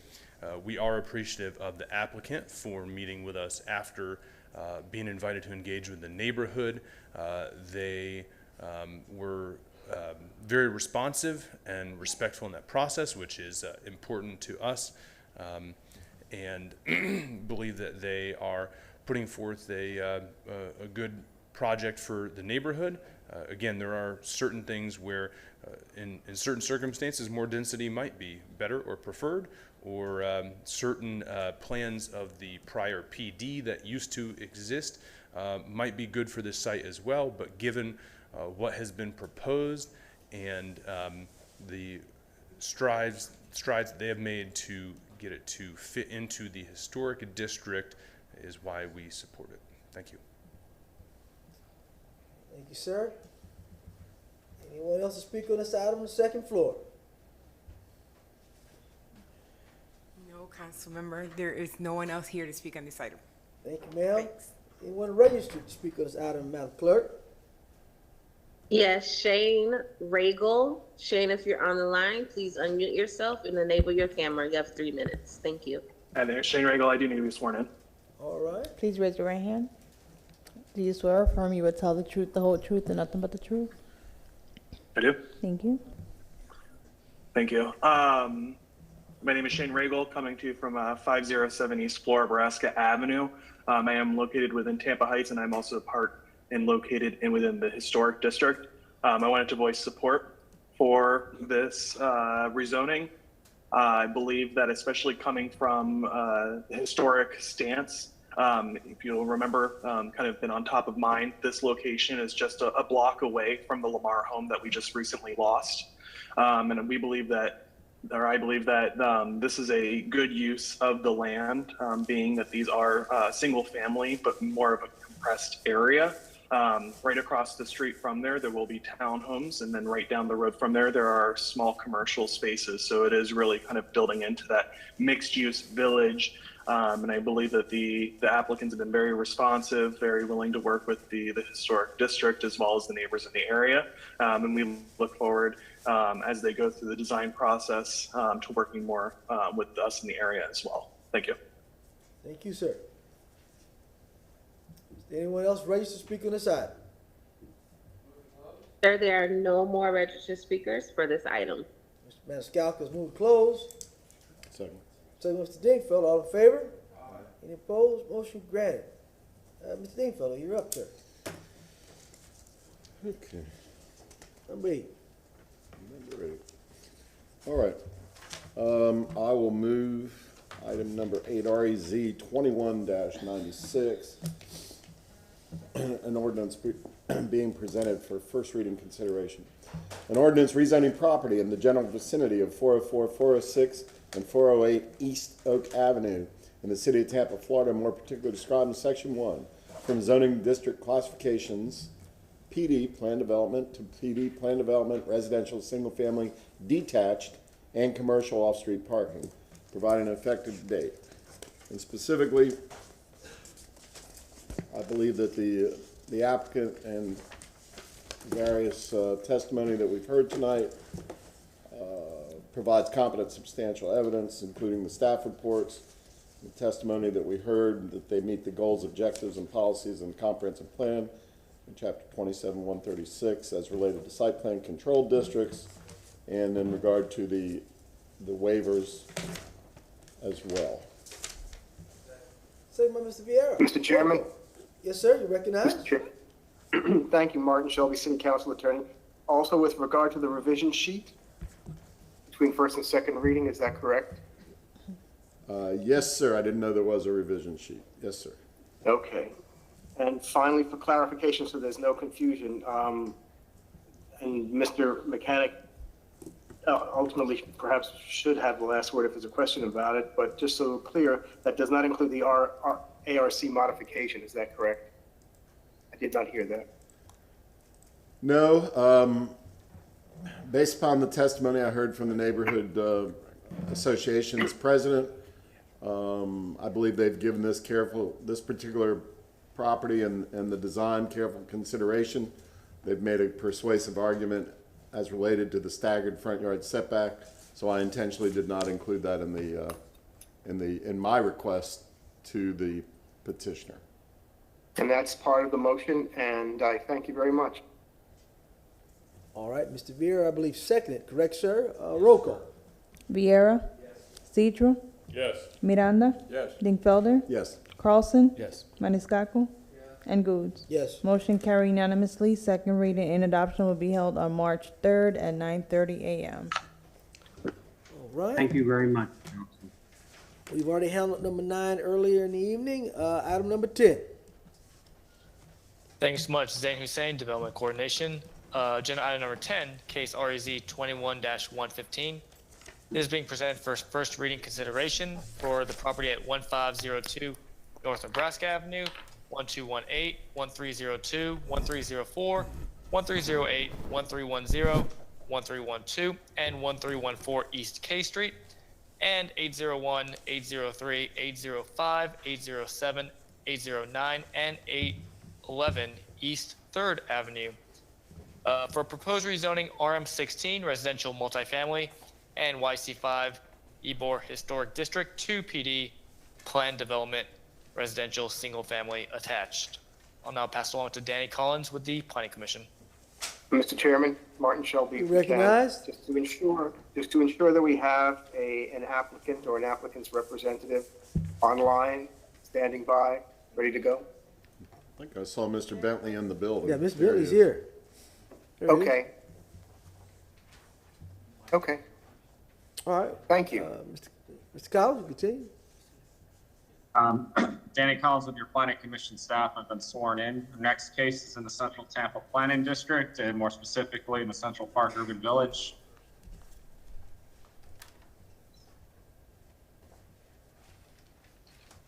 Closest public recreation facility is Perry Harvey Senior Park, which is located 1 block west of the site. The closest transit stop is adjacent to the site at the intersection of East K Street and North Nebraska. The site is not within the site is within a level E evacuation zone. Here's an aerial map of the subject site and the surrounding properties. You'll see it, subject site outlined in purples at the northwest corner of North Nebraska Avenue and East K Street. This segment of North Nebraska is predominantly non-residential in character. The Tampa Park Plaza is directly to the east of the subject site, as well as the Robert S. Saunders Public Library. To the northwest of the site is a credit union office building. And then to the south of the site, you'll see the Encore apartments are within 1 block south of the subject site. Here's the adopted future land use map. The subject site is currently recognized under the Urban Mixed Use 60 designation, which allows residential development up to 60 dwelling units per acre. Subject site is is adjacent to RMU 100 to the south, and then CMU 35 to the east. On the east side of North Nebraska, the UMU 60 is present to the north and west of the subject site. Planning Commission staff finds the request for residential and commercial uses on the site comparable and compatible with the surrounding development pattern. The request supports many of the policies in the comprehensive plan as it relates to housing the city's population. The Tampa Comprehensive Plan encourages new housing on vacant and underutilized land to ensure that an adequate supply of housing is available to meet the needs of Tampa's present and future population. The request will provide additional housing opportunities and employment opportunities for residents living with access to transit in the Central Park Urban Village. Subject site is within a mixed-use corridor since it is within the UMU 60 category. Plan development attempts to address the mixed-use centers and corridor policies by providing public sidewalks and all adjacent public rights-of-way. And internal pedestrian connections are provided throughout the site. Though it appears the proposed units in the commercial structure are placed close to the public right-of-way, dwelling units and commercial entrances are not identified on the site plan. Residential and commercial uses within mixed-use corridors are to be oriented towards the street with entries and streets fronting the street. Thus, it is unclear if this policy direction is met. Planning Commission staff presented these concerns to the applicant in our DRC report. These concerns were not addressed on the submitted site plan. Planning Commission staff informed city staff and strongly recommends that the applicant address this policy direction between first and second reading. Building entrances should connect to a sidewalk along an adjacent public right-of-way to meet the intent of the mixed-use corridor policies. While the applicant needs to address the mixed-use corridor policies between first and second reading, the request supports many of the policies in the comprehensive plan as it relates to housing the city's population, and also the request is comparable and compatible with the surrounding development pattern. The request will promote a residential development pattern consistent with the compact city form strategy with increased availability of housing at densities that promote walking and transit near employment concentration, residential services, and amenities. Furthermore, the request is consistent with the intensity anticipated under the UMU 60 future land use designation. Based on those considerations, the Planning Commission staff finds the request consistent with the City of Tampa Comprehensive Plan. This concludes my presentation. I'm available for any questions. Any questions? Mr. Dingfeldt, recognize. Thank you, Mr. Collins. I don't get it. I heard you saying that the design is wrong. As you guys saw it, they didn't respond and they didn't change anything. I thought for once I was going to hear you guys say you recommended denial. And at the end of the day, I'm looking at your report, and I heard your voice, and you said consistent.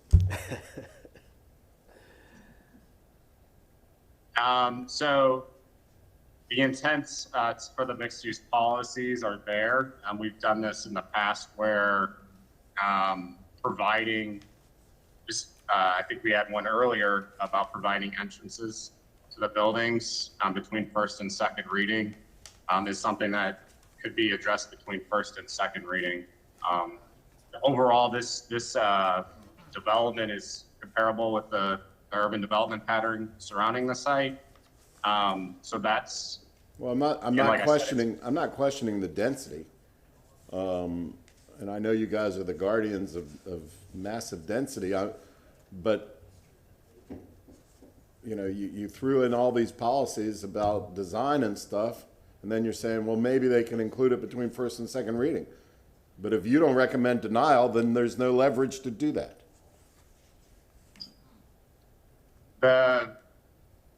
The applicant addressed several policies as stated in our report, mixed-use border policies, providing internal pedestrian connections, providing sidewalks along all public right-of-ways.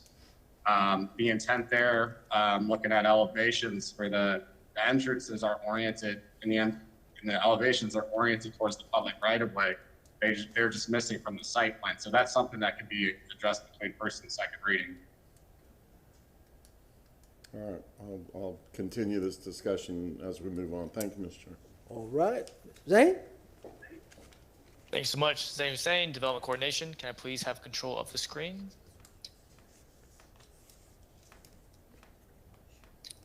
Case REZ 21-115. The applicant and representative is Mark Bentley. This proposed rezoning from YC5 and RM16 to PD, Planned Development, Residential, Single Family Attached. There are 8 waivers that are being requested here. First one to request to reduce the required 50% retention for a non-wooded lot over 1 acre to 19% retention. Second one is to request to remove the one non-hazardous Grand Laurel Oak. Third waiver is to request to reduce the required 350 square feet of green space per unit to 304 square feet. The fourth is to request to reduce the required 8-foot vehicular use area landscape buffer to 0 feet along K Street, 5 feet along 3rd Avenue, and 3 feet to the north of Mitchell Driveway. The fifth waiver is to allow a reduction in aisle width from 24 feet to 22 feet. The sixth proposed waiver is to allow commercial traffic access to a local street. The seventh is to reduce the North Nebraska Avenue special street setback of 54 feet to 42 feet for any building or structure on the property. The eighth waiver being proposed is to reduce the required parking from 114 spaces to 96 spaces, which is a 16% reduction. As we see overhead aerial of the site, the applicant is here proposing 40 townhome units. The subject site contains a lot area of 155,708 square feet, and it was located on the North Nebraska Avenue, which runs north and south here to the east, North Governor Street, and East K Street to the south. The present use of the land is currently vacant and also a commercial building. Now, as you look around the site, you'll see the properties to the north and the west of the subject site are zoned PD and are developed with office uses. The property south of the subject site is RM24, residential multifamily. And this developed with church use, and also there are multifamily units down there next to Scott Street. To the east of the subject site is zoned CG, commercial general, and you will have commercial spaces up and down the street on North Nebraska. As you come to the overhead view of the site plan, you'll see the 40 proposed residential uses. As I went out to the site, you'll see the vacant land here of the public site. To the northeast, you'll have the the commercial up and down the street, also county use. To the south of the site, you'll have vacant land and also church use, and also you'll have residential multifamily. To the west of the site, you'll have commercial use, which is zoned PD. As I was talking about, to the south of the site, you'll have also that residential multifamily uses. And to the east of the site, you'll have office and commercial uses up and down the road. The maximum proposed height here is 36 feet in height, and access to the site is proposed, is proposed on East K Street here to the south. Development Review and Compliance staff has reviewed the application and finds the overall request inconsistent with the City of Tampa Land Development Code. Modifications to the site plan must be completed between first and second reading, as stated on the revision sheet by multiple staff members in-house. If you have any questions, I'm here. Zane, go back to those photos. Yes, sir. Looking at the one that had the parking lot, is that, You have county parking, correct, on the right go side? to the one that had the parking lot. I'm trying to get K. Scott, third. That's Boys and Girls Club, right? Is that Boys and Girls Club, that building? To the northeast? Is this To the west Yes, side. it is. This on the west side of Nebraska. Yeah, yes, that's Boys and Girls Club, and those are houses Yes. there. Okay. All right, okay, Zane, thank you. Thank you. Question. You recognize, sir? Do your does your revision sheet address the issues that Mr. Collins had raised in his staff report? That's where he says, "I hope we can address this between first and second reading." Mr. Hussein. On the revision sheet, there are multiple staff members requesting revisions. The Planning Commission's staff requests are stated in their report on their memo, which is in part of the staff report to the applicant. I don't know. You might have answered my question, but I didn't hear it. The specific item, and I can read it if I need to, that Mr. Collins made reference, and he said, "I hope this can be addressed between first and second reading." Is that specific item on your revision sheet? So in other words, when Mr. Shelby says at the end of all this, and you've included the revision sheet, I don't have the revision sheet in front of me, so you understand my question? I understand. Danny's from the Planning Commission, his comments aren't directly on the revision sheet, but it's in the staff report, which needs to be addressed from the Planning Commission. Okay, so they're Between not, first and second reading. so currently, right this second, it's not on the revision sheet. No, it's not. Okay, thank you. All right, any other questions for Zane? All right, we'll hear from the applicant, Mr. Bentley, correct? And I believe all you guys have been sworn, correctly, sir? Yes. All right, you may proceed. Hi, Michael Mintzberg with Site Development, the applicant here. Can you lift the microphone up a little bit to you? Yes, sir. There you go, there you go. Thank you for having us here tonight. Just real quick to touch on, before I get into it, to touch on. You need to come closer. Thank you. Can you hear me now? Yes, Better. Yep, just real quick to address Mr. Dingfelder's question about what the planning commission. Can you state your name for us, sir? Oh, sorry. Yes, I did. But Michael Mintzberg with Site Okay. Development. I'm the applicant. What I guess, and I apologize for missing this. If you look at our plan, all of the units are facing the street except this one, and the issue, I guess, was just that we weren't showing the door there. So it's not a big issue. For some reason, I guess it was a Scribner's error, or they forgot the door sign. So that would be an easy fix, and of course, we have to have the entrance somewhere, and that's where they're intended to be. So just wanted to address that before I got into Mr. Mintzberg, if I could, Mr. Chairman, what I read a second ago, and I got to find it again now, spoke to sidewalks. Let me see.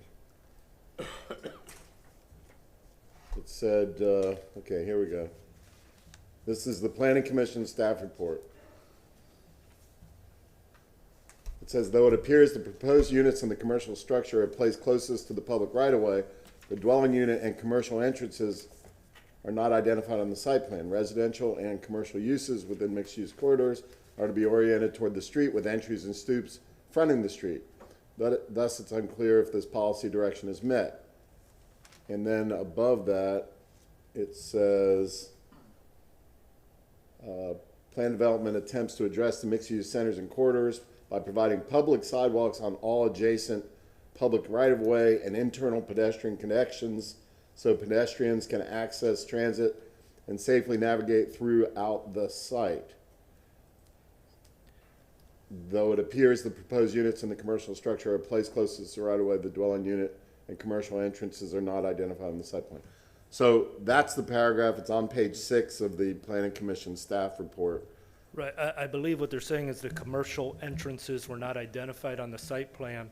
And so the commercial entrances is the one existing building there, and I think they just left the entrance is off of it. It's a boarded up building right now, and that should have been in there. I apologize. Mr. Bentley, when you guys got the Planning Commission staff report, and I'm not sure when that would have been, did you see these concerns and did they get addressed?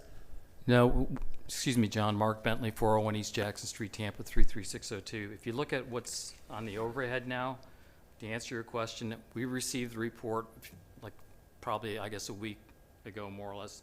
I talked to Danny, and he clarified. We're losing you audio. Okay, I talked to Mr. Collins, and he clarified the issues that are under consideration tonight. So simply the omission was this. If you look at the site plan that's in your backup, we did not put doors on the units, which we intend to do between first and second reading. And also, you see the bubble here, there are sidewalks that the Planning Commission requested. There are sidewalks all through the project, which was required by Mr. Collins. So are the sidewalks perhaps need additional identification? Yeah, well, that would probably help a little bit. You could see the bubble right here. It says sidewalks with an arrow right there. And there's a few of those around the site plan, but that's not a problem. And then Mr. Dingfelder, there's a 6,000 square foot building here, and we provided an elevation showing multiple doors or access to Nebraska. They're not shown on this plan, but they're shown on the elevation, which is in your backup as well. So down here, here's the building, but we didn't show any doors on it, but we did on the elevation, which you have. So certainly between first and second reading, we can show access to the commercial building, which is okay, Mr. Collins, right here. if they've done all that's penciled in by Mr. Bentley and his client, is that what you're talking about? Does that satisfy your issues? Yes, that would satisfy our concerns. Okay, sounds All right, good. Thank you, Mr. Chairman. Okay, go ahead, Mike. All right, great. Glad we got that out of the way. So yes, I'm Michael Minsford with Site Development. The applicant here, we're a Ybor-based development company, have been for over 10 years. We're part of the Ybor community and excited about the dynamic evolution happening in the district. On the screen is a mixed-use building we did in 2019, which was built as our headquarters. Other past projects include renovation of historic bungalows and redevelopment of workforce apartments along in Ybor. All of our Ybor projects are unique and add character to the community.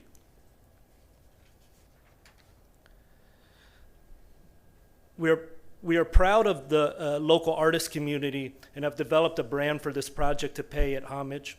The Canvas brand stands for freedom of creativity and highlights the importance of local arts to the Ybor city. We've worked with a local architect and artist to develop the plans that we're working on for the finishings and the interior and exterior and some public art sculptures. We have a history of renovating and repositioning existing buildings. This site has an almost 100-year-old distressed structure.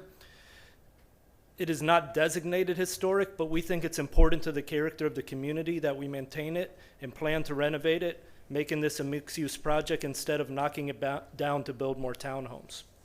Several of our waivers are actually because we're maintaining this existing building that was built, not to today's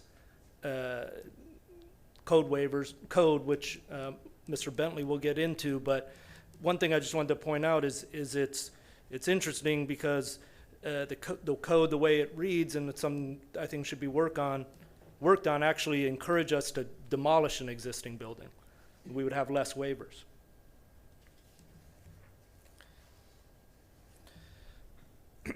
As you can see on the site plan, the commercial building is along Nebraska. Oh, sorry, I'm on the wrong one.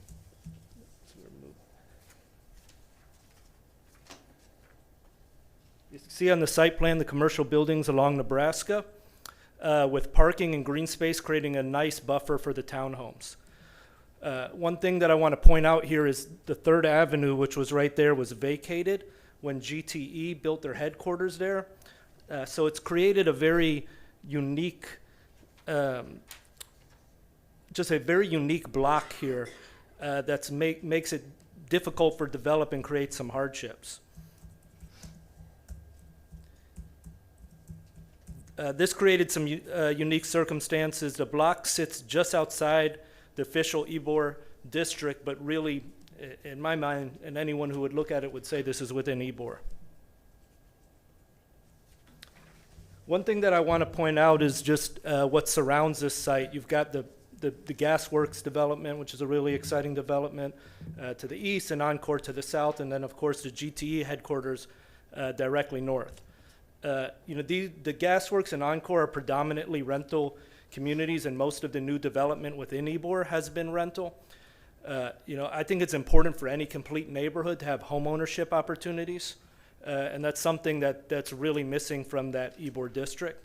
These are all going to be fee simple townhomes that are for sale, which will create, more home ownership opportunities, which I think will be great for the neighborhood. Thank you very much. I'm going to hand it over to Mark Bentley now. I see Mr. Hussein needs to be recognized, Mr. Chairman. We can't see him. Mr. Hussein, we don't see him on our screen. Screen just went blank. Oh, there he is. Okay. Yes, sir. Can you see me? Thanks so much, Zane Hussein, Development Coordination. I kept hearing the words mixed use, but this is only being presented for residential single-family attached development. The commercial use was not noticed for commercial. It was only noticed for residential single-family attached. Well, how about the Nebraska commercial that came up on the picture? That's not in the site plan?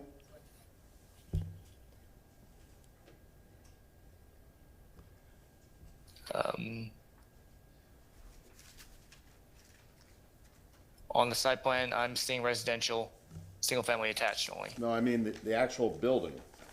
Actual building's on Nebraska. The building on Nebraska. It looks like it's It's a request for rezoning to PDMU on sheet 1, including the commercial, and that's in the legal description. And page Can't hear you, Mr. Bentley. Can't hear you, Mr. Bentley. And then page 2 has all the requirements for the commercial, including the parking. It's in the legal. If we can take a moment, because when I had looked at the affidavit for notice, I believe for this project, it was limited to the residential component. So if we can take maybe a 5-minute break so we can look at those documents. Okay. All right, we'll stand in recess.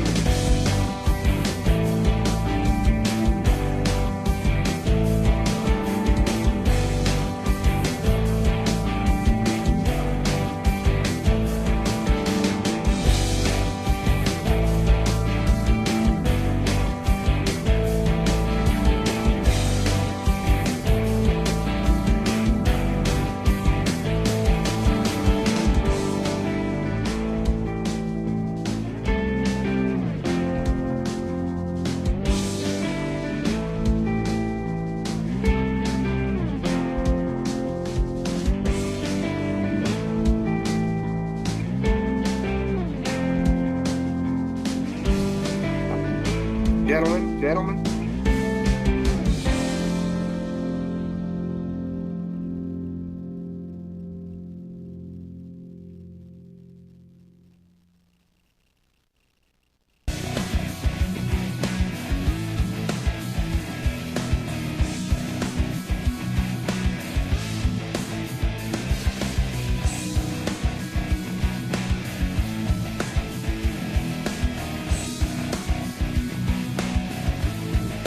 Muted.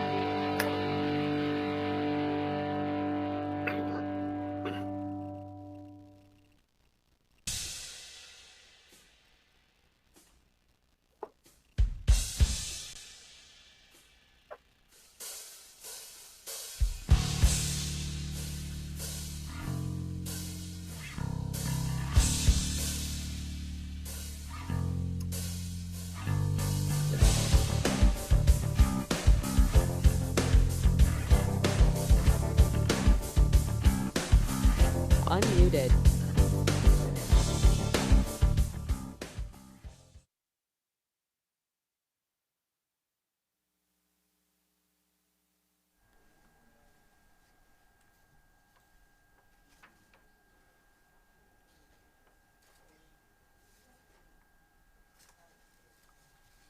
Roll call.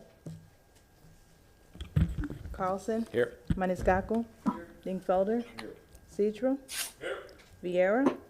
Miranda. Here. And Gould. Here.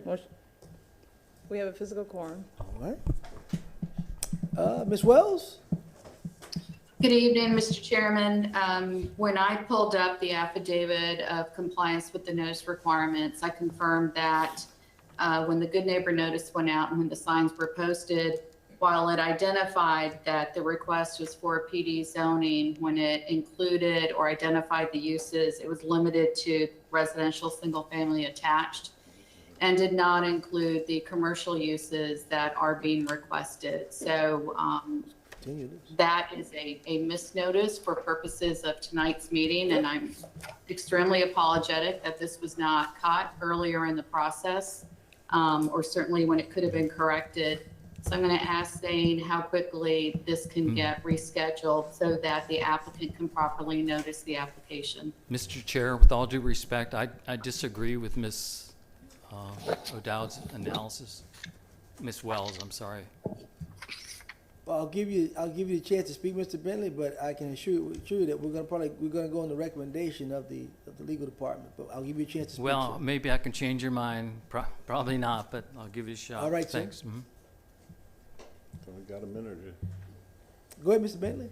Mr. Chairman, Martin Shelby here. If you could bring Recognize. him up on the screen on the go-to meeting. I don't see Mr. Bentley, if you don't mind. Okay, we got it. Right. He's on ours on the dais. Yeah, Marty, we don't always see folks that are on the second floor when we're participating through the webinar. All right. Interesting. Okay. Can we bring Mr. Thank Bentley you for back? sharing that. Sometimes I do, and sometimes I don't tonight. Okay. That's why I asked. Okay. All right, can we bring the second floor back, Mr. Bentley? Okay. Are we good, Mr. Chairman? Hold on. Not yet. We don't have you yet. There you Yes, sir, we have you. Okay, hey, thank you. Yeah. I just want to point out a few things. I've been doing this a long time, and over the last few years, we've had some difficulty with some of the local jurisdictions, including the city, as to how to notice these PDs. So what we do is before we send out the notice and prepare the sign, we contact the Land Development Services Department and say exactly what do you want us to put on the sign, okay? I don't have the emails with me tonight, but my assistant, and I just conferred with her, Ashley Phillips, said she contacted, and they said the predominant use was single family, the townhomes or multifamily. So that was the use, okay, that we put on the sign. Now, if you take a look at what your staff's presented you in the Planning Commission, they clearly show the commercial property. Here's the notice sign that Kate had showed you. It said rezoning to PD, then it said residential single family attached. Then here's the zoning request from the Planning Commission. It says Your audio went off, Mark. it says to PD. This is from your backup. It says to PD to X amount of square feet, single family, and 6,250 square feet a commercial. Here's the site plan that was signed off by Mr. Hussein, and it says here, it's the one before you, and it says rezoning request for property RM16 YC5 to proposed zoning PD mixed use. Then the entire second page analysis pretty much relates to the commercial component of the project in terms of parking and things like that. So the purpose of notice is to let someone know that there's some kind of governmental action relating to a piece of property. So in this case, we didn't put on specifically, oh, by the way, there's a small 6,000 square foot building associated with the development. But we did put PD, and that's the zoning we're seeking, okay? So I think we're really kind of splitting hairs here, especially in light of the fact that we confirmed what we should put on the sign with the zoning department before we posted that sign. So that's our position. Thanks. Mr. Dingfield, you recognize? Mr. Bentley, I'm sure all seven of us are sympathetic to the plight of, especially the plight of your client, because I know time is money.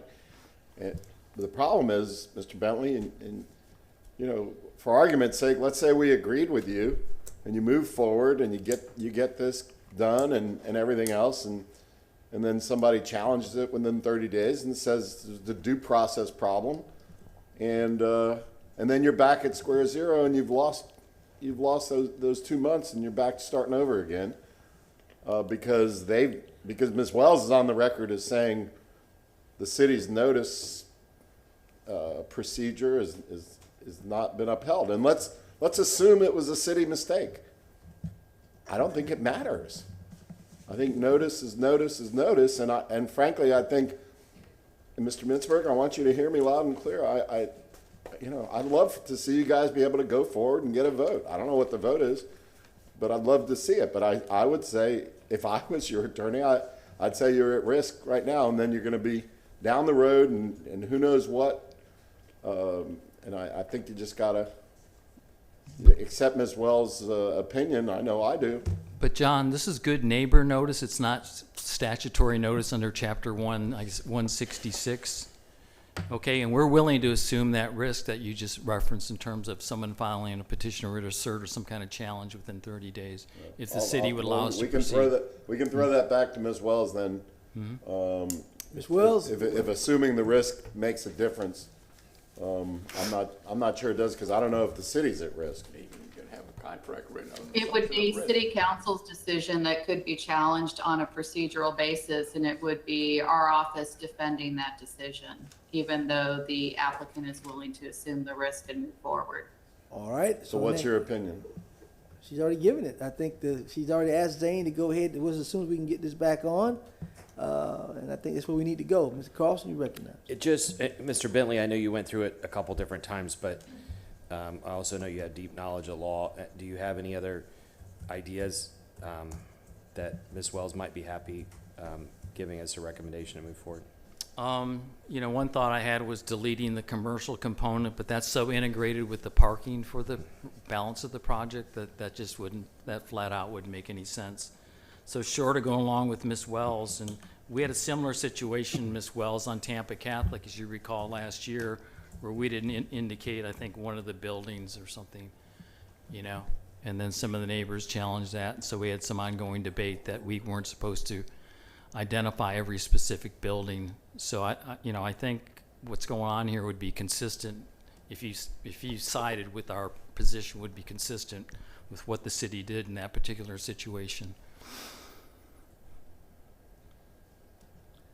Ms. Wells, give me the recommendation. We're going to move forward with the recommendation of your office. My recommendation is unchanged. I believe this is a misnotice. All right, Zane, give us a date, and we're going to move forward. The next opportunity to have this case misnoticed and to is 4/14/2022. That'll give the applicant enough time actually to even make the revisions stated by staff by the 1st of March, and also they can give public notice by 3/14/2022, so they can go for public hearing on 4/14/2022. Okay. Motion moved to 4/14. Okay. Motion by Mr. Miranda, second by Mr. Maniscalco. All in favor? Mr. Chairman, Mr. Chairman, Yes, Mr. Shelby, you recognize. I just want to be clear, this is not a continuance. It's a reschedule. So, Reschedule. pardon? It's rescheduling. Reschedule. Thank you. Hey, thanks for hearing me out, y'all. Right? Have a good night. Take care. Thank you, Mr. Miranda. Do we have a vote? I'm sorry, Mr. Chairman. You cut me off there. So Mr. Miranda was Mr. Maniscalco. All in favor? But question on the motion, if I may. Did we get the applicant's position on the date, or the prospective date set, or? The date? That date acceptable? That's the day we have. Well, we prefer sooner, but we've got the 30-day notice requirement. So if there's a possibility, certainly, because we've got a contract that issued. If I may, Mr. Chairman, my only concern is if, and again, I don't want to make any presumption, if it is the city's error just to get it sooner than later, because as Councilman Dingfelder correctly said, time is money. Again, if it is the city's error, just putting that out there. Zane, is there any other dates? I think he already gave us the date, Mr. Vera, but Zane, is there any other date sooner than that to get in? The next public hearing date is 3/10/2022, but that's full with 13 cases, and also the public notice deadline for that was 2/8. All right. So that's 2 days ago. All right, motion's on the floor for 4/14/22. One other Hey, what about March 24th? That's what I was going to say. March 24th for the AB2 cycle. Let's see. I can make room. Right now we have 13 cases. I know one might be withdrawing, so we could have 12 cases, but we have 13 at this time, or 3/24 for that night. Let's see, for notice would be by 2/21. If I may, Mr. Chairman, if I may, sir.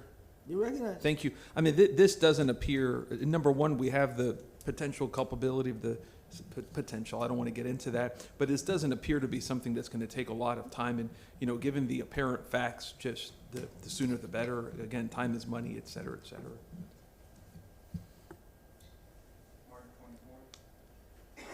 You withdrawing?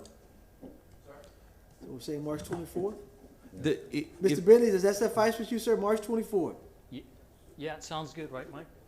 I'm asking my client here. That's fine. Thank you very much, Mr. Chairman. All right, well, I want to be clear, gentlemen, that he's already saying that night is already jam-packed, so we're doing this, okay, fine, but let's be cautious that, we know time is money as well here too. This is pretty straightforward and be pretty quick, I All right. guarantee you. B24, Mr. Maniscalco, you put the motion on the floor, sir? Miranda. Who seconded? Second.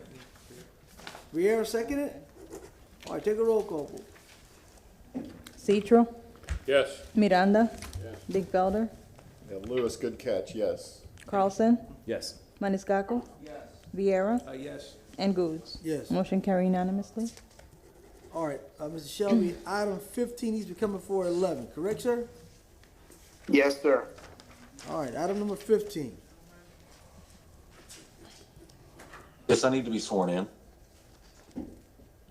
Please raise your right hand. Do you swear or affirm you will tell the truth, the whole truth, and nothing but the truth? Do. Thank you. I'd like to ask the clerk to share my screen, please.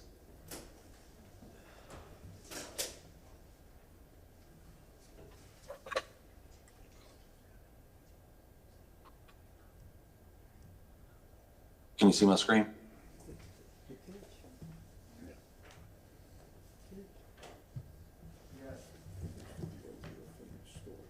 Yes, we can.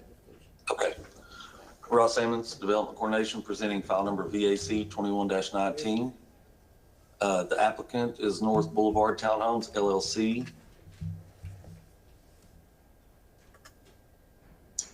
Proposed vacating request is to vacate the alley line south of Dr. Martin Luther King Jr. Boulevard, north of Virginia Avenue, east of North Boulevard, and west of Clearfield Avenue.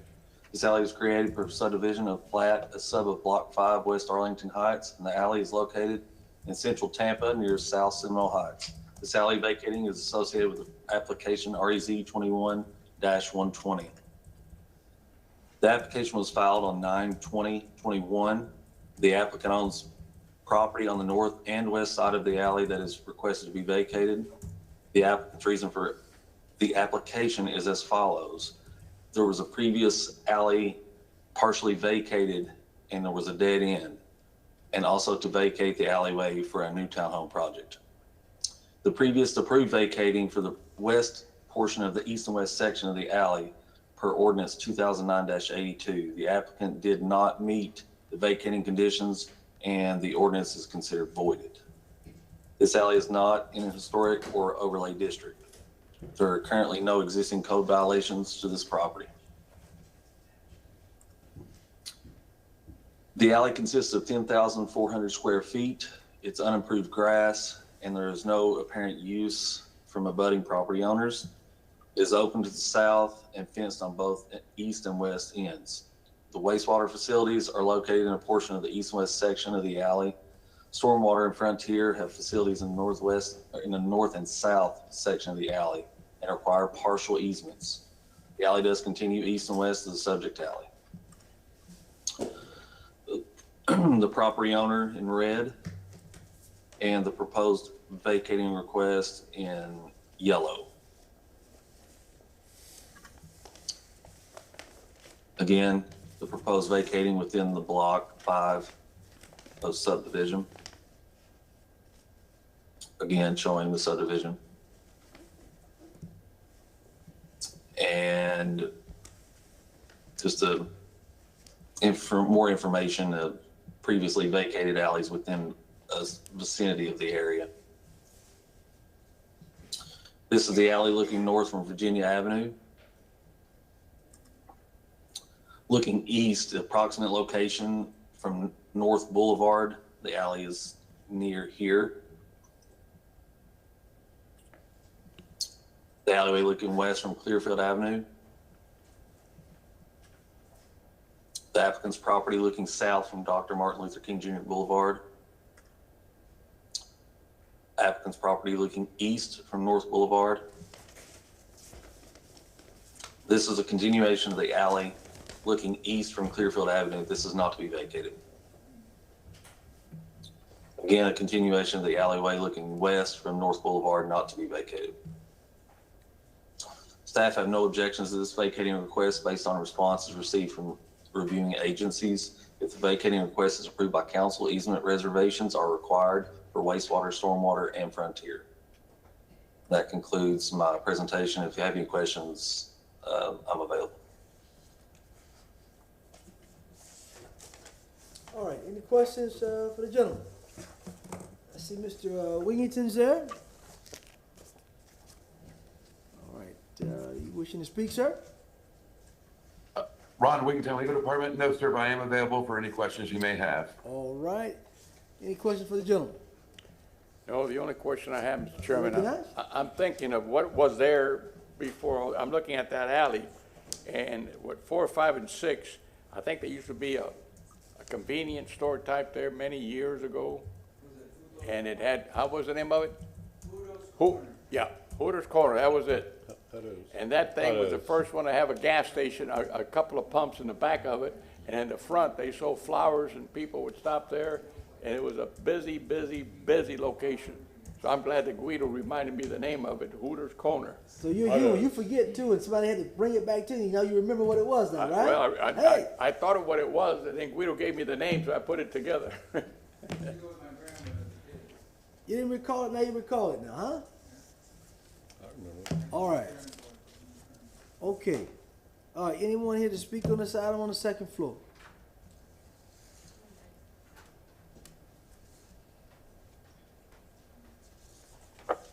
Is there the applicant?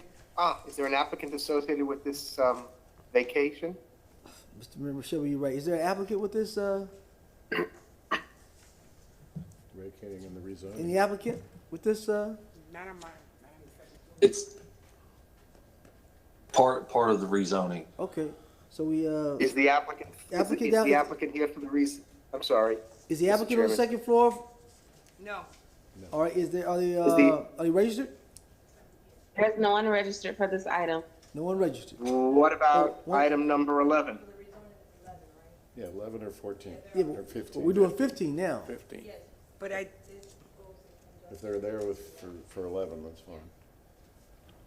If For they're there number- for 11, they should, For item 11, we do have the applicant registered. Bring them up. Okay, bring them up then. So are they online? You know, it's 11, but we're on 15, so if they want to speak to this item, it'll be item 15. Correct, Mr. Shelby? Well, it looks like it's an application by North Boulevard Townhome, so I would think that they would want to speak to it. The clerk, it looks like the clerk's gonna Because try one can't go, one she's gonna can't try go and pull forward them up. without the other, so I think they're integral. Or integral, however you want to pronounce it.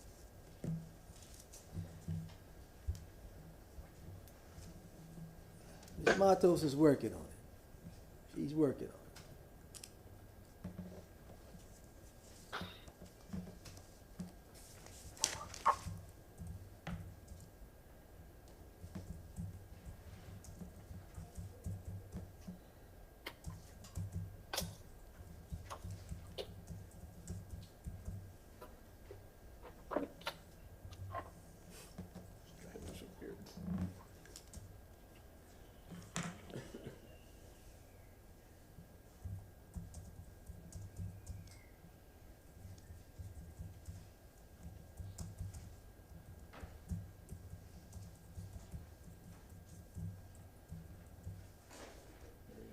All right, Mr. Vargas? Mr. Vargas.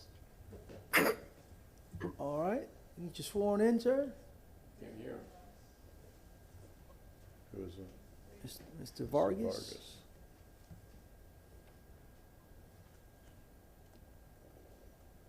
Can you hear us, sir? He's unmute himself, huh? We can't hear you.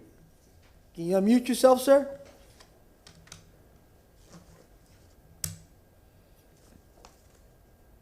Can one of the clerks help him out to get him unmuted, maybe? He's muted. He would need to unmute himself. Tell him how. Yeah, you know, Sulene's usually pretty good at doing that. Yes.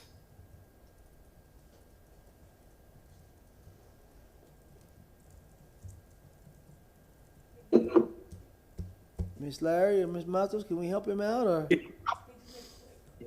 Yes, it's saying, oh, I'm sorry, go ahead. He's good now. Can you hear us, sir? All right, here we go. Have not been sworn yet. All right, you swear him in, ma'am? Yes, Rachel, can you please unmute yourself and turn your camera on? Oh, there are two people there. Yes. Three people. Okay, please raise your right hand. Do you swear or affirm you will tell the truth, the whole truth, and nothing but the truth? I do. Thank you. Mr. Chairman, You Martin recognize, Shelby, sir. if I could just inquire, sir, you registered for number 11. We're on the associated alley vacate. Is that your application as well? It is, and they're together, the applications. Appreciate that. Again, my name is Stephen Thompson. I'm attorney with the law firm of Nasby Thompson. I have been sworn. Have an office at 109 Brush Street. And with me today, I also have the applicant, Larry Vargas. So if there are any questions, we are seeking to vacate this alley. The alley was created by plat. The plat was recorded back in the early 1900s. The alley has never been used. It certainly has never been approved. And what we're proposing is an attached single-family development for the property. In order for us to do it, the alley would have to be vacated. We worked with the staff. The staff has no objections to our request to vacate this alley. They've requested partial easements for wastewater, stormwater, and frontier. Certainly, we will provide those partial easements. But again, we do request the approval of this alley. And if you have any questions, we're here to answer them. Any questions for the gentleman? All right, being none, anybody on the second floor to speak to this item? Item number 15. Eileen Rosario, Development Coordination. Yes, I have 3 people that would like to speak on this item, and they've all been sworn in. All right.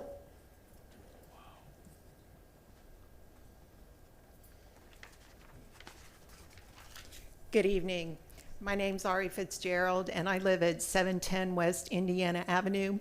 I sent you all my feelings about this item via email a day or so ago, and that is my communication forte, so I would like to cede my time to Brian Seal.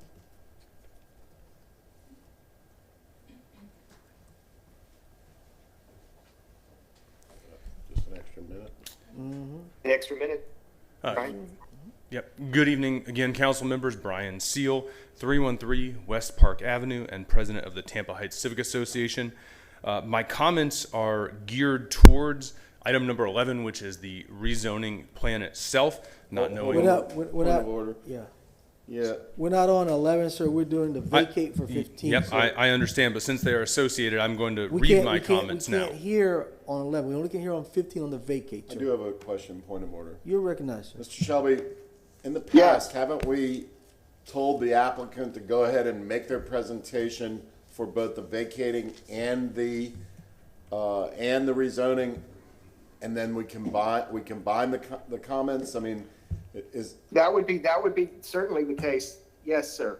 I think that's what we can have the tend to president- do. But we just have to make sure procedurally that when we close the public hearings, we move number 15 first before we take up number 11.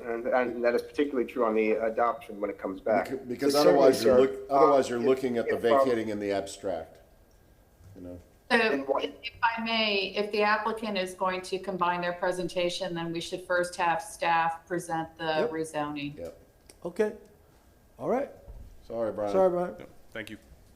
All right, Zane.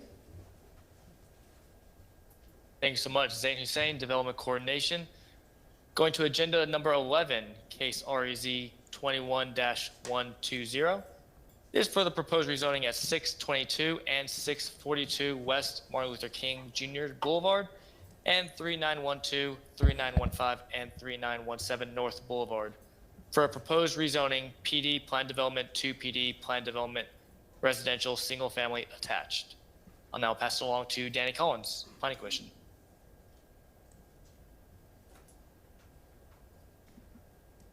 Danny Collins with your Planning Commission staff have been sworn in. Our next case is in the Central Tampa Planning District, and more specifically the Tampa Heights Urban Village. The closest recreation facility is Calvin Taylor Park, being located 500 feet southeast of the subject site. Closest transit stop is located to the north, directly across from the site on West Martin Luther King Boulevard. Transit stop is serviced by Harbor Route 32, connecting the site to Tampa International Airport and Net Park Transfer Center. The site is located within a level D evacuation zone.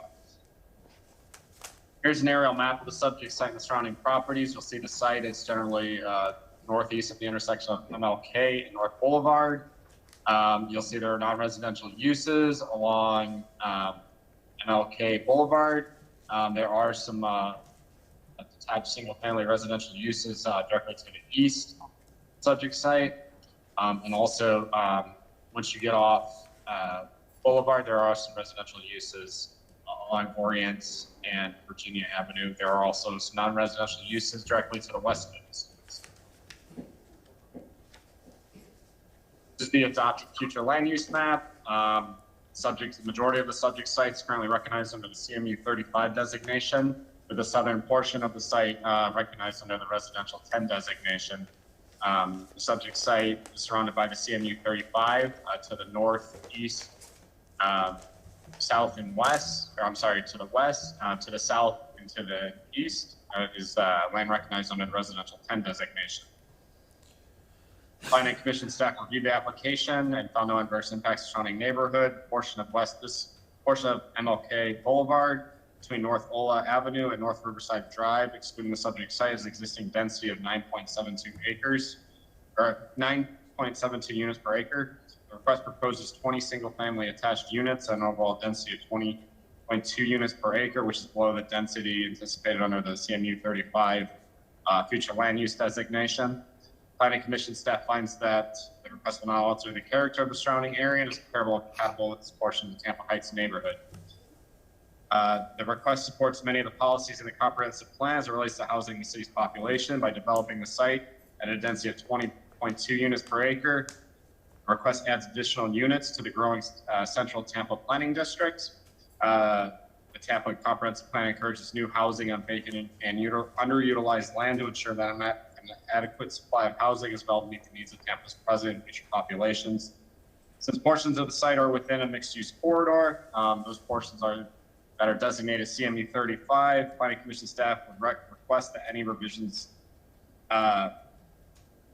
revised site plans provide a pedestrian connection from units 14 through 20 to the sidewalk on North Boulevard. These connections will help ensure pedestrian safety and accessibility, as well as meet the intent of the mixed-use corridor policies. Based on these considerations, Planning Commission staff finds the request consistent with the City of Tampa Comprehensive Plan. This concludes my presentation. I'm available for any questions.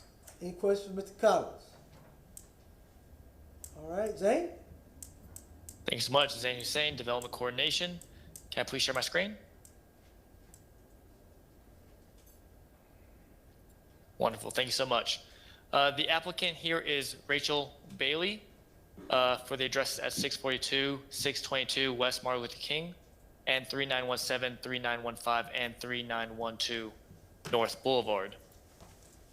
The proposed rezoning from PD to PD residential single-family attached has two waivers.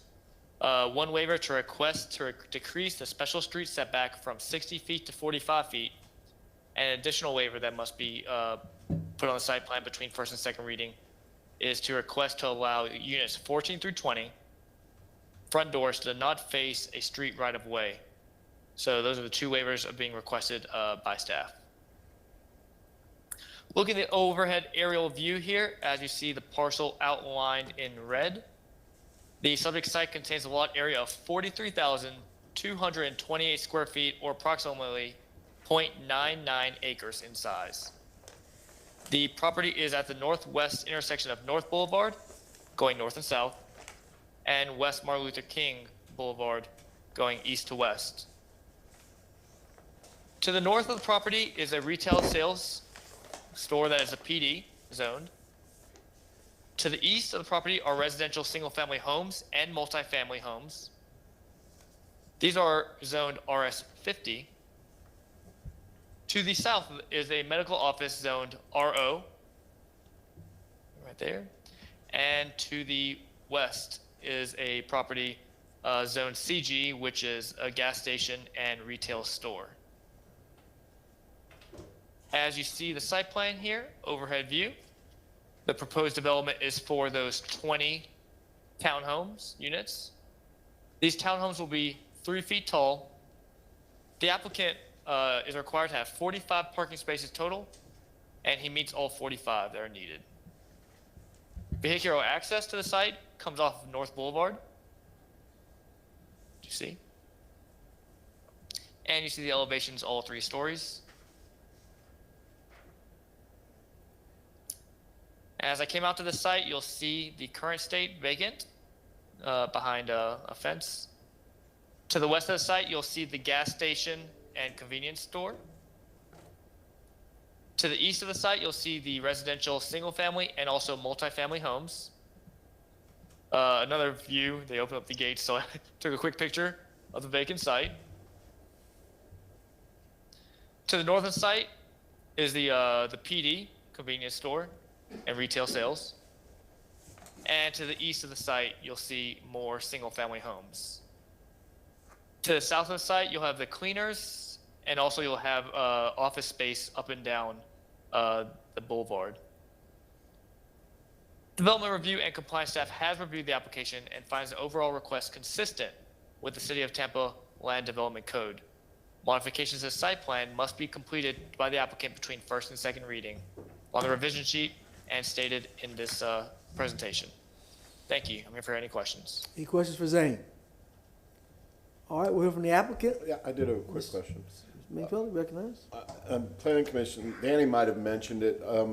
When you have 2 different land use categories like you do here, they got the CMU 35, community mixed use 35 on the northern side and the R10 on the southern.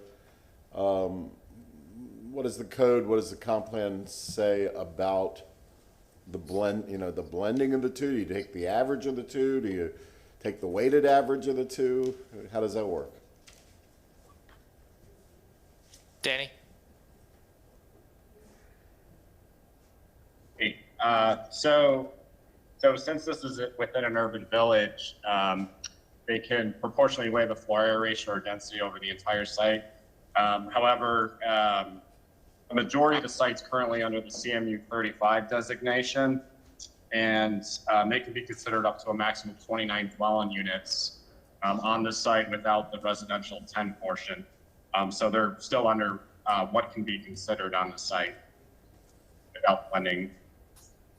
So what if, let's say for argument's sake, what if the neighbor to the south had always relied on the fact that there was an R10 designation adjacent to their home on North Boulevard, and all of a sudden we blend the CMU 35 from the north and we blend it with the R10, then that property owner to the south all of a sudden says, hey, what gives?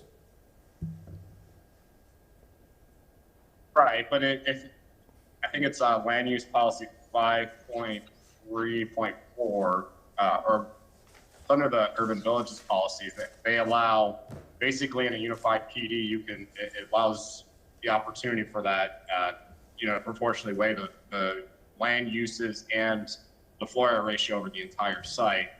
They're not doing this within this case specifically, but certainly in a unified let me PD, put it this way. What's the density of what's the density on top of the R10, the R10 area? So the residential 10 makes up 0.15 acres, so they're allowed 1 unit within the R10. 0.83 acres are designated CMU 35, which would allow up to a maximum of 29 dwelling units, just within the CMU 35. So. All right, well, I'm going to ask it one more way. Looking at the site plan, it appears to me that there is some driveway activity at the south end, which is part of the R10, but perhaps units 1, 2, and 20 might also be on the R10, which is 3 units. I can't tell where the R10 breaks. I believe it's designated by that dashed line. That's the R10 boundary. Right there. The bold black line? I mean, I can't see just because of the zoom, but it looks like that's the R10 boundary line. Okay, so in fact, there's no residential units in the R10. Right. Okay, all right, well, thank you. All right. We'll go to the applicant now. Good evening again. For the record, my name is Stephen Thompson. I have been sworn. Again, this really is a redevelopment project. This property has been vacant for more than 10 years.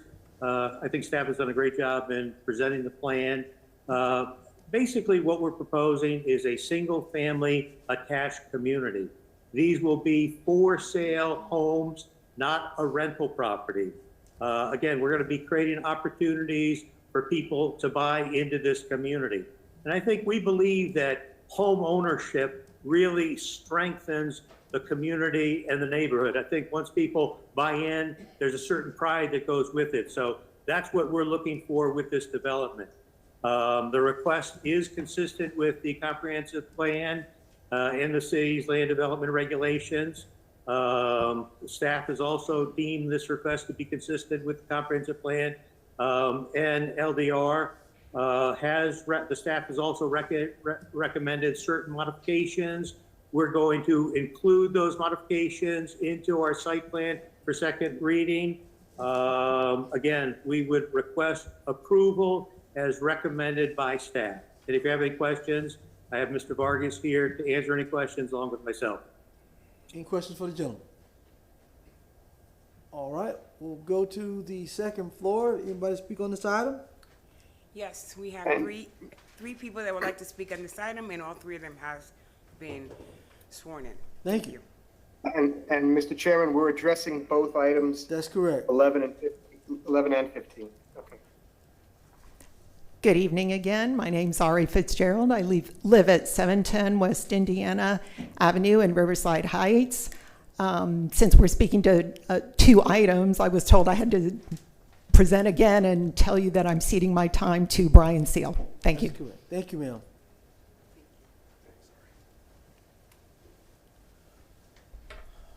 Good evening again, council members. Brian Seal, 313 West Park Avenue, Tampa, Florida, 33602, and I'm president of the Tampa Heights Civic Association. I'm here to state Tampa Heights' opposition to this rezoning and the associated application to vacate the alley. We disagree with the Development Coordination's finding that this plan is consistent with the Comp Plan and Land Development Code. First, this single-use residential project is proposed on land, 80% of which is designated CMU 35. In order to achieve the highest and best use of the land, accomplish the city's Comp Plan intent, comply with the 2003 Tampa Heights Neighborhood Plan, and enhance Tampa Heights with publicly usable amenities, this project should be mixed use with a legitimate commercial component. The argument that commercial uses don't financially work on this site, which the applicant made to us, is false. All three other corners of Martin Luther King Boulevard and North Boulevard intersection contain commercial uses, including a high-volume CVS pharmacy. The site is a walkable draw for thousands of residents from Tampa Heights, Riverside Heights, and South Seminole Heights. The Tampa Heights Community Plan calls for this intersection to be a commercial convenience center, which is consistent with the Comp Plan. Second, this site plan perpetuates a lazy and incompatible design that has become popular in Tampa's urban core. Single-use townhome projects are wrong for Tampa's commercial corridors. They are chosen over mixed use because of their ease and cheapness of construction and the ability for a developer to quickly extract profit from a neighborhood and move on. Instead of considering apartments or condos where units can be stacked on each other or over commercial, townhome design is significantly limiting. They also present layout problems to achieve density. In a pattern we see frequently and consistently oppose, this project has 7 units with front doors facing an alley instead of a street. As was noted tonight, I caught onto the fact that the site plan posted publicly does not have the note required for the waiver from code section 29-282.9 that needs to be added in between the second reading. That was not publicly posted. Let me be clear. Tampa Heights Civic Association does not oppose density since it meets housing demand, supports public transportation, and encourages walking. We are a pro-density association. However, density has to be designed right. Finally, this applicant utterly failed to engage the community to the point of disrespect. This council has previously stated that the quality of a developer's relationship has no bearing on the application. That is true. However, when a developer ignores neighborhoods and surrounding property owners, that is a violation of the Comp Plan and Land Development Code. Per the Comp Plan, Private Sector Responsibility Land Use Policy 15.1.3 encourage developers to contact neighborhoods with the help of the city to advise residents early in the process of upcoming projects. That is guidance for the private sector. Also, on good neighbor notices, applicants are supposed to make themselves available to answer questions, hence the inclusion of their contact info. After I learned of this project from the Tampa Cares newsletter, I reached out to the applicant and their agent in November 2021 and invited them to talk to our group. That email was never met with a response. I emailed them again on January 14th, after which I promptly heard from their attorney, not the applicant, asking if they can still present to us. On January 27th, we of course welcomed them. However, their appearance was pointless because 2 weeks before the hearing is too late to make substantial changes. These actions speak volume about the applicant's lack of concern about how their project affects the community. In fact, Louis and Dorian Hernandez of 3920 North Clearfield Avenue, a home immediately to the east of this site, were here at City Hall tonight, but had to leave due to personal reasons. They asked me to make clear that they are opposed to the project and were never contacted by the applicant. They found out through Facebook. That's unacceptable and would offend any of you who live next to this site. In conclusion, for the aforementioned reasons, the Tampa Heights Civic Association asks City Council to deny this rezoning and the associated vacating of the alley. If the City Council chooses to vacate alley and give up public property, it should be done for good projects. Thank you. Anybody else to speak on the second floor?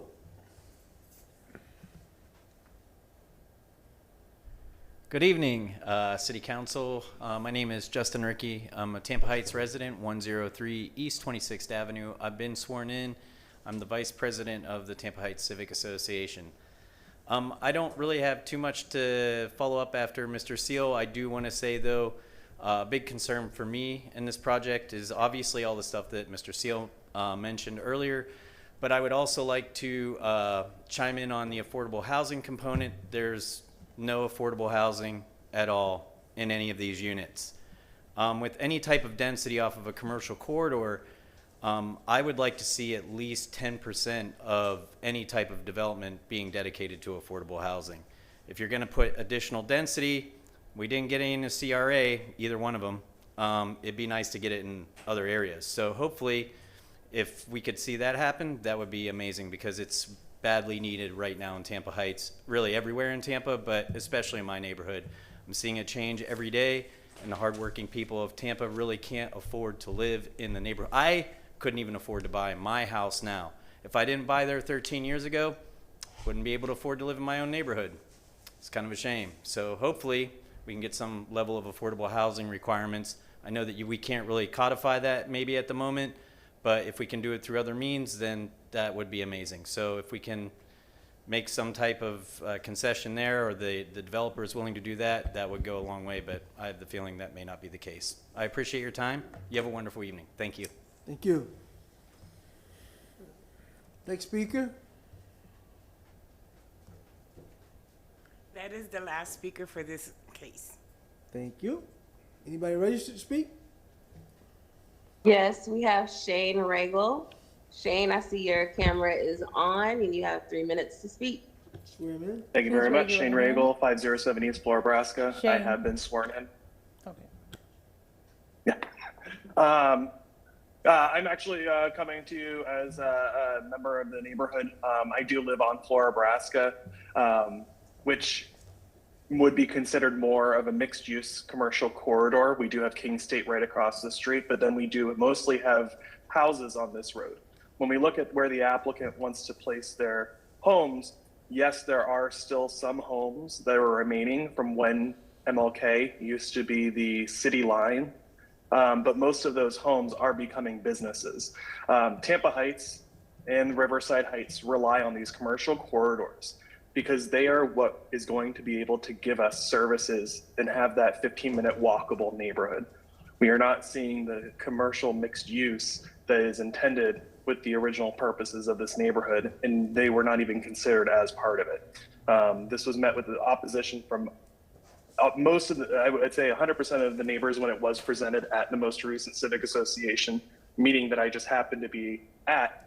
And we are not hearing a proper argument for why we should be rezoning this to be 100% residential. Again, I think that the one thing that we need to notice is that this is on the burden's on the applicant, and we are not hearing the reason why we should rezone this to be fully residential. Additionally, there are some concerns when it comes to the safety of having all of the traffic funnel onto North Boulevard right there from all of these homes. So I do echo what our president of the Civic Association as well as the vice president say.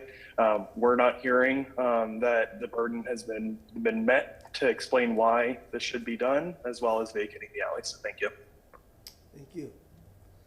Anyone else registered? Shane was the last speaker for this item. Mr. Chair, please. Mr. Shelby, are you on the line? Yes. Yes, sir. I need your advice. Do you have this packet for this petition in front of you? The staff report I do. There is a letter that was, an email that was sent from a council member's legislative aide. And it was sent to council quasi box email address. And the subject is have filed. And in that is 2 screenshots of a cell phone. I don't know where this is from. I think that may be mine. If I may, was that from Brandon? Yes, but it has my name on it. Probably because was it from TJ? TJ, and also there's another councilman's name on that also. Okay. I want to have this clarified. We're under such scrutiny right now. And that's I why need to have this clarified. And if I may, it was sent by Brandon, therefore it's obviously mine. We received a Facebook message which nobody replied to, which I submitted pursuant with applicable ethics, et cetera, from a gentleman. I haven't seen it since, and I submitted it for the record. I believe that a duplicate of that Facebook message was also sent via email. So you may not have checked your messenger. I don't know, but I sent it just to be safe. And how is it, if I may, Mr. Citro or Mr. Vieira, how is that related to this case?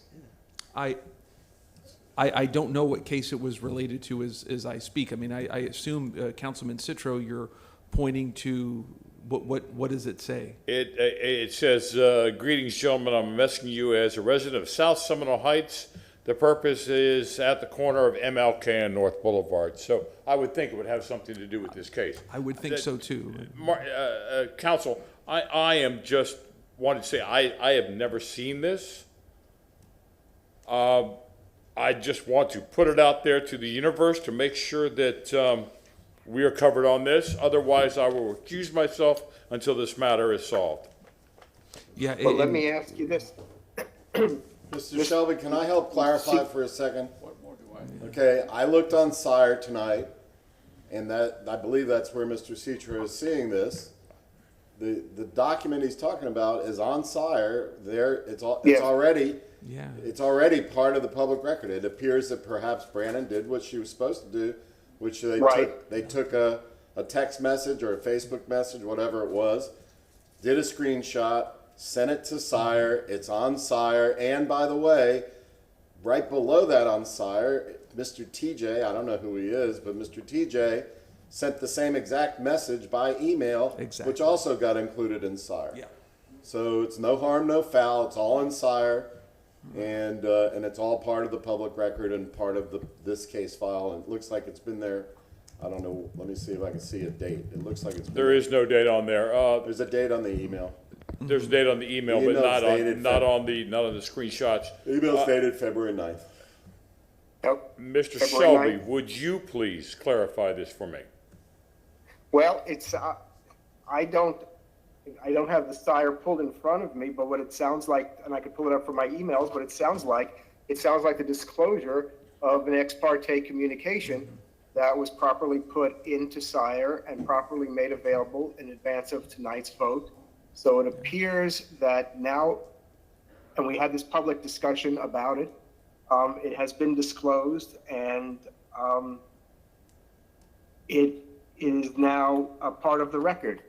So I don't see, unless you have if you have an additional concern that I can address, I don't see how more we can cure or solve this problem. It has been fulfilled by the process to bring it into Sire and to make it part of the record prior to Mr. the Shelby, vote. Mr. Shelby, Yes. people mention us all over the internet all the time, and some of it's positive and a lot of it's negative. If somebody posted something and it had Mr. Citro's name or one of the others of us, and he didn't see it until tonight, he has no obligation Right. to. He didn't post it, he didn't interact with them, and he didn't see it, so he had no obligation to put that in there, right? That's correct. It's not a And it communication appears- he generated. And it's not a communication that he's seen until tonight, I suspect. Is that correct, Mr. Citro? That is correct. I did not see it until I opened my packet and started looking through all the pages of documents. Again, I am just looking for your guidance and clarification on this. Again, if not, I will recuse myself. So there's no need for you to recuse yourself. There's no basis for you to recuse yourself. Can you be fair and impartial and judge this case, both these matters, by competent substantial evidence in the record? Of course. Well, if that's the case, sir, then under Florida statutes, you'd have an obligation to vote. You don't have a financial interest in either of these matters. Is that correct? That is correct. Okay. Well, then I think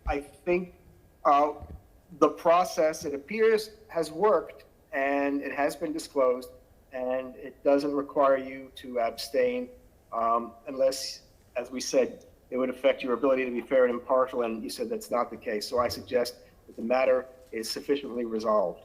Thank you for your clarification. And Thank if you, I, Mr. Chair. if I may, Mr. Chair, just for edification of the public, we had received a messenger email that I believe was duplicated by regular email. I saw it, immediately screenshot it, sent him aid, said send it to the appropriate person, and that's it. But I thank Councilman Citro for being very detailed in this. It's better safe than sorry, right?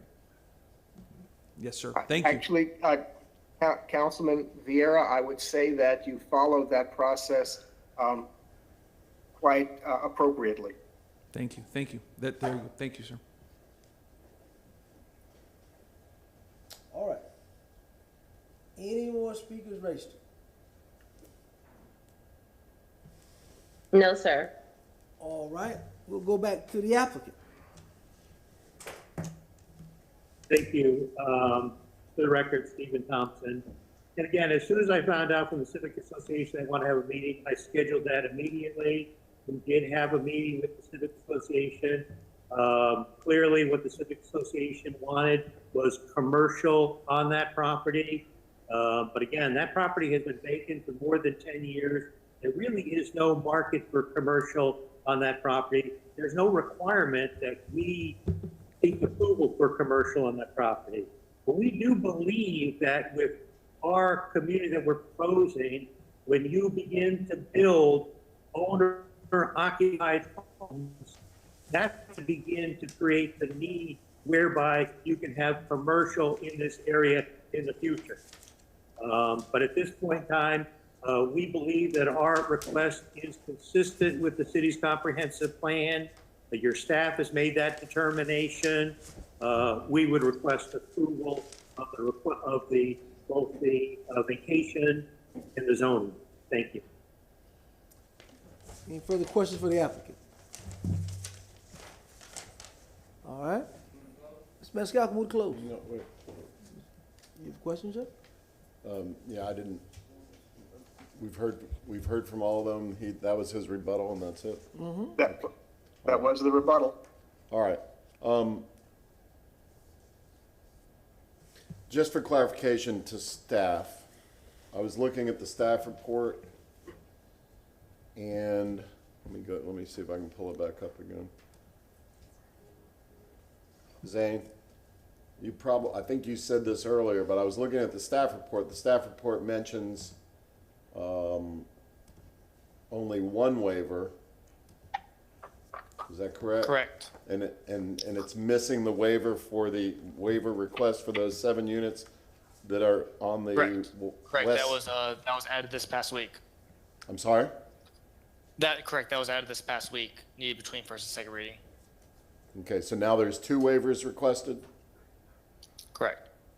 Okay, and can you explain the reason for the waiver on units 14 through 20 as related to the code? Maybe you can pull it up on the site plan. Yeah, understood.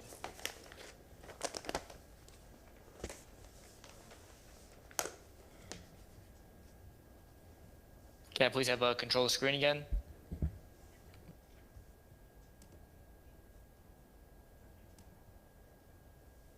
Zane, I believe you already have prisoner rights. Okay. Can you see my screen now? Just blow it up for us, Zane. There it is. Wonderful. Great. So if you see 14, 15, 16, 17, 18, 19, and 20. Maybe you can you blow it up a little bigger? Yeah, of course. That's better. Correct. The situation, they need to have that waiver for all the doors facing the outside. The alleyway is not considered the street right of way. So that's the example why still need that waiver. Because right now the vacating is not approved. So as of right now, they do need, as it's not a right of way street, they will need the public right of way street. They will need a waiver because these doors do not face that public right of way street. It's an alleyway. That's why they need that waiver. And even if the alley is vacated, they're still not going to be facing a street, correct? Correct. Okay. And that's contrary to a code provision? Correct. That's in section 27-282.9 in the zoning code. Okay. Thank you. All right. Mr. Chairman, the Yes, sir. petitioner should be able to address that before you close the hearing, if they need to. Sure. We're just aware that that second waiver, but we do have a problem with that. We'll incorporate it into our plan before second reading.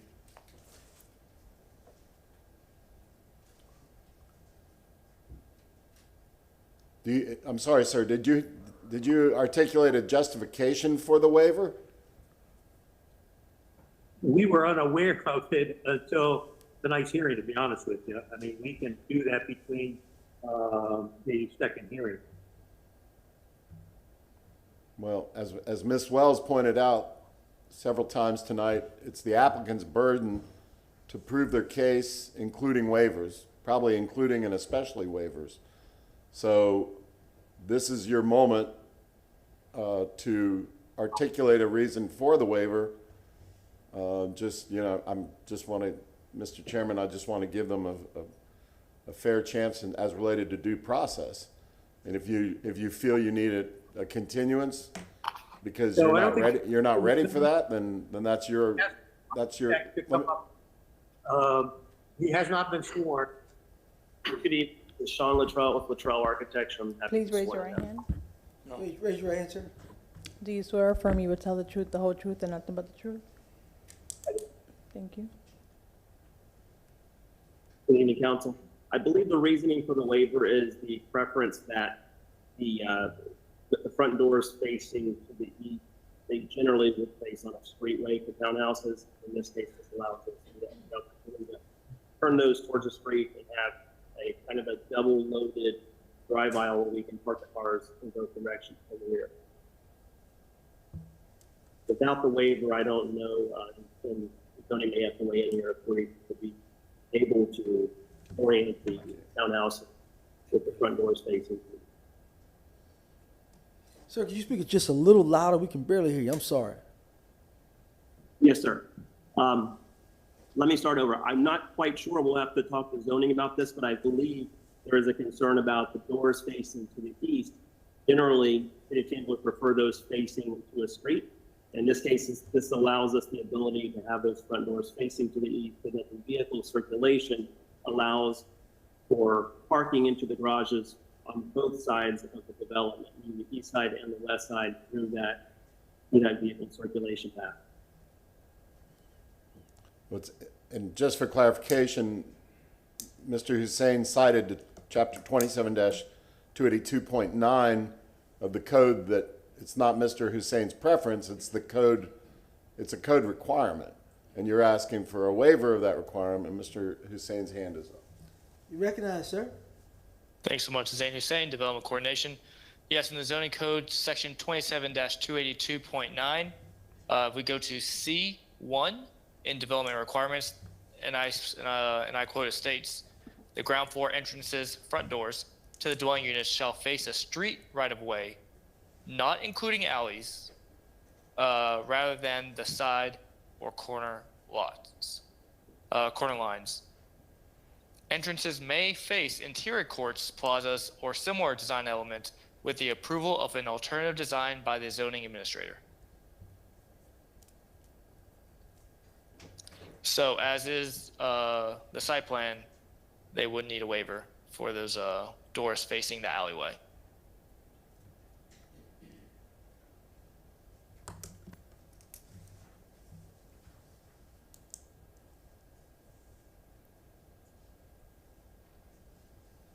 Yes, you done? I'm done. Okay. Anything else from the applicant? All right, Ms. Falcon, No, move to there- close. What, sir? Mr. Dingfelder made a comment earlier about the property to the south. There's, I think, a 46-foot setback to the building from the property to the south, and approximately 12 and a half to 13 feet on the eastern side of the property line. Yes, I'm comfortable with that southern question that got responded to by staff. As related to the R10, looks like you have no units in the R10, so I'm okay with that. All right. Any other questions? All right. Move to close. Mr. Maniscalco, Mr. Vieira, all in favor? Any opposed? Motion carried.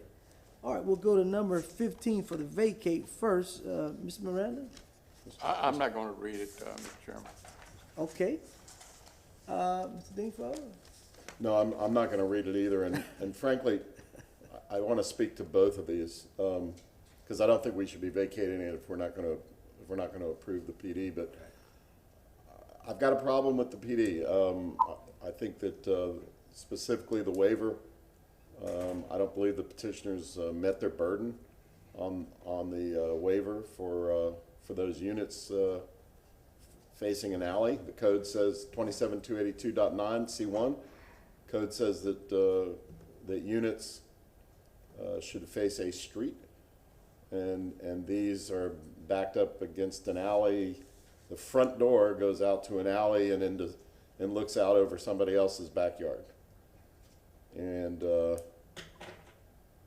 you know, it's a planned development. I don't believe they've met the standards for the waiver, and therefore I would urge council to deny the petition as well as the vacating. Anyone for the side? Item 15.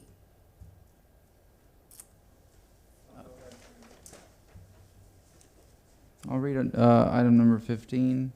Have an ordinance being presented for first reading consideration, ordinance rescinding and repealing ordinance number 2009-82, which vacated, closed, discontinued, and abandoned the right-of-way alleyway located south of Martin Luther King Jr. Boulevard, north of Virginia Avenue, east of North Boulevard, and west of Clearfield Avenue, within the plat of West Arlington Heights, a subdivision in the city of Tampa, Hillsborough County, Florida, due to petitioner's failure to comply with the conditions precedent as set forth in the aforementioned ordinance, approving a new ordinance vacating, closing, discontinuing, and abandoning the same right-of-way alleyway, plus an additional interconnected right-of-way alleyway in the same area as more fully described in section 1 hereof, subject to certain covenants, conditions, and restrictions as more particularly set forth herein, providing an effective date.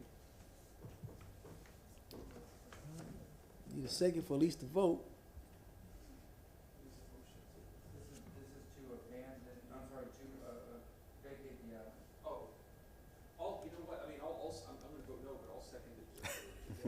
I can't hear, Mr. Chairman. I'm so sorry. sorry. I apologize. I'll second it just for purposes of a vote for process and whatnot. If I, Yeah, you can say, Mr. Maniscalco just, he can vote how he want to. We just need a vote. He's getting a second to get a vote. No, he can't vote against, but Yeah. the second. Maniscalco can, but Right. the other can. All right, you got a motion. Roll call. Miranda, No. Brunfelder, No. Carlson, No. Maniscalco. Yes. Vieira, No. Citro. No. And Goods. No. Motion failed with Miranda, Dingfelder, Carlson, Vieira, Citro, and Goods voting no. All right. Mr. Chairman, not may carry. I inquire? I'm sorry. Mr. Chairman. Mr. Shelby, you recognize? Yes, thank you. Just with regard to item number 11, it cannot move forward without the vacate. I believe that's correct as well. What would be the appropriate action now to take with number 11 in light of the vote on number 15? Well, there hasn't been a vote on number 15. The motion failed. There still needs to be a motion. That's true. To deny. Now, I would assume council would make a motion to deny based upon the action taken on the motion to approve, but we need an actual motion. That's correct. You're right. You're absolutely right.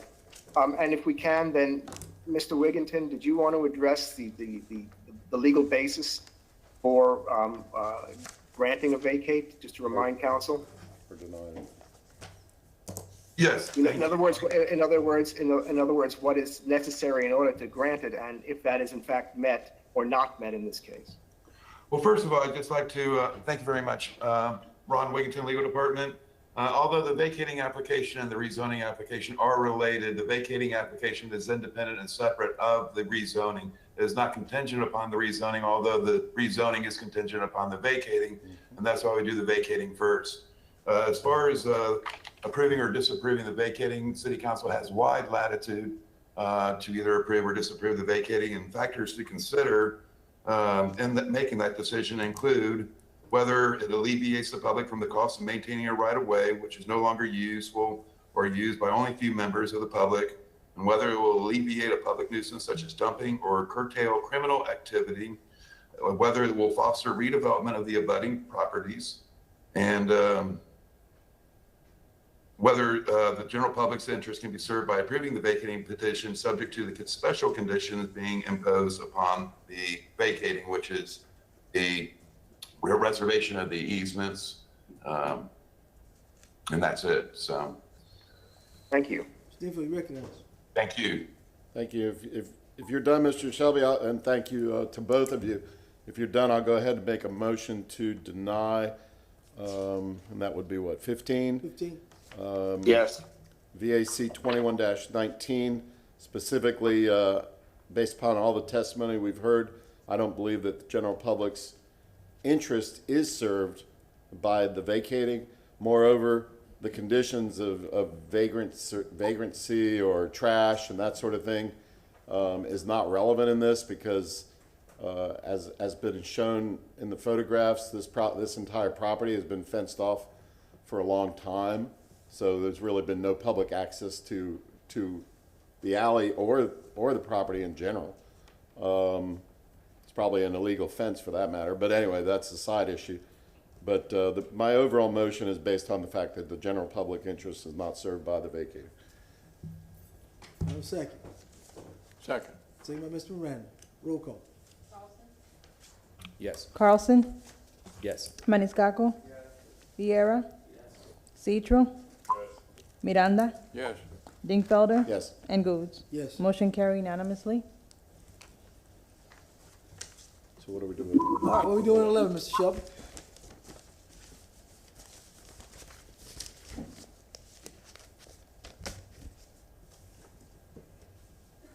Ms. Wells? I think now we need a motion on item 11.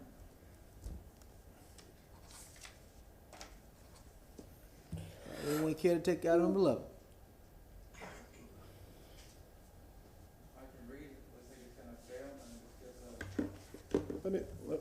Just to, if I could ask a question before we Barney, get we to that. can't hear you. Can I ask a question? Thank you, I'm sorry. It does Okay. not necessarily have to entail reading the title of the ordinance. Whatever motion is in order for council, as long as it resolves the issue. So here's the thing is, at this point, I would be, just in the spirit of fair play, perhaps, I would be amenable to reopening and asking the petitioner if they'd rather withdraw the application as opposed to having a denial. And the only reason I say that is in terms of time. If you get a denial, then you got to wait a long, X long period of time before you come back in on the same parcel. And I don't know the exact rules, but I'm just saying, based upon our denial of 15, it sort of moots 11, but if the applicant would rather have the withdrawal as opposed to a denial, I would be amenable to that and could make that motion. Mr. Shelby? What if, Mr. Shelby? Hold on a second. Yeah. Mr. Shelby? I'm sorry. Wait a minute, Mr. Barker. Mr. Shelby? Yes, sir. Did you hear Mr. Dingfelder's question, sir? Yes, and I had heard that the applicant's representative was about to address that. yes, for the record, Stephen Thompson, I appreciate that. I would wonder if the council would consider maybe a continuation. It seems to me that the basis of, the concern is the failure to provide the support for the waiver. I guess I would like to, maybe if we could continue this for 2 months, go back there and give the council the full, attention and representation and basis for the waiver request, and see if the council could be persuaded at that time. I know we've got the denial for the vacation, but I'm wondering if maybe that could be a reconsideration of that. But it seems to me that the fundamental issue or concern had to do with with the waiver and the failure of the applicant to provide or to meet its burden for the council approving the waiver. So if possible, I would request a continuation as opposed to withdrawal. Well, that's not my concern on number 11, not the waiver. That was one aspect, but my concern is the rezoning, especially that corner of Boulevard and M.L. King. That's all commercial around there. And again, the neighborhood being really involved in this process, I didn't really hear a lot of that in reference to the neighborhood being involved with this application for number 11. So it's not just a waiver for me, so I had other concerns on number 11. That was the rezoning. But again, any questions on the gentleman asking for a continuance? I think Kate. Ms. Wells would like to be Ms. Wells? recognized. Thank you, Mr. Chairman. Just for the record, Kate Wells, Chief Assistant City Attorney. I just wanted to respond briefly to the comment that council just made. While the neighborhood would like to see a different use at that intersection, that is not the question before this city council on this application. This application is before you requesting a certain use. based on a design that is set out in a plan development site plan. So the question is whether that proposed rezoning complies with the land development code criteria as well as relevant goals, objectives, and policies in the comprehensive plan, and not whether there's a better use or one that the neighborhood would like to see as opposed to what is before you. So while there was discussion about that and there's been comments by council about that, that would not be an appropriate basis for denial with respect to a different desired use. Thank you, Ms. Wells. Do we need to reopen the case? Mr. Shelby? This is, It depends on what's council's pleasure. For a You've heard- continuance, do we need to reopen? well. Yes, sir, you do. For continuance, the answer is yes. Ms. Scalp has moved to reopen. Second? There's no, and this is just my opinion, when you look at number 15 has, it's a part of number 11, only because if 15 fails, 11 can't pass. So, I mean, you're 50 of one and 50 of another one, so what are we doing? And my feeling is that unless this one has to pass for the other one to be heard. So what's the council's responsibility? We already said we're not going to vote to close the alley. We should stick to the alley only, not to the rezoning part, because you're going to get yourself mixed up in something else that may not be favorable later on in life. So I'm just looking at closing the alley. I'm not looking at the petition for the property development that sits on top of the alley. There's two things here, number 11 and number 15. Why do they put 15 first? Because if you vote for 15, then 11 has got an opportunity to go forward. If you close 15, 11 has no opportunity to go because it's got nowhere to go. Correct. You recognize Mr. Charles? Mr. Carlson? It's late. It's late, buddy. Ms. Wells, considering what Councilman Miranda just said, it's impossible to pass 11 now. And I know we have a rule that once the hearing starts, the applicant cannot withdraw their proposal, but is it possible we could waive that? Or should we just deny this? And if we denied it, then on what basis would we deny? So section 27-150 of the code addresses the ability to withdraw an application. And it says, an applicant upon written notice to Land Development Coordination and the city clerk may withdraw his application at any time, provided, however, if the request for withdrawal is received after notice of hearing has been provided pursuant to section 27-149, which in this case, the notice of hearing has been provided.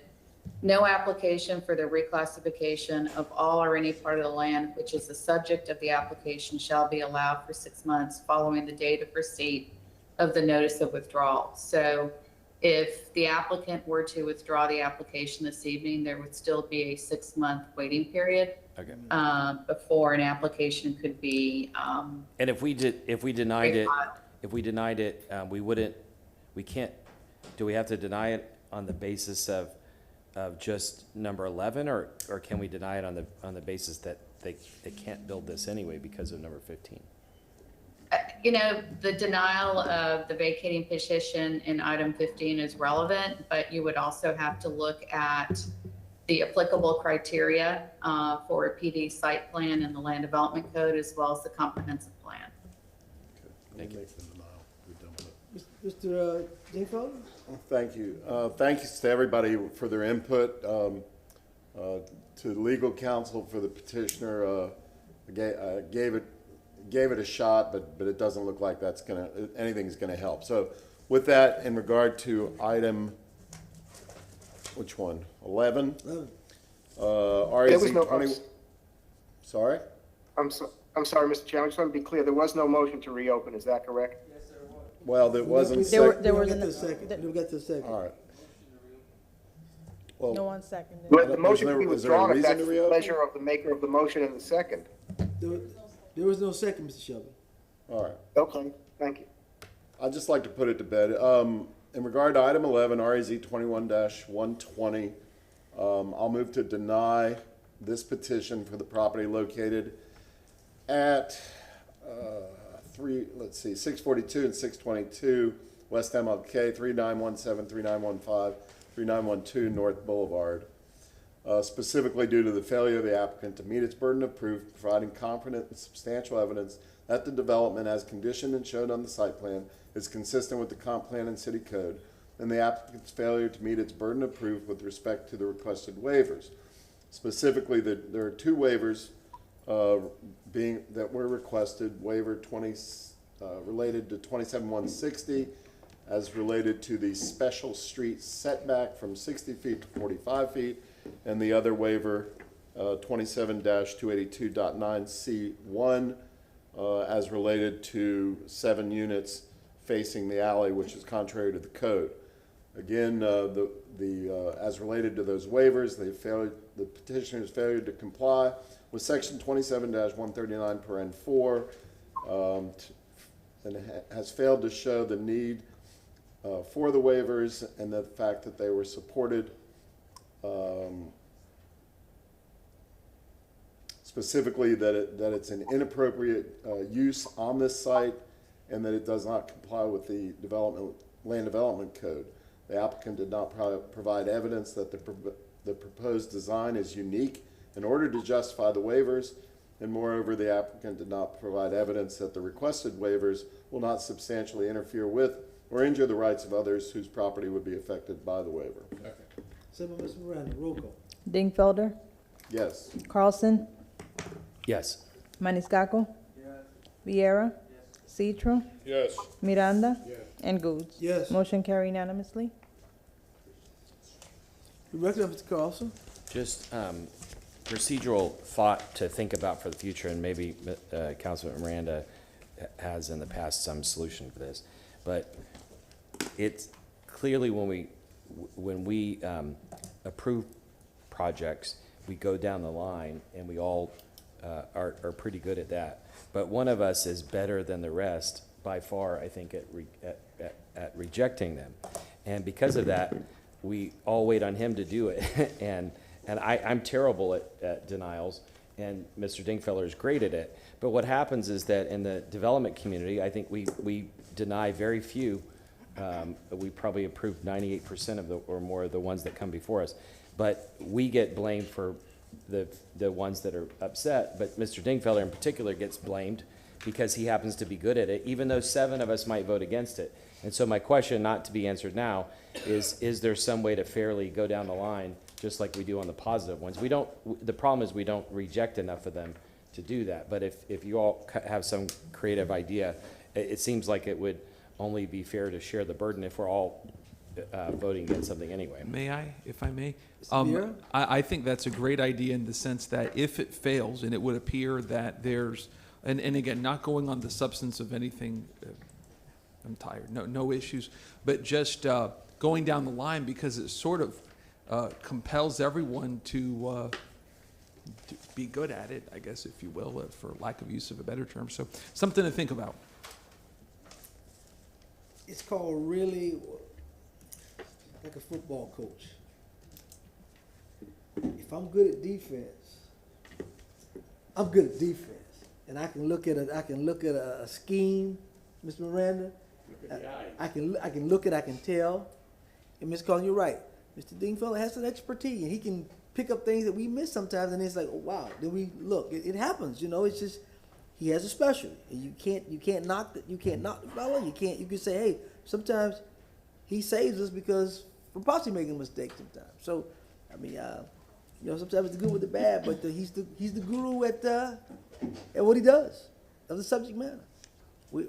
I'm still learning. I have to pick up things. I mean, a lot of us are still learning, but he is who he is. He is who he is, and we thank you for it, sir. We thank you for it. Thank you. All right, item number 12.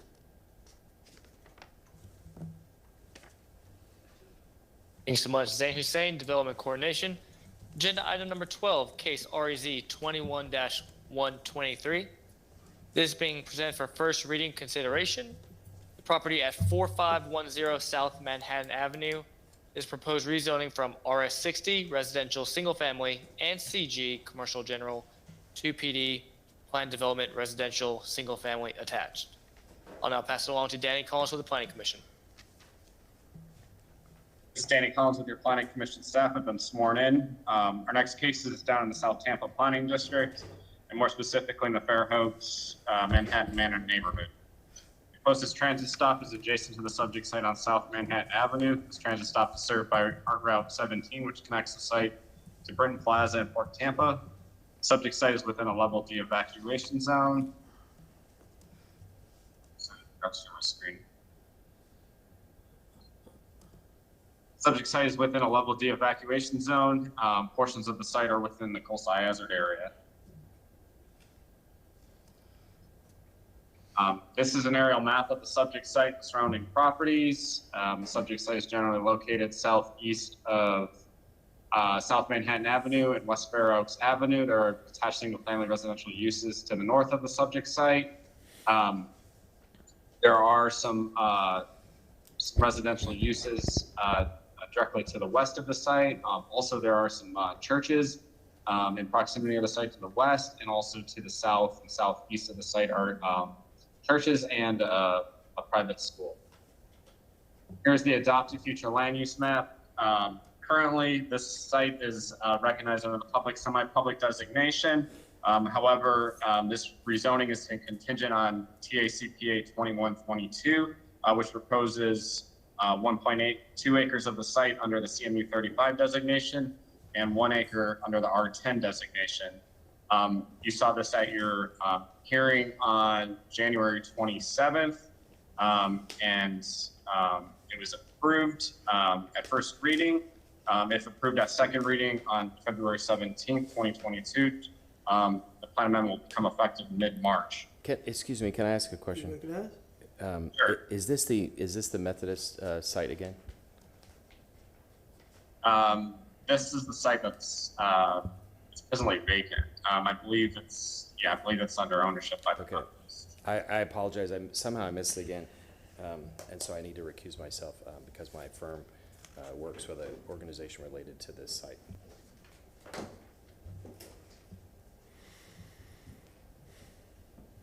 I okay to proceed? Or? Yes, sir, go ahead. Just for the record, Mr. Carlson, recusing or abstaining due to a conflict with a client. Go ahead, sir. So again, if TACPA 2122 is approved, approximately 1 acre of the eastern portion of the site will be designated residential 10. In the western portion, which is approximately 1.2 acres, would be designated CMU 35. The Planning Commission reviewed the request and finds that the request supports many of the policies in the comprehensive plan as it relates to housing the city's population. The Tampa Comprehensive Plan encourages new housing on vacant, underutilized land to ensure an adequate supply of housing as well to meet the needs of Tampa's present and future populations.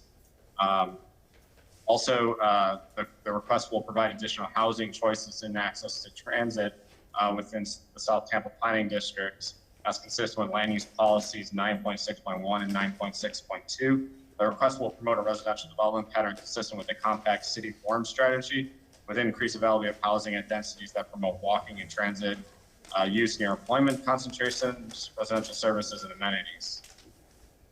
Portions of the site are within the coastal hazard area. As such, the applicant is required to work with the City of Tampa and other regulatory agencies to ensure any residential development mitigates for its impacts on shelter space. Since portions of the site are within the mixed-use corridor, Planning Commission staff encourages the applicant to reorient the entrance to Unit 1 so it is oriented towards South Manhattan Avenue. Between first and second reading, the applicant has agreed to add design features to the western wall of Unit 1, specifically adding a door and a sidewalk extension, which will connect to the sidewalk on South Manhattan Avenue. Planning Commission staff has determined that these design features will meet the intent of the mixed-use corridor policies. In conclusion, the request is consistent with the intensity anticipated under the Community Mixed-Use 35 and Residential 10. Density is consistent with the land use underlying future land use designations. Based on these considerations, the Planning Commission staff finds the request consistent with the city comprehensive plan. This concludes my presentation. I'm available for any questions. Any question, Mr. Collins?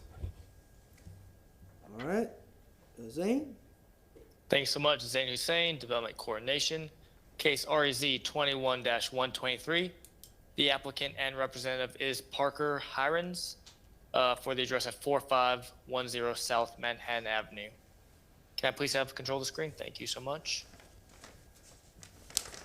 This is a proposed rezoning from RS60 Residential Single Family 60 and CG Commercial General to PD Planned Development Residential Single Family Attached. There are two waivers being proposed. The first to request to allow a reduction in aisle width from 24 feet to 21 feet. And the second is to request to allow ground floor entrances of dwelling units to face a courtyard rather than a street right-of-way. As you see, the proposed land is outlined here in red. The total site area here is 2.199 acres in size. This is at the intersection of West Fair Oaks Avenue and also South Manhattan Avenue running north and south. Properties directly to the north are zones CG and RS60. These are developed with single-family uses and also commercial uses up and down. Properties directly to the west, right here, are zone CG and developed with a place of religious assembly, a church. Properties directly south are zone RM50, and this is a retirement home. And properties east of the subject property is zone RS60 and developed with a place of religious assembly, also a church. The proposed project here is for 24 single-family attached buildings. The maximum building height is 45 feet, 3 stories, as you see the 24 units here. Access here from South Manhattan Avenue. And the elevations, as I said, 3 stories for 45 feet in height, maximum height. The total parking requirement is 54 parking spaces.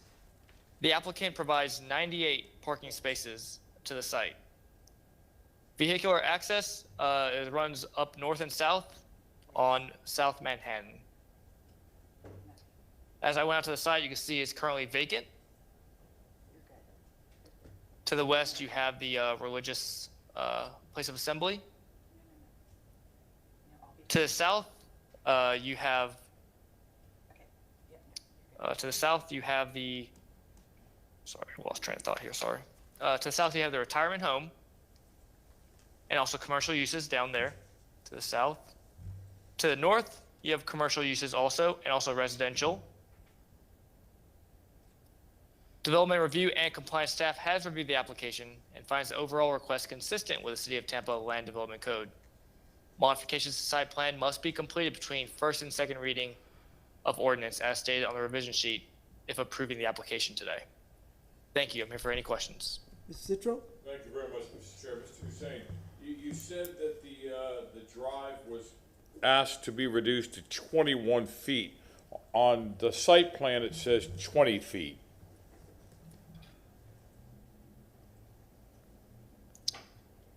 I'll defer this to Jonathan Scott. Jonathan? Okay. Jonathan Scott, City of Tampa Transportation Plan. Mr. Cedar, that waiver is in regards to the backup of the parking spaces in the driveways for the units. You're correct that the drive aisle is 20 feet, but they have to have a waiver since their visitor parking spaces are in the driveways. So that's what typically they need 24 feet of backup, but they're just shy of that a little bit. That's why they have the waiver for that one. Okay, thank you, Jonathan, but I could have sworn I saw that that was brought down to 21 feet with the flush curbs. Thank you. Mr. Hussein, do you know why the fire rescue has a complaint about this? Found it inconsistent. Yes, I can follow up with the fire, look at their memo, see what they stated, but I believe that their needs were met prior to this being set. Can you repeat that, Zane? I can pull up the memo and see what was stated by fire, but before this was set, it was met and it was able to go through. All right, I'll tell you what, while you're, with Chair's permission, while you're looking that up, why don't we hear from the applicant? All right, we'll hear from the applicant. Thank you. Am I on? You're on. Thank you. Rebecca Kurt with Brooks, Shepherd, and Rocha at 400 North Tampa Street, Suite 1910. I am excited to be here tonight representing Lennar Homes on this project. We have Parker Hirons and Chelsea Hardy remotely from Lennar Homes, and Anna Rentenower, and Nico De Armas from Clearview, available for technical questions, and Steve Henry is also available remotely if there are any transportation questions. Welcome back, Ms. Kurt. Yeah. Thank you. Councilman Citro, I can answer the question. The fire department, and I'm sure your staff will verify this, when they read the memo, did not have any problems with the presentation as long as when we went through permitting, we met all fire code, which of course we will. They had a technical comment that we did not have the scale on our site plan, which is correct. Our site plan was to scale, but we did not have the scale on it, which is something that we will correct between first and second reading. So it was just the number was left off. Again, as was stated earlier, this project came before you recently for a comprehensive plan change from public, semi-public to CMU 35 and R10. That was unanimously approved with Councilman Carlson recusing himself. Councilman Dingfelder, I did want to address that because you had raised a concern in an earlier hearing about the effects of spreading between R10 and CMU 35. We are not doing that. We are not allowed to do that on this property where it is located. So the R10 portion of the property will have a density of 10 units per acre. I'd like to thank Zane and Danny for their professional presentations. They addressed a lot of the reasons why we believe that we are consistent with the comprehensive plan and your land development code. The site is currently vacant, and your comprehensive plan encourages new housing on vacant and underutilized parcels, so we think that that's a main way that we're meeting your comprehensive plan. The site is unique in that it is narrow along Manhattan Avenue, but it's a deep site. It's 145 by 660, and it has commercial to the northwest portion of the site, and it has single-family RS60 along the remainder of the northern portion. We are between that and a multifamily project to the south, which is RM50, and so we believe that we are a compatible transition between the single-family to the north and the multifamily, which is a 4 to 5 story project to the south. We will be limited at 3 stories by our plan. We are also providing a drainage pond on the north end of the site, which will be an amenity to our residents, and also a buffer to the single family to the north of the project. As was noted by the planning staff, the project is along a mixed-use corridor, Manhattan Avenue, and the area has a variety of housing types. We're additionally going to be supporting the comprehensive plan by providing additional housing types adjacent to a transit stop, immediately adjacent to the transit stop. We are asking for 2 waivers, and we're going to take this opportunity now to justify our waivers. The first waiver, as was mentioned earlier, was a request to allow a reduction in the aisle width from 24 feet to 21 feet, including flush curb, between stall lines. I'm going to have our engineer come up and explain why the 21 feet still provides safe driveway access. But I did want to point out again, due to site constraints, including the pond to the north of the property, which is as tightly engineered as we can do it to protect the trees along the northern boundary of the property, we don't have the ability to do the full 24 feet. Before I pull them up, I did just want to show you on the wall. As you know, your codes are built to protect people in the most extreme sorts of situation. This is from your code, and we are asking for a waiver from the aisle width between stall lines. And this is a situation which... We're losing your audio, Rebecca. Thank you. And this is a situation that your code is envisioning. 90-degree angle parking spaces, which are adjacent to other parking spaces, limiting your maneuverability, and also adjacent on the other side to additional parking spaces. That's not the situation we have here, and I'm going to provide some expert testimony to you on that issue. Ms. Kirk, before you get there, Mr. Citro has a question before you get there. Mr. Citro, you recognize? Yes, Ms. Kurt, thank you very much for your answer as pertaining to fire rescue. But again, on the site plan, it says 20 foot with flush curbs for the pavement. And I just want to make sure for the record that it's either 20 or 21. It is 21 feet, and I believe it does show 21 feet, but we'll make sure that that is correct. Okay, again, on the site plan, it says 20 feet. I don't want to be nitpicky about 12 inches, but thank you. Thank you, Mr. Chair. Yes, sir. Hi, and this is Nico DiArmas with 3010 West Azile. I'm here to speak on that same waiver. 20 feet is common in a lot of residential areas. The 20 feet is the pavement with 2 flush curbs, which is also drivable. So it's considered 21 feet of drive aisle width, but it's 20 feet of pavement. We have prepared multiple auto turn exhibits, which I'll present one now, which shows that emergency vehicles could easily maneuver and residential vehicles can easily maneuver throughout the site. And, this is consistent with what you see in all the local municipalities within this area. And with that, I'll turn it back over to Rebecca. Thank you, Wait, put that picture back up for a second because I have a different question. This one? But it's exactly the right picture that I need. And Rebecca, can you slide that over? Do you show the single-family homes adjacent to that dumpster? There's actually a pond adjacent to that. Well, okay, I'm going further north and I'm looking at the main site plan, and it looks like there's a single-family home on Fair Oaks, 1 or 2 that are on the other side of the quote pond. Yes, there are single family on the other side of the pond. The pond is both a Okay. drainage pond and All amenity right, so to our point residents. to the 2 single-family homes or at least the one that's behind the dumpster. No, keep going. There's the dumpster. Right. Okay. As somebody who lives right next to a commercial dumpster, it doesn't matter how much you call the solid waste people and ask them not to pick up early or what have you. They come when they want, and often that's like 5 in the morning, 5, 6 in the morning, and my distance is pretty similar to that distance. So you might say, well, it's across a pond and this and that, but and I know you have to have a dumpster. You need to have a dumpster for all, for 20-something units, 24 units, but can you slide it, further south? Can you put it somewhere else so it's not going to be impacting those single-family homes? Because on Fair Oaks. When I looked at the site plan, that's what jumped out at me.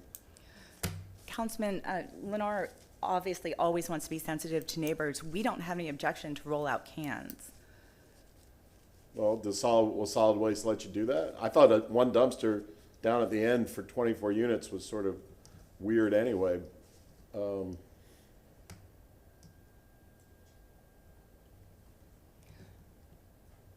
at this point, I can't answer whether or not solid waste would be willing to do that. We would be willing to do that.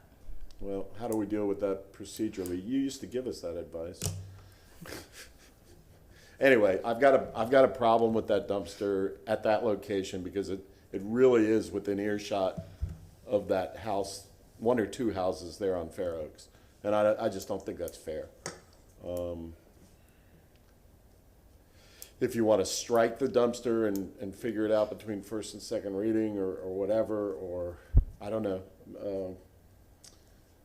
I guess these days we're paying Mr. Shelby and Ms. Wells to answer that question, so maybe they can help us out procedurally. Shelby, I would defer to Zane with respect to that issue since we're talking about revisions to the site plan.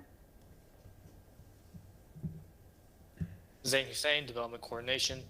If you're requesting the applicant to make changes to the solid waste, you can ask them to have it add to the site plan between first and second reading, and I'll have my staff look at it either tomorrow morning or when the new site plan is delivered.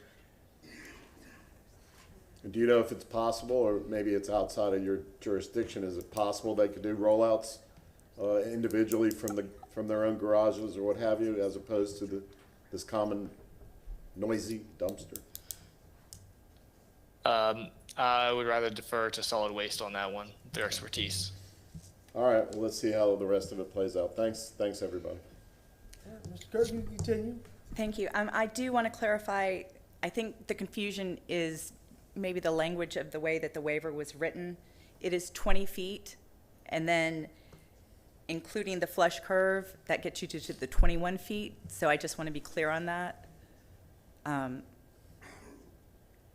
If that was confusing as written, perhaps we need to change the way that we're writing the waiver. But yes, it is 20 feet plus the extra additional foot, including the flush curve, is 21 feet. Ms. Kurt, it was confusing, but of course, now that I'm looking at it, it's in parentheses, including flush curve. But I would have hoped that on the site plan, the arrows would have gone all the way out to the flush curve, to the end. So, thank you. I did have one other question, Mr. Chairman. Ms. Kurt,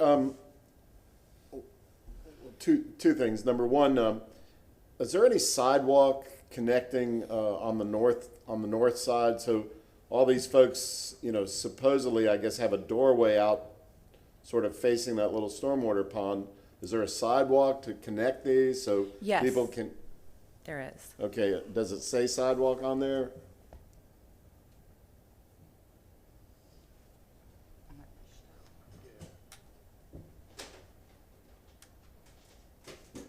I mean, we want to encourage people to be able to get out to Manhattan, so they're not walking on the driveway side. Maybe they can walk on the stormwater side. Yeah. Are you? Yes, that is a concrete walkway, and it is labeled as such. Concrete walk. Typical. Okay. All right. As long as Zane, as long as you're good with that, identifying sidewalk, then that's good with. I'm good with that.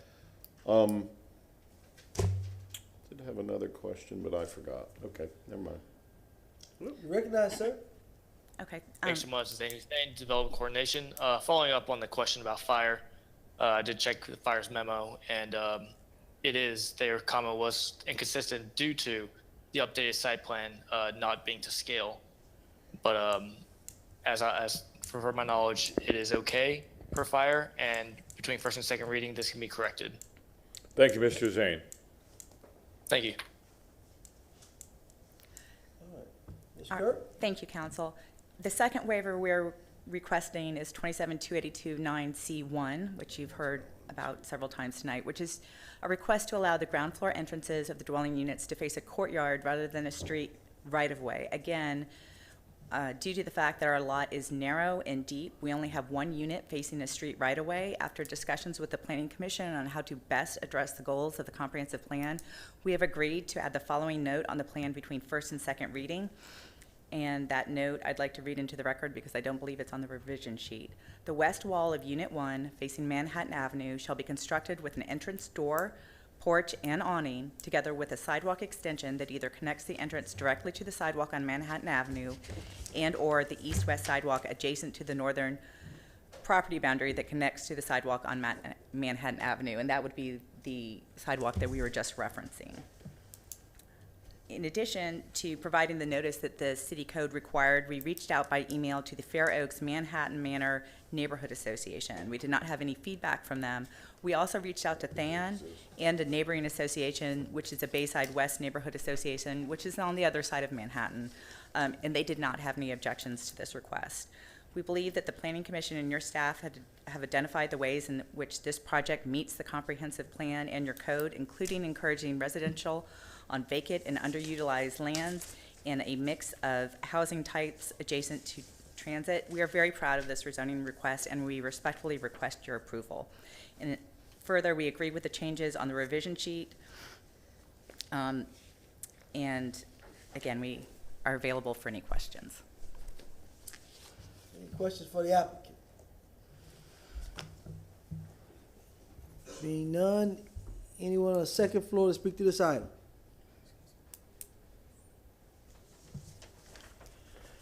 Rosario, Development Coordination. There's no one here to speak on this item. Thank you. Ms. Eileen? Is there anybody else in that lobby for this last item we have? Yes. We have somebody there? Okay. Yes. All right.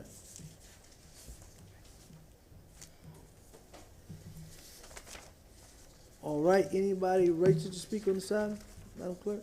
There's no one registered to speak on this item. Mr. Second. Maniscalco with the close, Mr. Citro second, all in favor?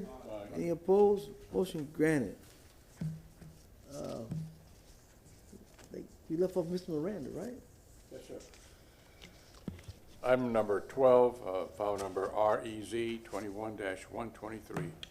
Move an ordinance being presented for first reading consideration. An ordinance rezoning property in the general vicinity of 4510 South Manhattan Avenue in the city of Tampa, Florida, and more particularly described in section 1 from zoning districts classification RS60 residential single family and CG commercial general to PD planned development residential single family attached, providing an effective date. Second. The applicant has met the consistent with the land use objectives 9.2, which is intended to ensure that there's adequate amount of land planned for residential purposes to accommodate the projected population. The density proposed by the developer does not exceed the density anticipated under the future land use category and is compatible with the existing development pattern anticipated throughout the future land use map. Under section 27-136, proposed development as shown on the site promotes and encourages development that is appropriate in location, character, and compatibility with the surrounding neighborhood. Proposed use and effective sustainable use of land and infrastructure. And the waivers on section 27-139, the design of the proposed development is unique and therefore in need of waivers. 1 and 2, the requested waivers would not substantially interfere or injure the rights of others whose property would be affected by the waiver. Taken by Mr. Citro. Roll call. Maniscalco? Yes. Vieira? Yes. Citro? Yes. Miranda? Yes. Dingfelder? Yes, and I just want to put on the record that in regard to 27-282.9C1, this petitioner put testimony and evidence on the record to justify the use and justify that waiver. And therefore, I agree completely with Mr. Miranda. Carlson and Gould. Yes. Motion carried. Carlson abstaining. Second reading and adoption will be held on March 3rd at 9:30 a.m. Thank you, council. Thank you, Ms. Kirk. All right, final swing of the bat, number 13 for the night. Yes, sir. Agenda item number 13, case REZ 21-128. This is being presented for first reading consideration for the address at the location at 824 West Columbus Drive. Proposed rezoning from RS60 residential single family to RS50 residential single family. I'll now pass it along to Danny Collins with the Planning Commission. Danny Collins with your Planning Commission staff have been sworn in. Our last case is in the South Tampa Planning District, and more specifically in the Ridgewood Park neighborhood. Sorry, this case is within the Central Tampa Planning District. The closest public recreation facility is Phillips Park, which is located approximately a quarter mile to the east of the subject site. Subject site is located in a level B evacuation zone. Subject site is located within proximity to transit, several stops located along West Columbus Drive. This portion of West Columbus Drive is served by Heart Route 15, providing connection to West Shore, East Tampa, and the Net Park Transfer Center. Here's an aerial map of the subject site and the surrounding properties. It's generally located on the south side of West Columbus Drive, and just to the west of North Poplar Avenue. The surrounding area is predominantly residential in character. There are detached single-family residents to the northeast, southwest of the subject site. Here's the adopted future land use. Subject site, including parcels to the north, south, east, and west of the subject site, are recognized under the residential 10 future land use designation. This designation allows low-density residential development up to 10 dwelling units per acre. Planning Commission staff reviewed the application and found no adverse impacts to the surrounding neighborhood. This portion of West Columbus Drive between Essex Court and North Poplar Avenue has an existing density of 7.02 units per acre. The existing density is approximately 70% of the allowable density that's planned under the residential 10 future land use designation.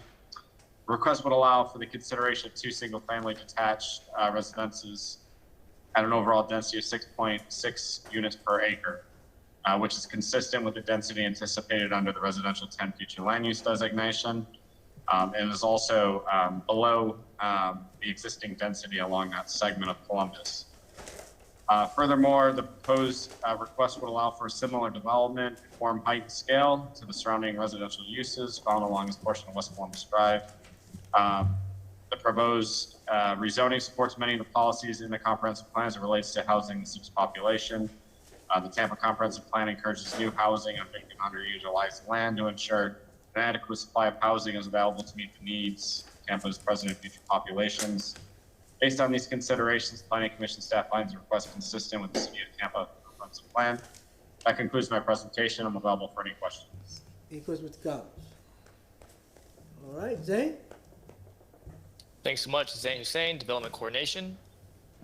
Case REZ 21-128, the applicant and representative is Kevin Robles for the address at 824 West Columbus Drive.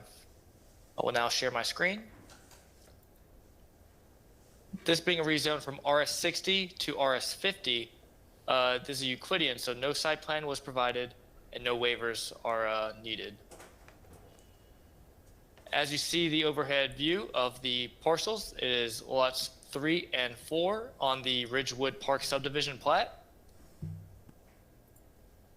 And going to the overhead survey, you'll see the 2 lots also. As we go to the overhead view aerial, you'll see the lot out here outlined in red with West Columbus Drive to the north, West Amelia Avenue to the south. To the east, you have North Boulevard up and down, and the Hillsborough River running to the west. The site currently has development of a 1 single-family dwelling unit on the property. Property located to the north is zone RS50 with single-family homes on it. To the west, south, and east also you have single-family homes, but in RS60. All with single-family home residential lots on them. As you come to the conforming map here, as the conforming map, staff has identified that 64% of the lots in the studied area, 67% of the subject block, 62% of the block of West Columbus Drive, and 80% of the block face are widths of 59.99 feet or less. This being said, staff finds the proposed request for rezoning to be consistent with the existing development pattern of the overall area and block face. As I went out to the site, you can see what is currently residing, the 1 single-family home.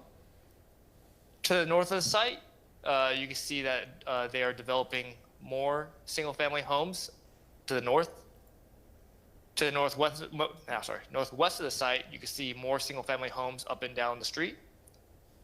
To the west, more single-family homes. And to the east of the site, again, more single-family homes up and down the street.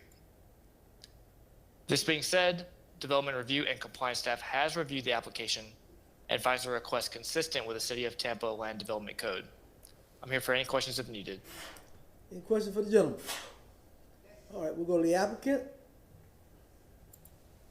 Good evening, Council. Kevin Robles, 2107 Chestnut Forest Drive. I have been sworn. I'd like to thank staff for their comprehensive report. I have nothing to add. We'll make this a Twitter rezone, and I'll do it 200 words or less.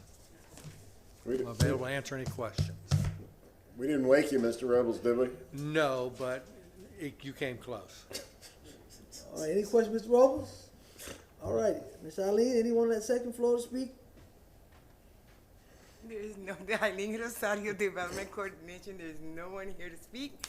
Good night. All right, you make sure the security guard watch you walk at that door to your car now. Slate. I have a question for Mr. Miranda.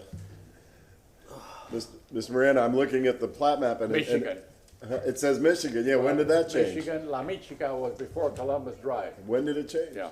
In your lifetime? No, it was just before, somewhere in the 40s, I think it was. Yeah. The Italians got hold of it and made it Columbus, huh? I think Columbus got a hold of it. All right, nothing, I saw that. 40s? this guy, man, all right, move to close. Move to close. Mr. Dingfellow, Mr. Maniscalco, all in favor? Aye. Any opposed? Motion granted. No raising speakers. Thank you, sir. Thank you, man. Mr. Vera, can you close us out, sir?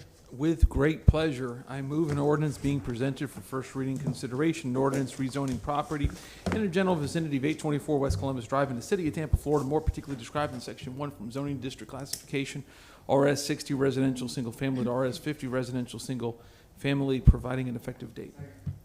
Second by Mr. Maniscalco. Roll call. Viera, Yes. Cedra, Yes. Miranda, Yes. Dingfelder, Yes. Carlson, Yes. Maniscalco, and Goods. Yes. Motion carried unanimously. Second reading and adoption will be held on March 3rd at 9:30 a.m. Thank you, council. Good night. Thank you.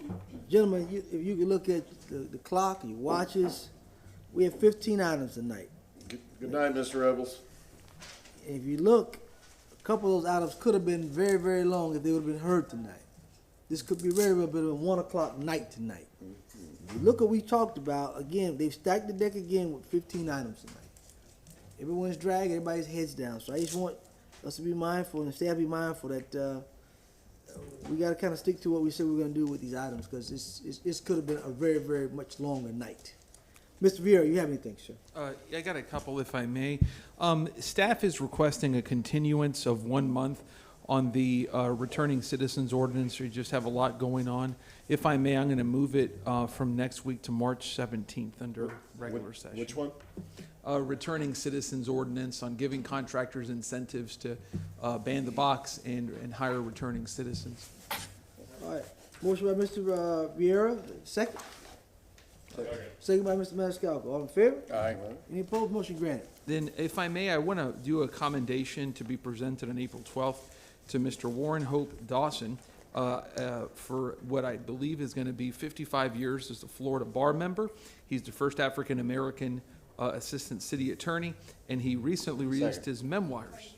So, All right. Second by Mr. Dingfellow. All in favor? Aye. Any opposed? Motion granted. and then lastly, if I may, I motion for to bring back, I know, gosh, maybe 2 weeks ago, council voted down second reading on the Tenants Bill of Rights ordinance. I motion for that to return on February 10th, 2022 for reconsideration. And if I may, I'm not looking, I'm sorry. Next week. Yeah, no, not tonight, not tonight. That's what I was about to say is, I'm merely motioning it to have it returned for reconsideration next week, without, dealing with the merits of it, et cetera. Just, I think that it's something that we, should reconsider as the Tampa City Council. I think it certainly makes sense. I would have supported it if I was there, and that's why I feel a duty to bring it up myself, because I was not there, and I do think that we should further discuss this. So if I may, I motion to have it come back for next week. Yes, sir. Ms. Dingfellow, you recognize? Okay, just as a point of order, with all due respect, Mr. Vieira, you weren't on the prevailing side because you weren't here. But with that, I will replace you with that motion, and I'll be the maker of the motion, because I was on the prevailing side. And if you want to bring it back, then we should bring it back. But just for the record, we should dot our I's and cross our T's. Is there a procedural issue with me bringing it up, or? Mr. Shell, you recognize? You have to be in the prevailing side. Oh, okay. Well, Mr. Chairman, if I can, Martin Shelby, City Council Attorney. What Councilman Vieira was asking to do was to have it placed on next week's agenda for a motion to reconsider. And if that motion was in order, it would have to be by somebody on the prevailing side. Again, it's not to bring back the ordinance in its current form, but what it is to take up the reconsideration. And then from there, we have to go through the process because the ordinance was on second reading. So what that would mean is if council did choose to reconsider it and they chose to bring the ordinance back, it would have to come back for first reading consideration and go through the process that Florida statutes requires for the adoption of an ordinance. So, his motion tonight is to put it on next week's agenda. And again, Mr. Dingfelder, you could make that motion at the time because you would have to be on the prevailing side. That's true. And if I may, Mr. Chair. You're may I? recognized. So maybe then next week, if one of the members who voted against it wants to support it, then they can make that motion, correct, next week. I guess if I'm reading it right, I don't know. But nevertheless, whoever, just to get it on the docket for next week so that we can reconsider it and then have a discussion when it's not about to hit midnight on it. All right. So this is sort of just a new motion to just put it on the agenda for discussion. Yes, sir. Yes, For sir. reconsideration, right. Yeah, for consideration to have it voted again, I guess we'd have to go through first and then second reading on it. And of That's course, correct. there will be a robust discussion on it, et cetera, et cetera. That's all contemplated. With possible amendments, right? Of course, yeah. Whatever is the will of council, of course. Whatever the majority rules. Yes, sir. Mr. Carlson, you recognize? I can propose an amendment or just a suggestion that Mr. Dingfelder has expertise as a former civil rights attorney, and he had some concerns about the way this was written. And I would request that staff meet with him in the interim to work out those, because if they don't work out some modifications based on that, I'll vote no again. So I would like to see a tweak to it, and maybe that's after we vote next week. But if it's just the same thing coming up again, we might have the same result. And I think the community wants something, but we shouldn't pass an ordinance that has bad language in it if we can modify it. Thank you. If may I, Mr. Chair? You recognize? Thank you, sir. And that's something I would suggest to discuss next week. I would think I'm just trying to bring it back. My intent is to bring it back as is. If the majority of council members wish to make the revisions on it, we can take votes on it. But my intent is to bring it back as is.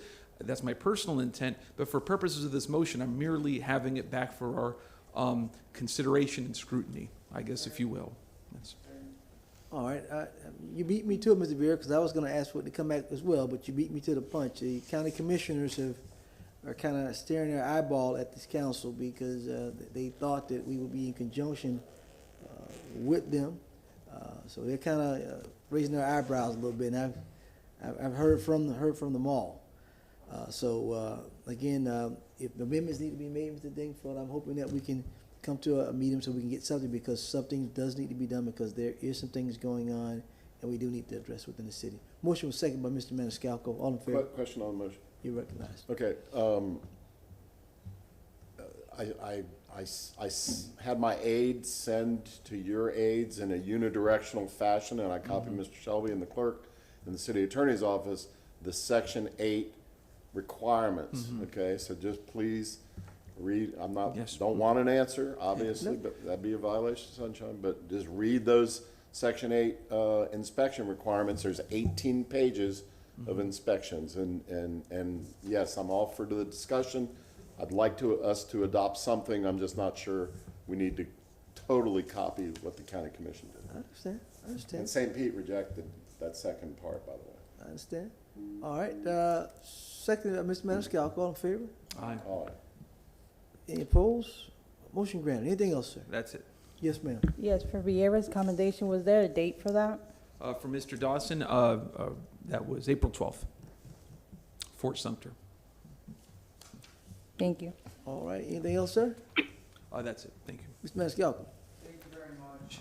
I'd like to make a motion for Dr. Wade Weaver, an oncologist with Florida Cancer Specialist, to give a 10-minute presentation on March 8th regarding March being Colon Cancer Awareness Month and the importance of getting screened. I'll second that if I may. Second by Mr. Vieira. All in favor? Aye. Any opposed? Motion granted. That's it. And I mean, not to belabor a point, I wanted to thank you for that, Councilman. My grandfather, my father's father, died in 1980 of colon cancer, and I get screened every 5 to 7 years. So it does run in my family, and it's such a pivotal issue. So thank you for that. Mr. Carlson? Yes, two, please. This morning, you'll remember CRA instructed me to bring up the motion tonight about the veteran memorial statue at Tampa Union Station. So I'll restate the same motion with the words moved around a little bit. That the public arts staff be asked to meet with the CRA Community Advisory Committee, Friends of Tampa Union Station, and Gary Mormino to discuss the possibility of creating a veteran memorial statue at Tampa Union Station. Further, to report recommended budget and approach at the April 21, 2022 meeting at 9 a.m. Second by Mr. Dingfield. All in favor? Aye. Any opposed? Motion granted. The other one, and let me know, you guys can stop me if you think this one's too hot to handle, and I apologize for springing it. The Hannah Avenue project has just gotten all kinds of negative feedback, and the community is mad. The companies are mad. Media is mad. Activists on all fronts are mad. The Tampa Bay Times this afternoon wrote a scathing editorial about it, and by the time we meet again, this thing will continue to get bigger. And so I think we've got something coming back in March or April. March 3rd. But I think, let me just try this and see what happens. And by the way, with all due respect to the companies that got the contract, the process, whatever it was the fault of staff, not the companies that got it. And I think it's the way these things were handled in the past. But anyway, here's my motion.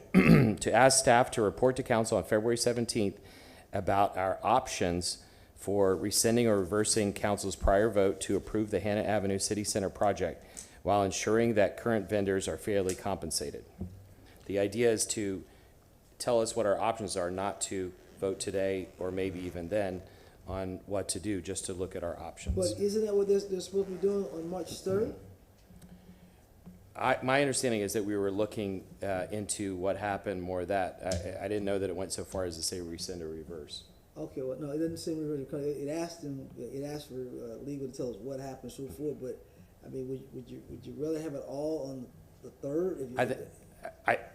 Ideally, we would do it all at once, but this is moving really quickly in the community, and it seems to me that it would be better to have at least a short brief on what we can and can't do legally. Because I guarantee you they're gonna ask you to move it to the 3rd, but we can go along with it, but I can guarantee you they're gonna ask you to move that to the 3rd. If you all don't want to do it, that's fine. No, I mean, it's your motion. I mean, if you get a second, it's your motion, sir. So, Mr. Carlson has a motion on the floor. I got a question, if I may, and this is, may I? I'll second the motion. And I have no problem with getting information on this, absolutely no problem. But I have a question, and I do not want a discussion on this because you're talking about another can of worms. Are we voting next week on the police chief? Yes. Okay. Well, I'm sure. Let me reflect that. Is it on? I'm sure that's probably going to come up to be on the agenda for next week. So, and that's probably going to be a hot topic all day long because the phones are ringing. I'm just saying. That's why. Yeah, I asked, it might not. It might not. You know, Mr. Carlson. I'll support it. I'll support Councilman Carlson's motion. I have no problem with getting information, but I just say traffic jam beware. How about it? Well, 24th is a workshop. Do you want to do it on that day or? Mr. Chairman, Ms. Wells is looking to be recognized, please. I'm sorry, Ms. Wells, you recognized. Thank you. There are two separate council motions scheduled for discussion on the Hannah project during your meeting on March 3rd. And I would recommend, to the extent you want additional items addressed, that you place them on that same day. To try and add this to the February 24th workshop, you have a very heavy workshop that is dedicated to a lot of land use issues. You said March 3rd? March 3rd, you have two separate motions already. All right, I would propose, I'll just state it again, move to ask staff to report to council on March 3rd about our options for rescinding or reversing council's prior vote to approve the Hannah Avenue City Center project while ensuring that current vendors are fairly compensated. And that includes legal staff? Mr. Carlson? Yes. Mr. Carlson. Second by Mr. Dingfellow. All in favor? Aye. Any opposed? Motion granted. Thank you. March 3rd it is. Thank you. Mr. Cedro. Nothing tonight, thank you. Mr. Dingfellow. All right, I've got two. One is from the Planning Commission.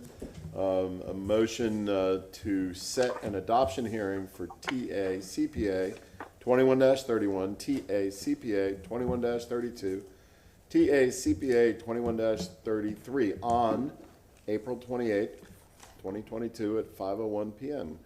and directing the legal department to provide the city clerk with the form of notice for advertising these public hearings. All right, second by Mr. Maniscalco. All in favor? Aye. Any opposed? Motion granted. Anything else, sir? Yes, sir. So continuing my soapbox from earlier today in regard to affordable housing, What about? I would like staff on the 24th during the workshop to include a discussion of possible changes to Chapter 27, urgent and immediate changes to Chapter 27 as related to affordable housing, number one. And number two, to address the recommendations that were brought forth by the AHAC committee, capital AHAC, the AHAC committee, that included many recommendations as related to Chapter 27. So it's sort of a two-pronged motion, but to bring those and to discuss those at the February 24th workshop. Second by Mr. Maniscalco. All in favor? Any opposed? Motion granted. Thank you. Mr. Miranda? I got 5 of them, All right. but for another day. Okay. We did have some receive and file items for, it was on, our special call meeting on Tuesday, but need to be filed today. Second? All right. Motion receive and file. Second, I Second. say Miranda on the first, Yeah, the first thing you said. Get voted. All right. All in favor? Any opposed? Motion granted. All right. Motion receive and file. Any items this evening? So moved. All right. Miranda, Maniscalco. All in favor? Any opposed? Nothing for me. You had no motion? We adjourn. Sir.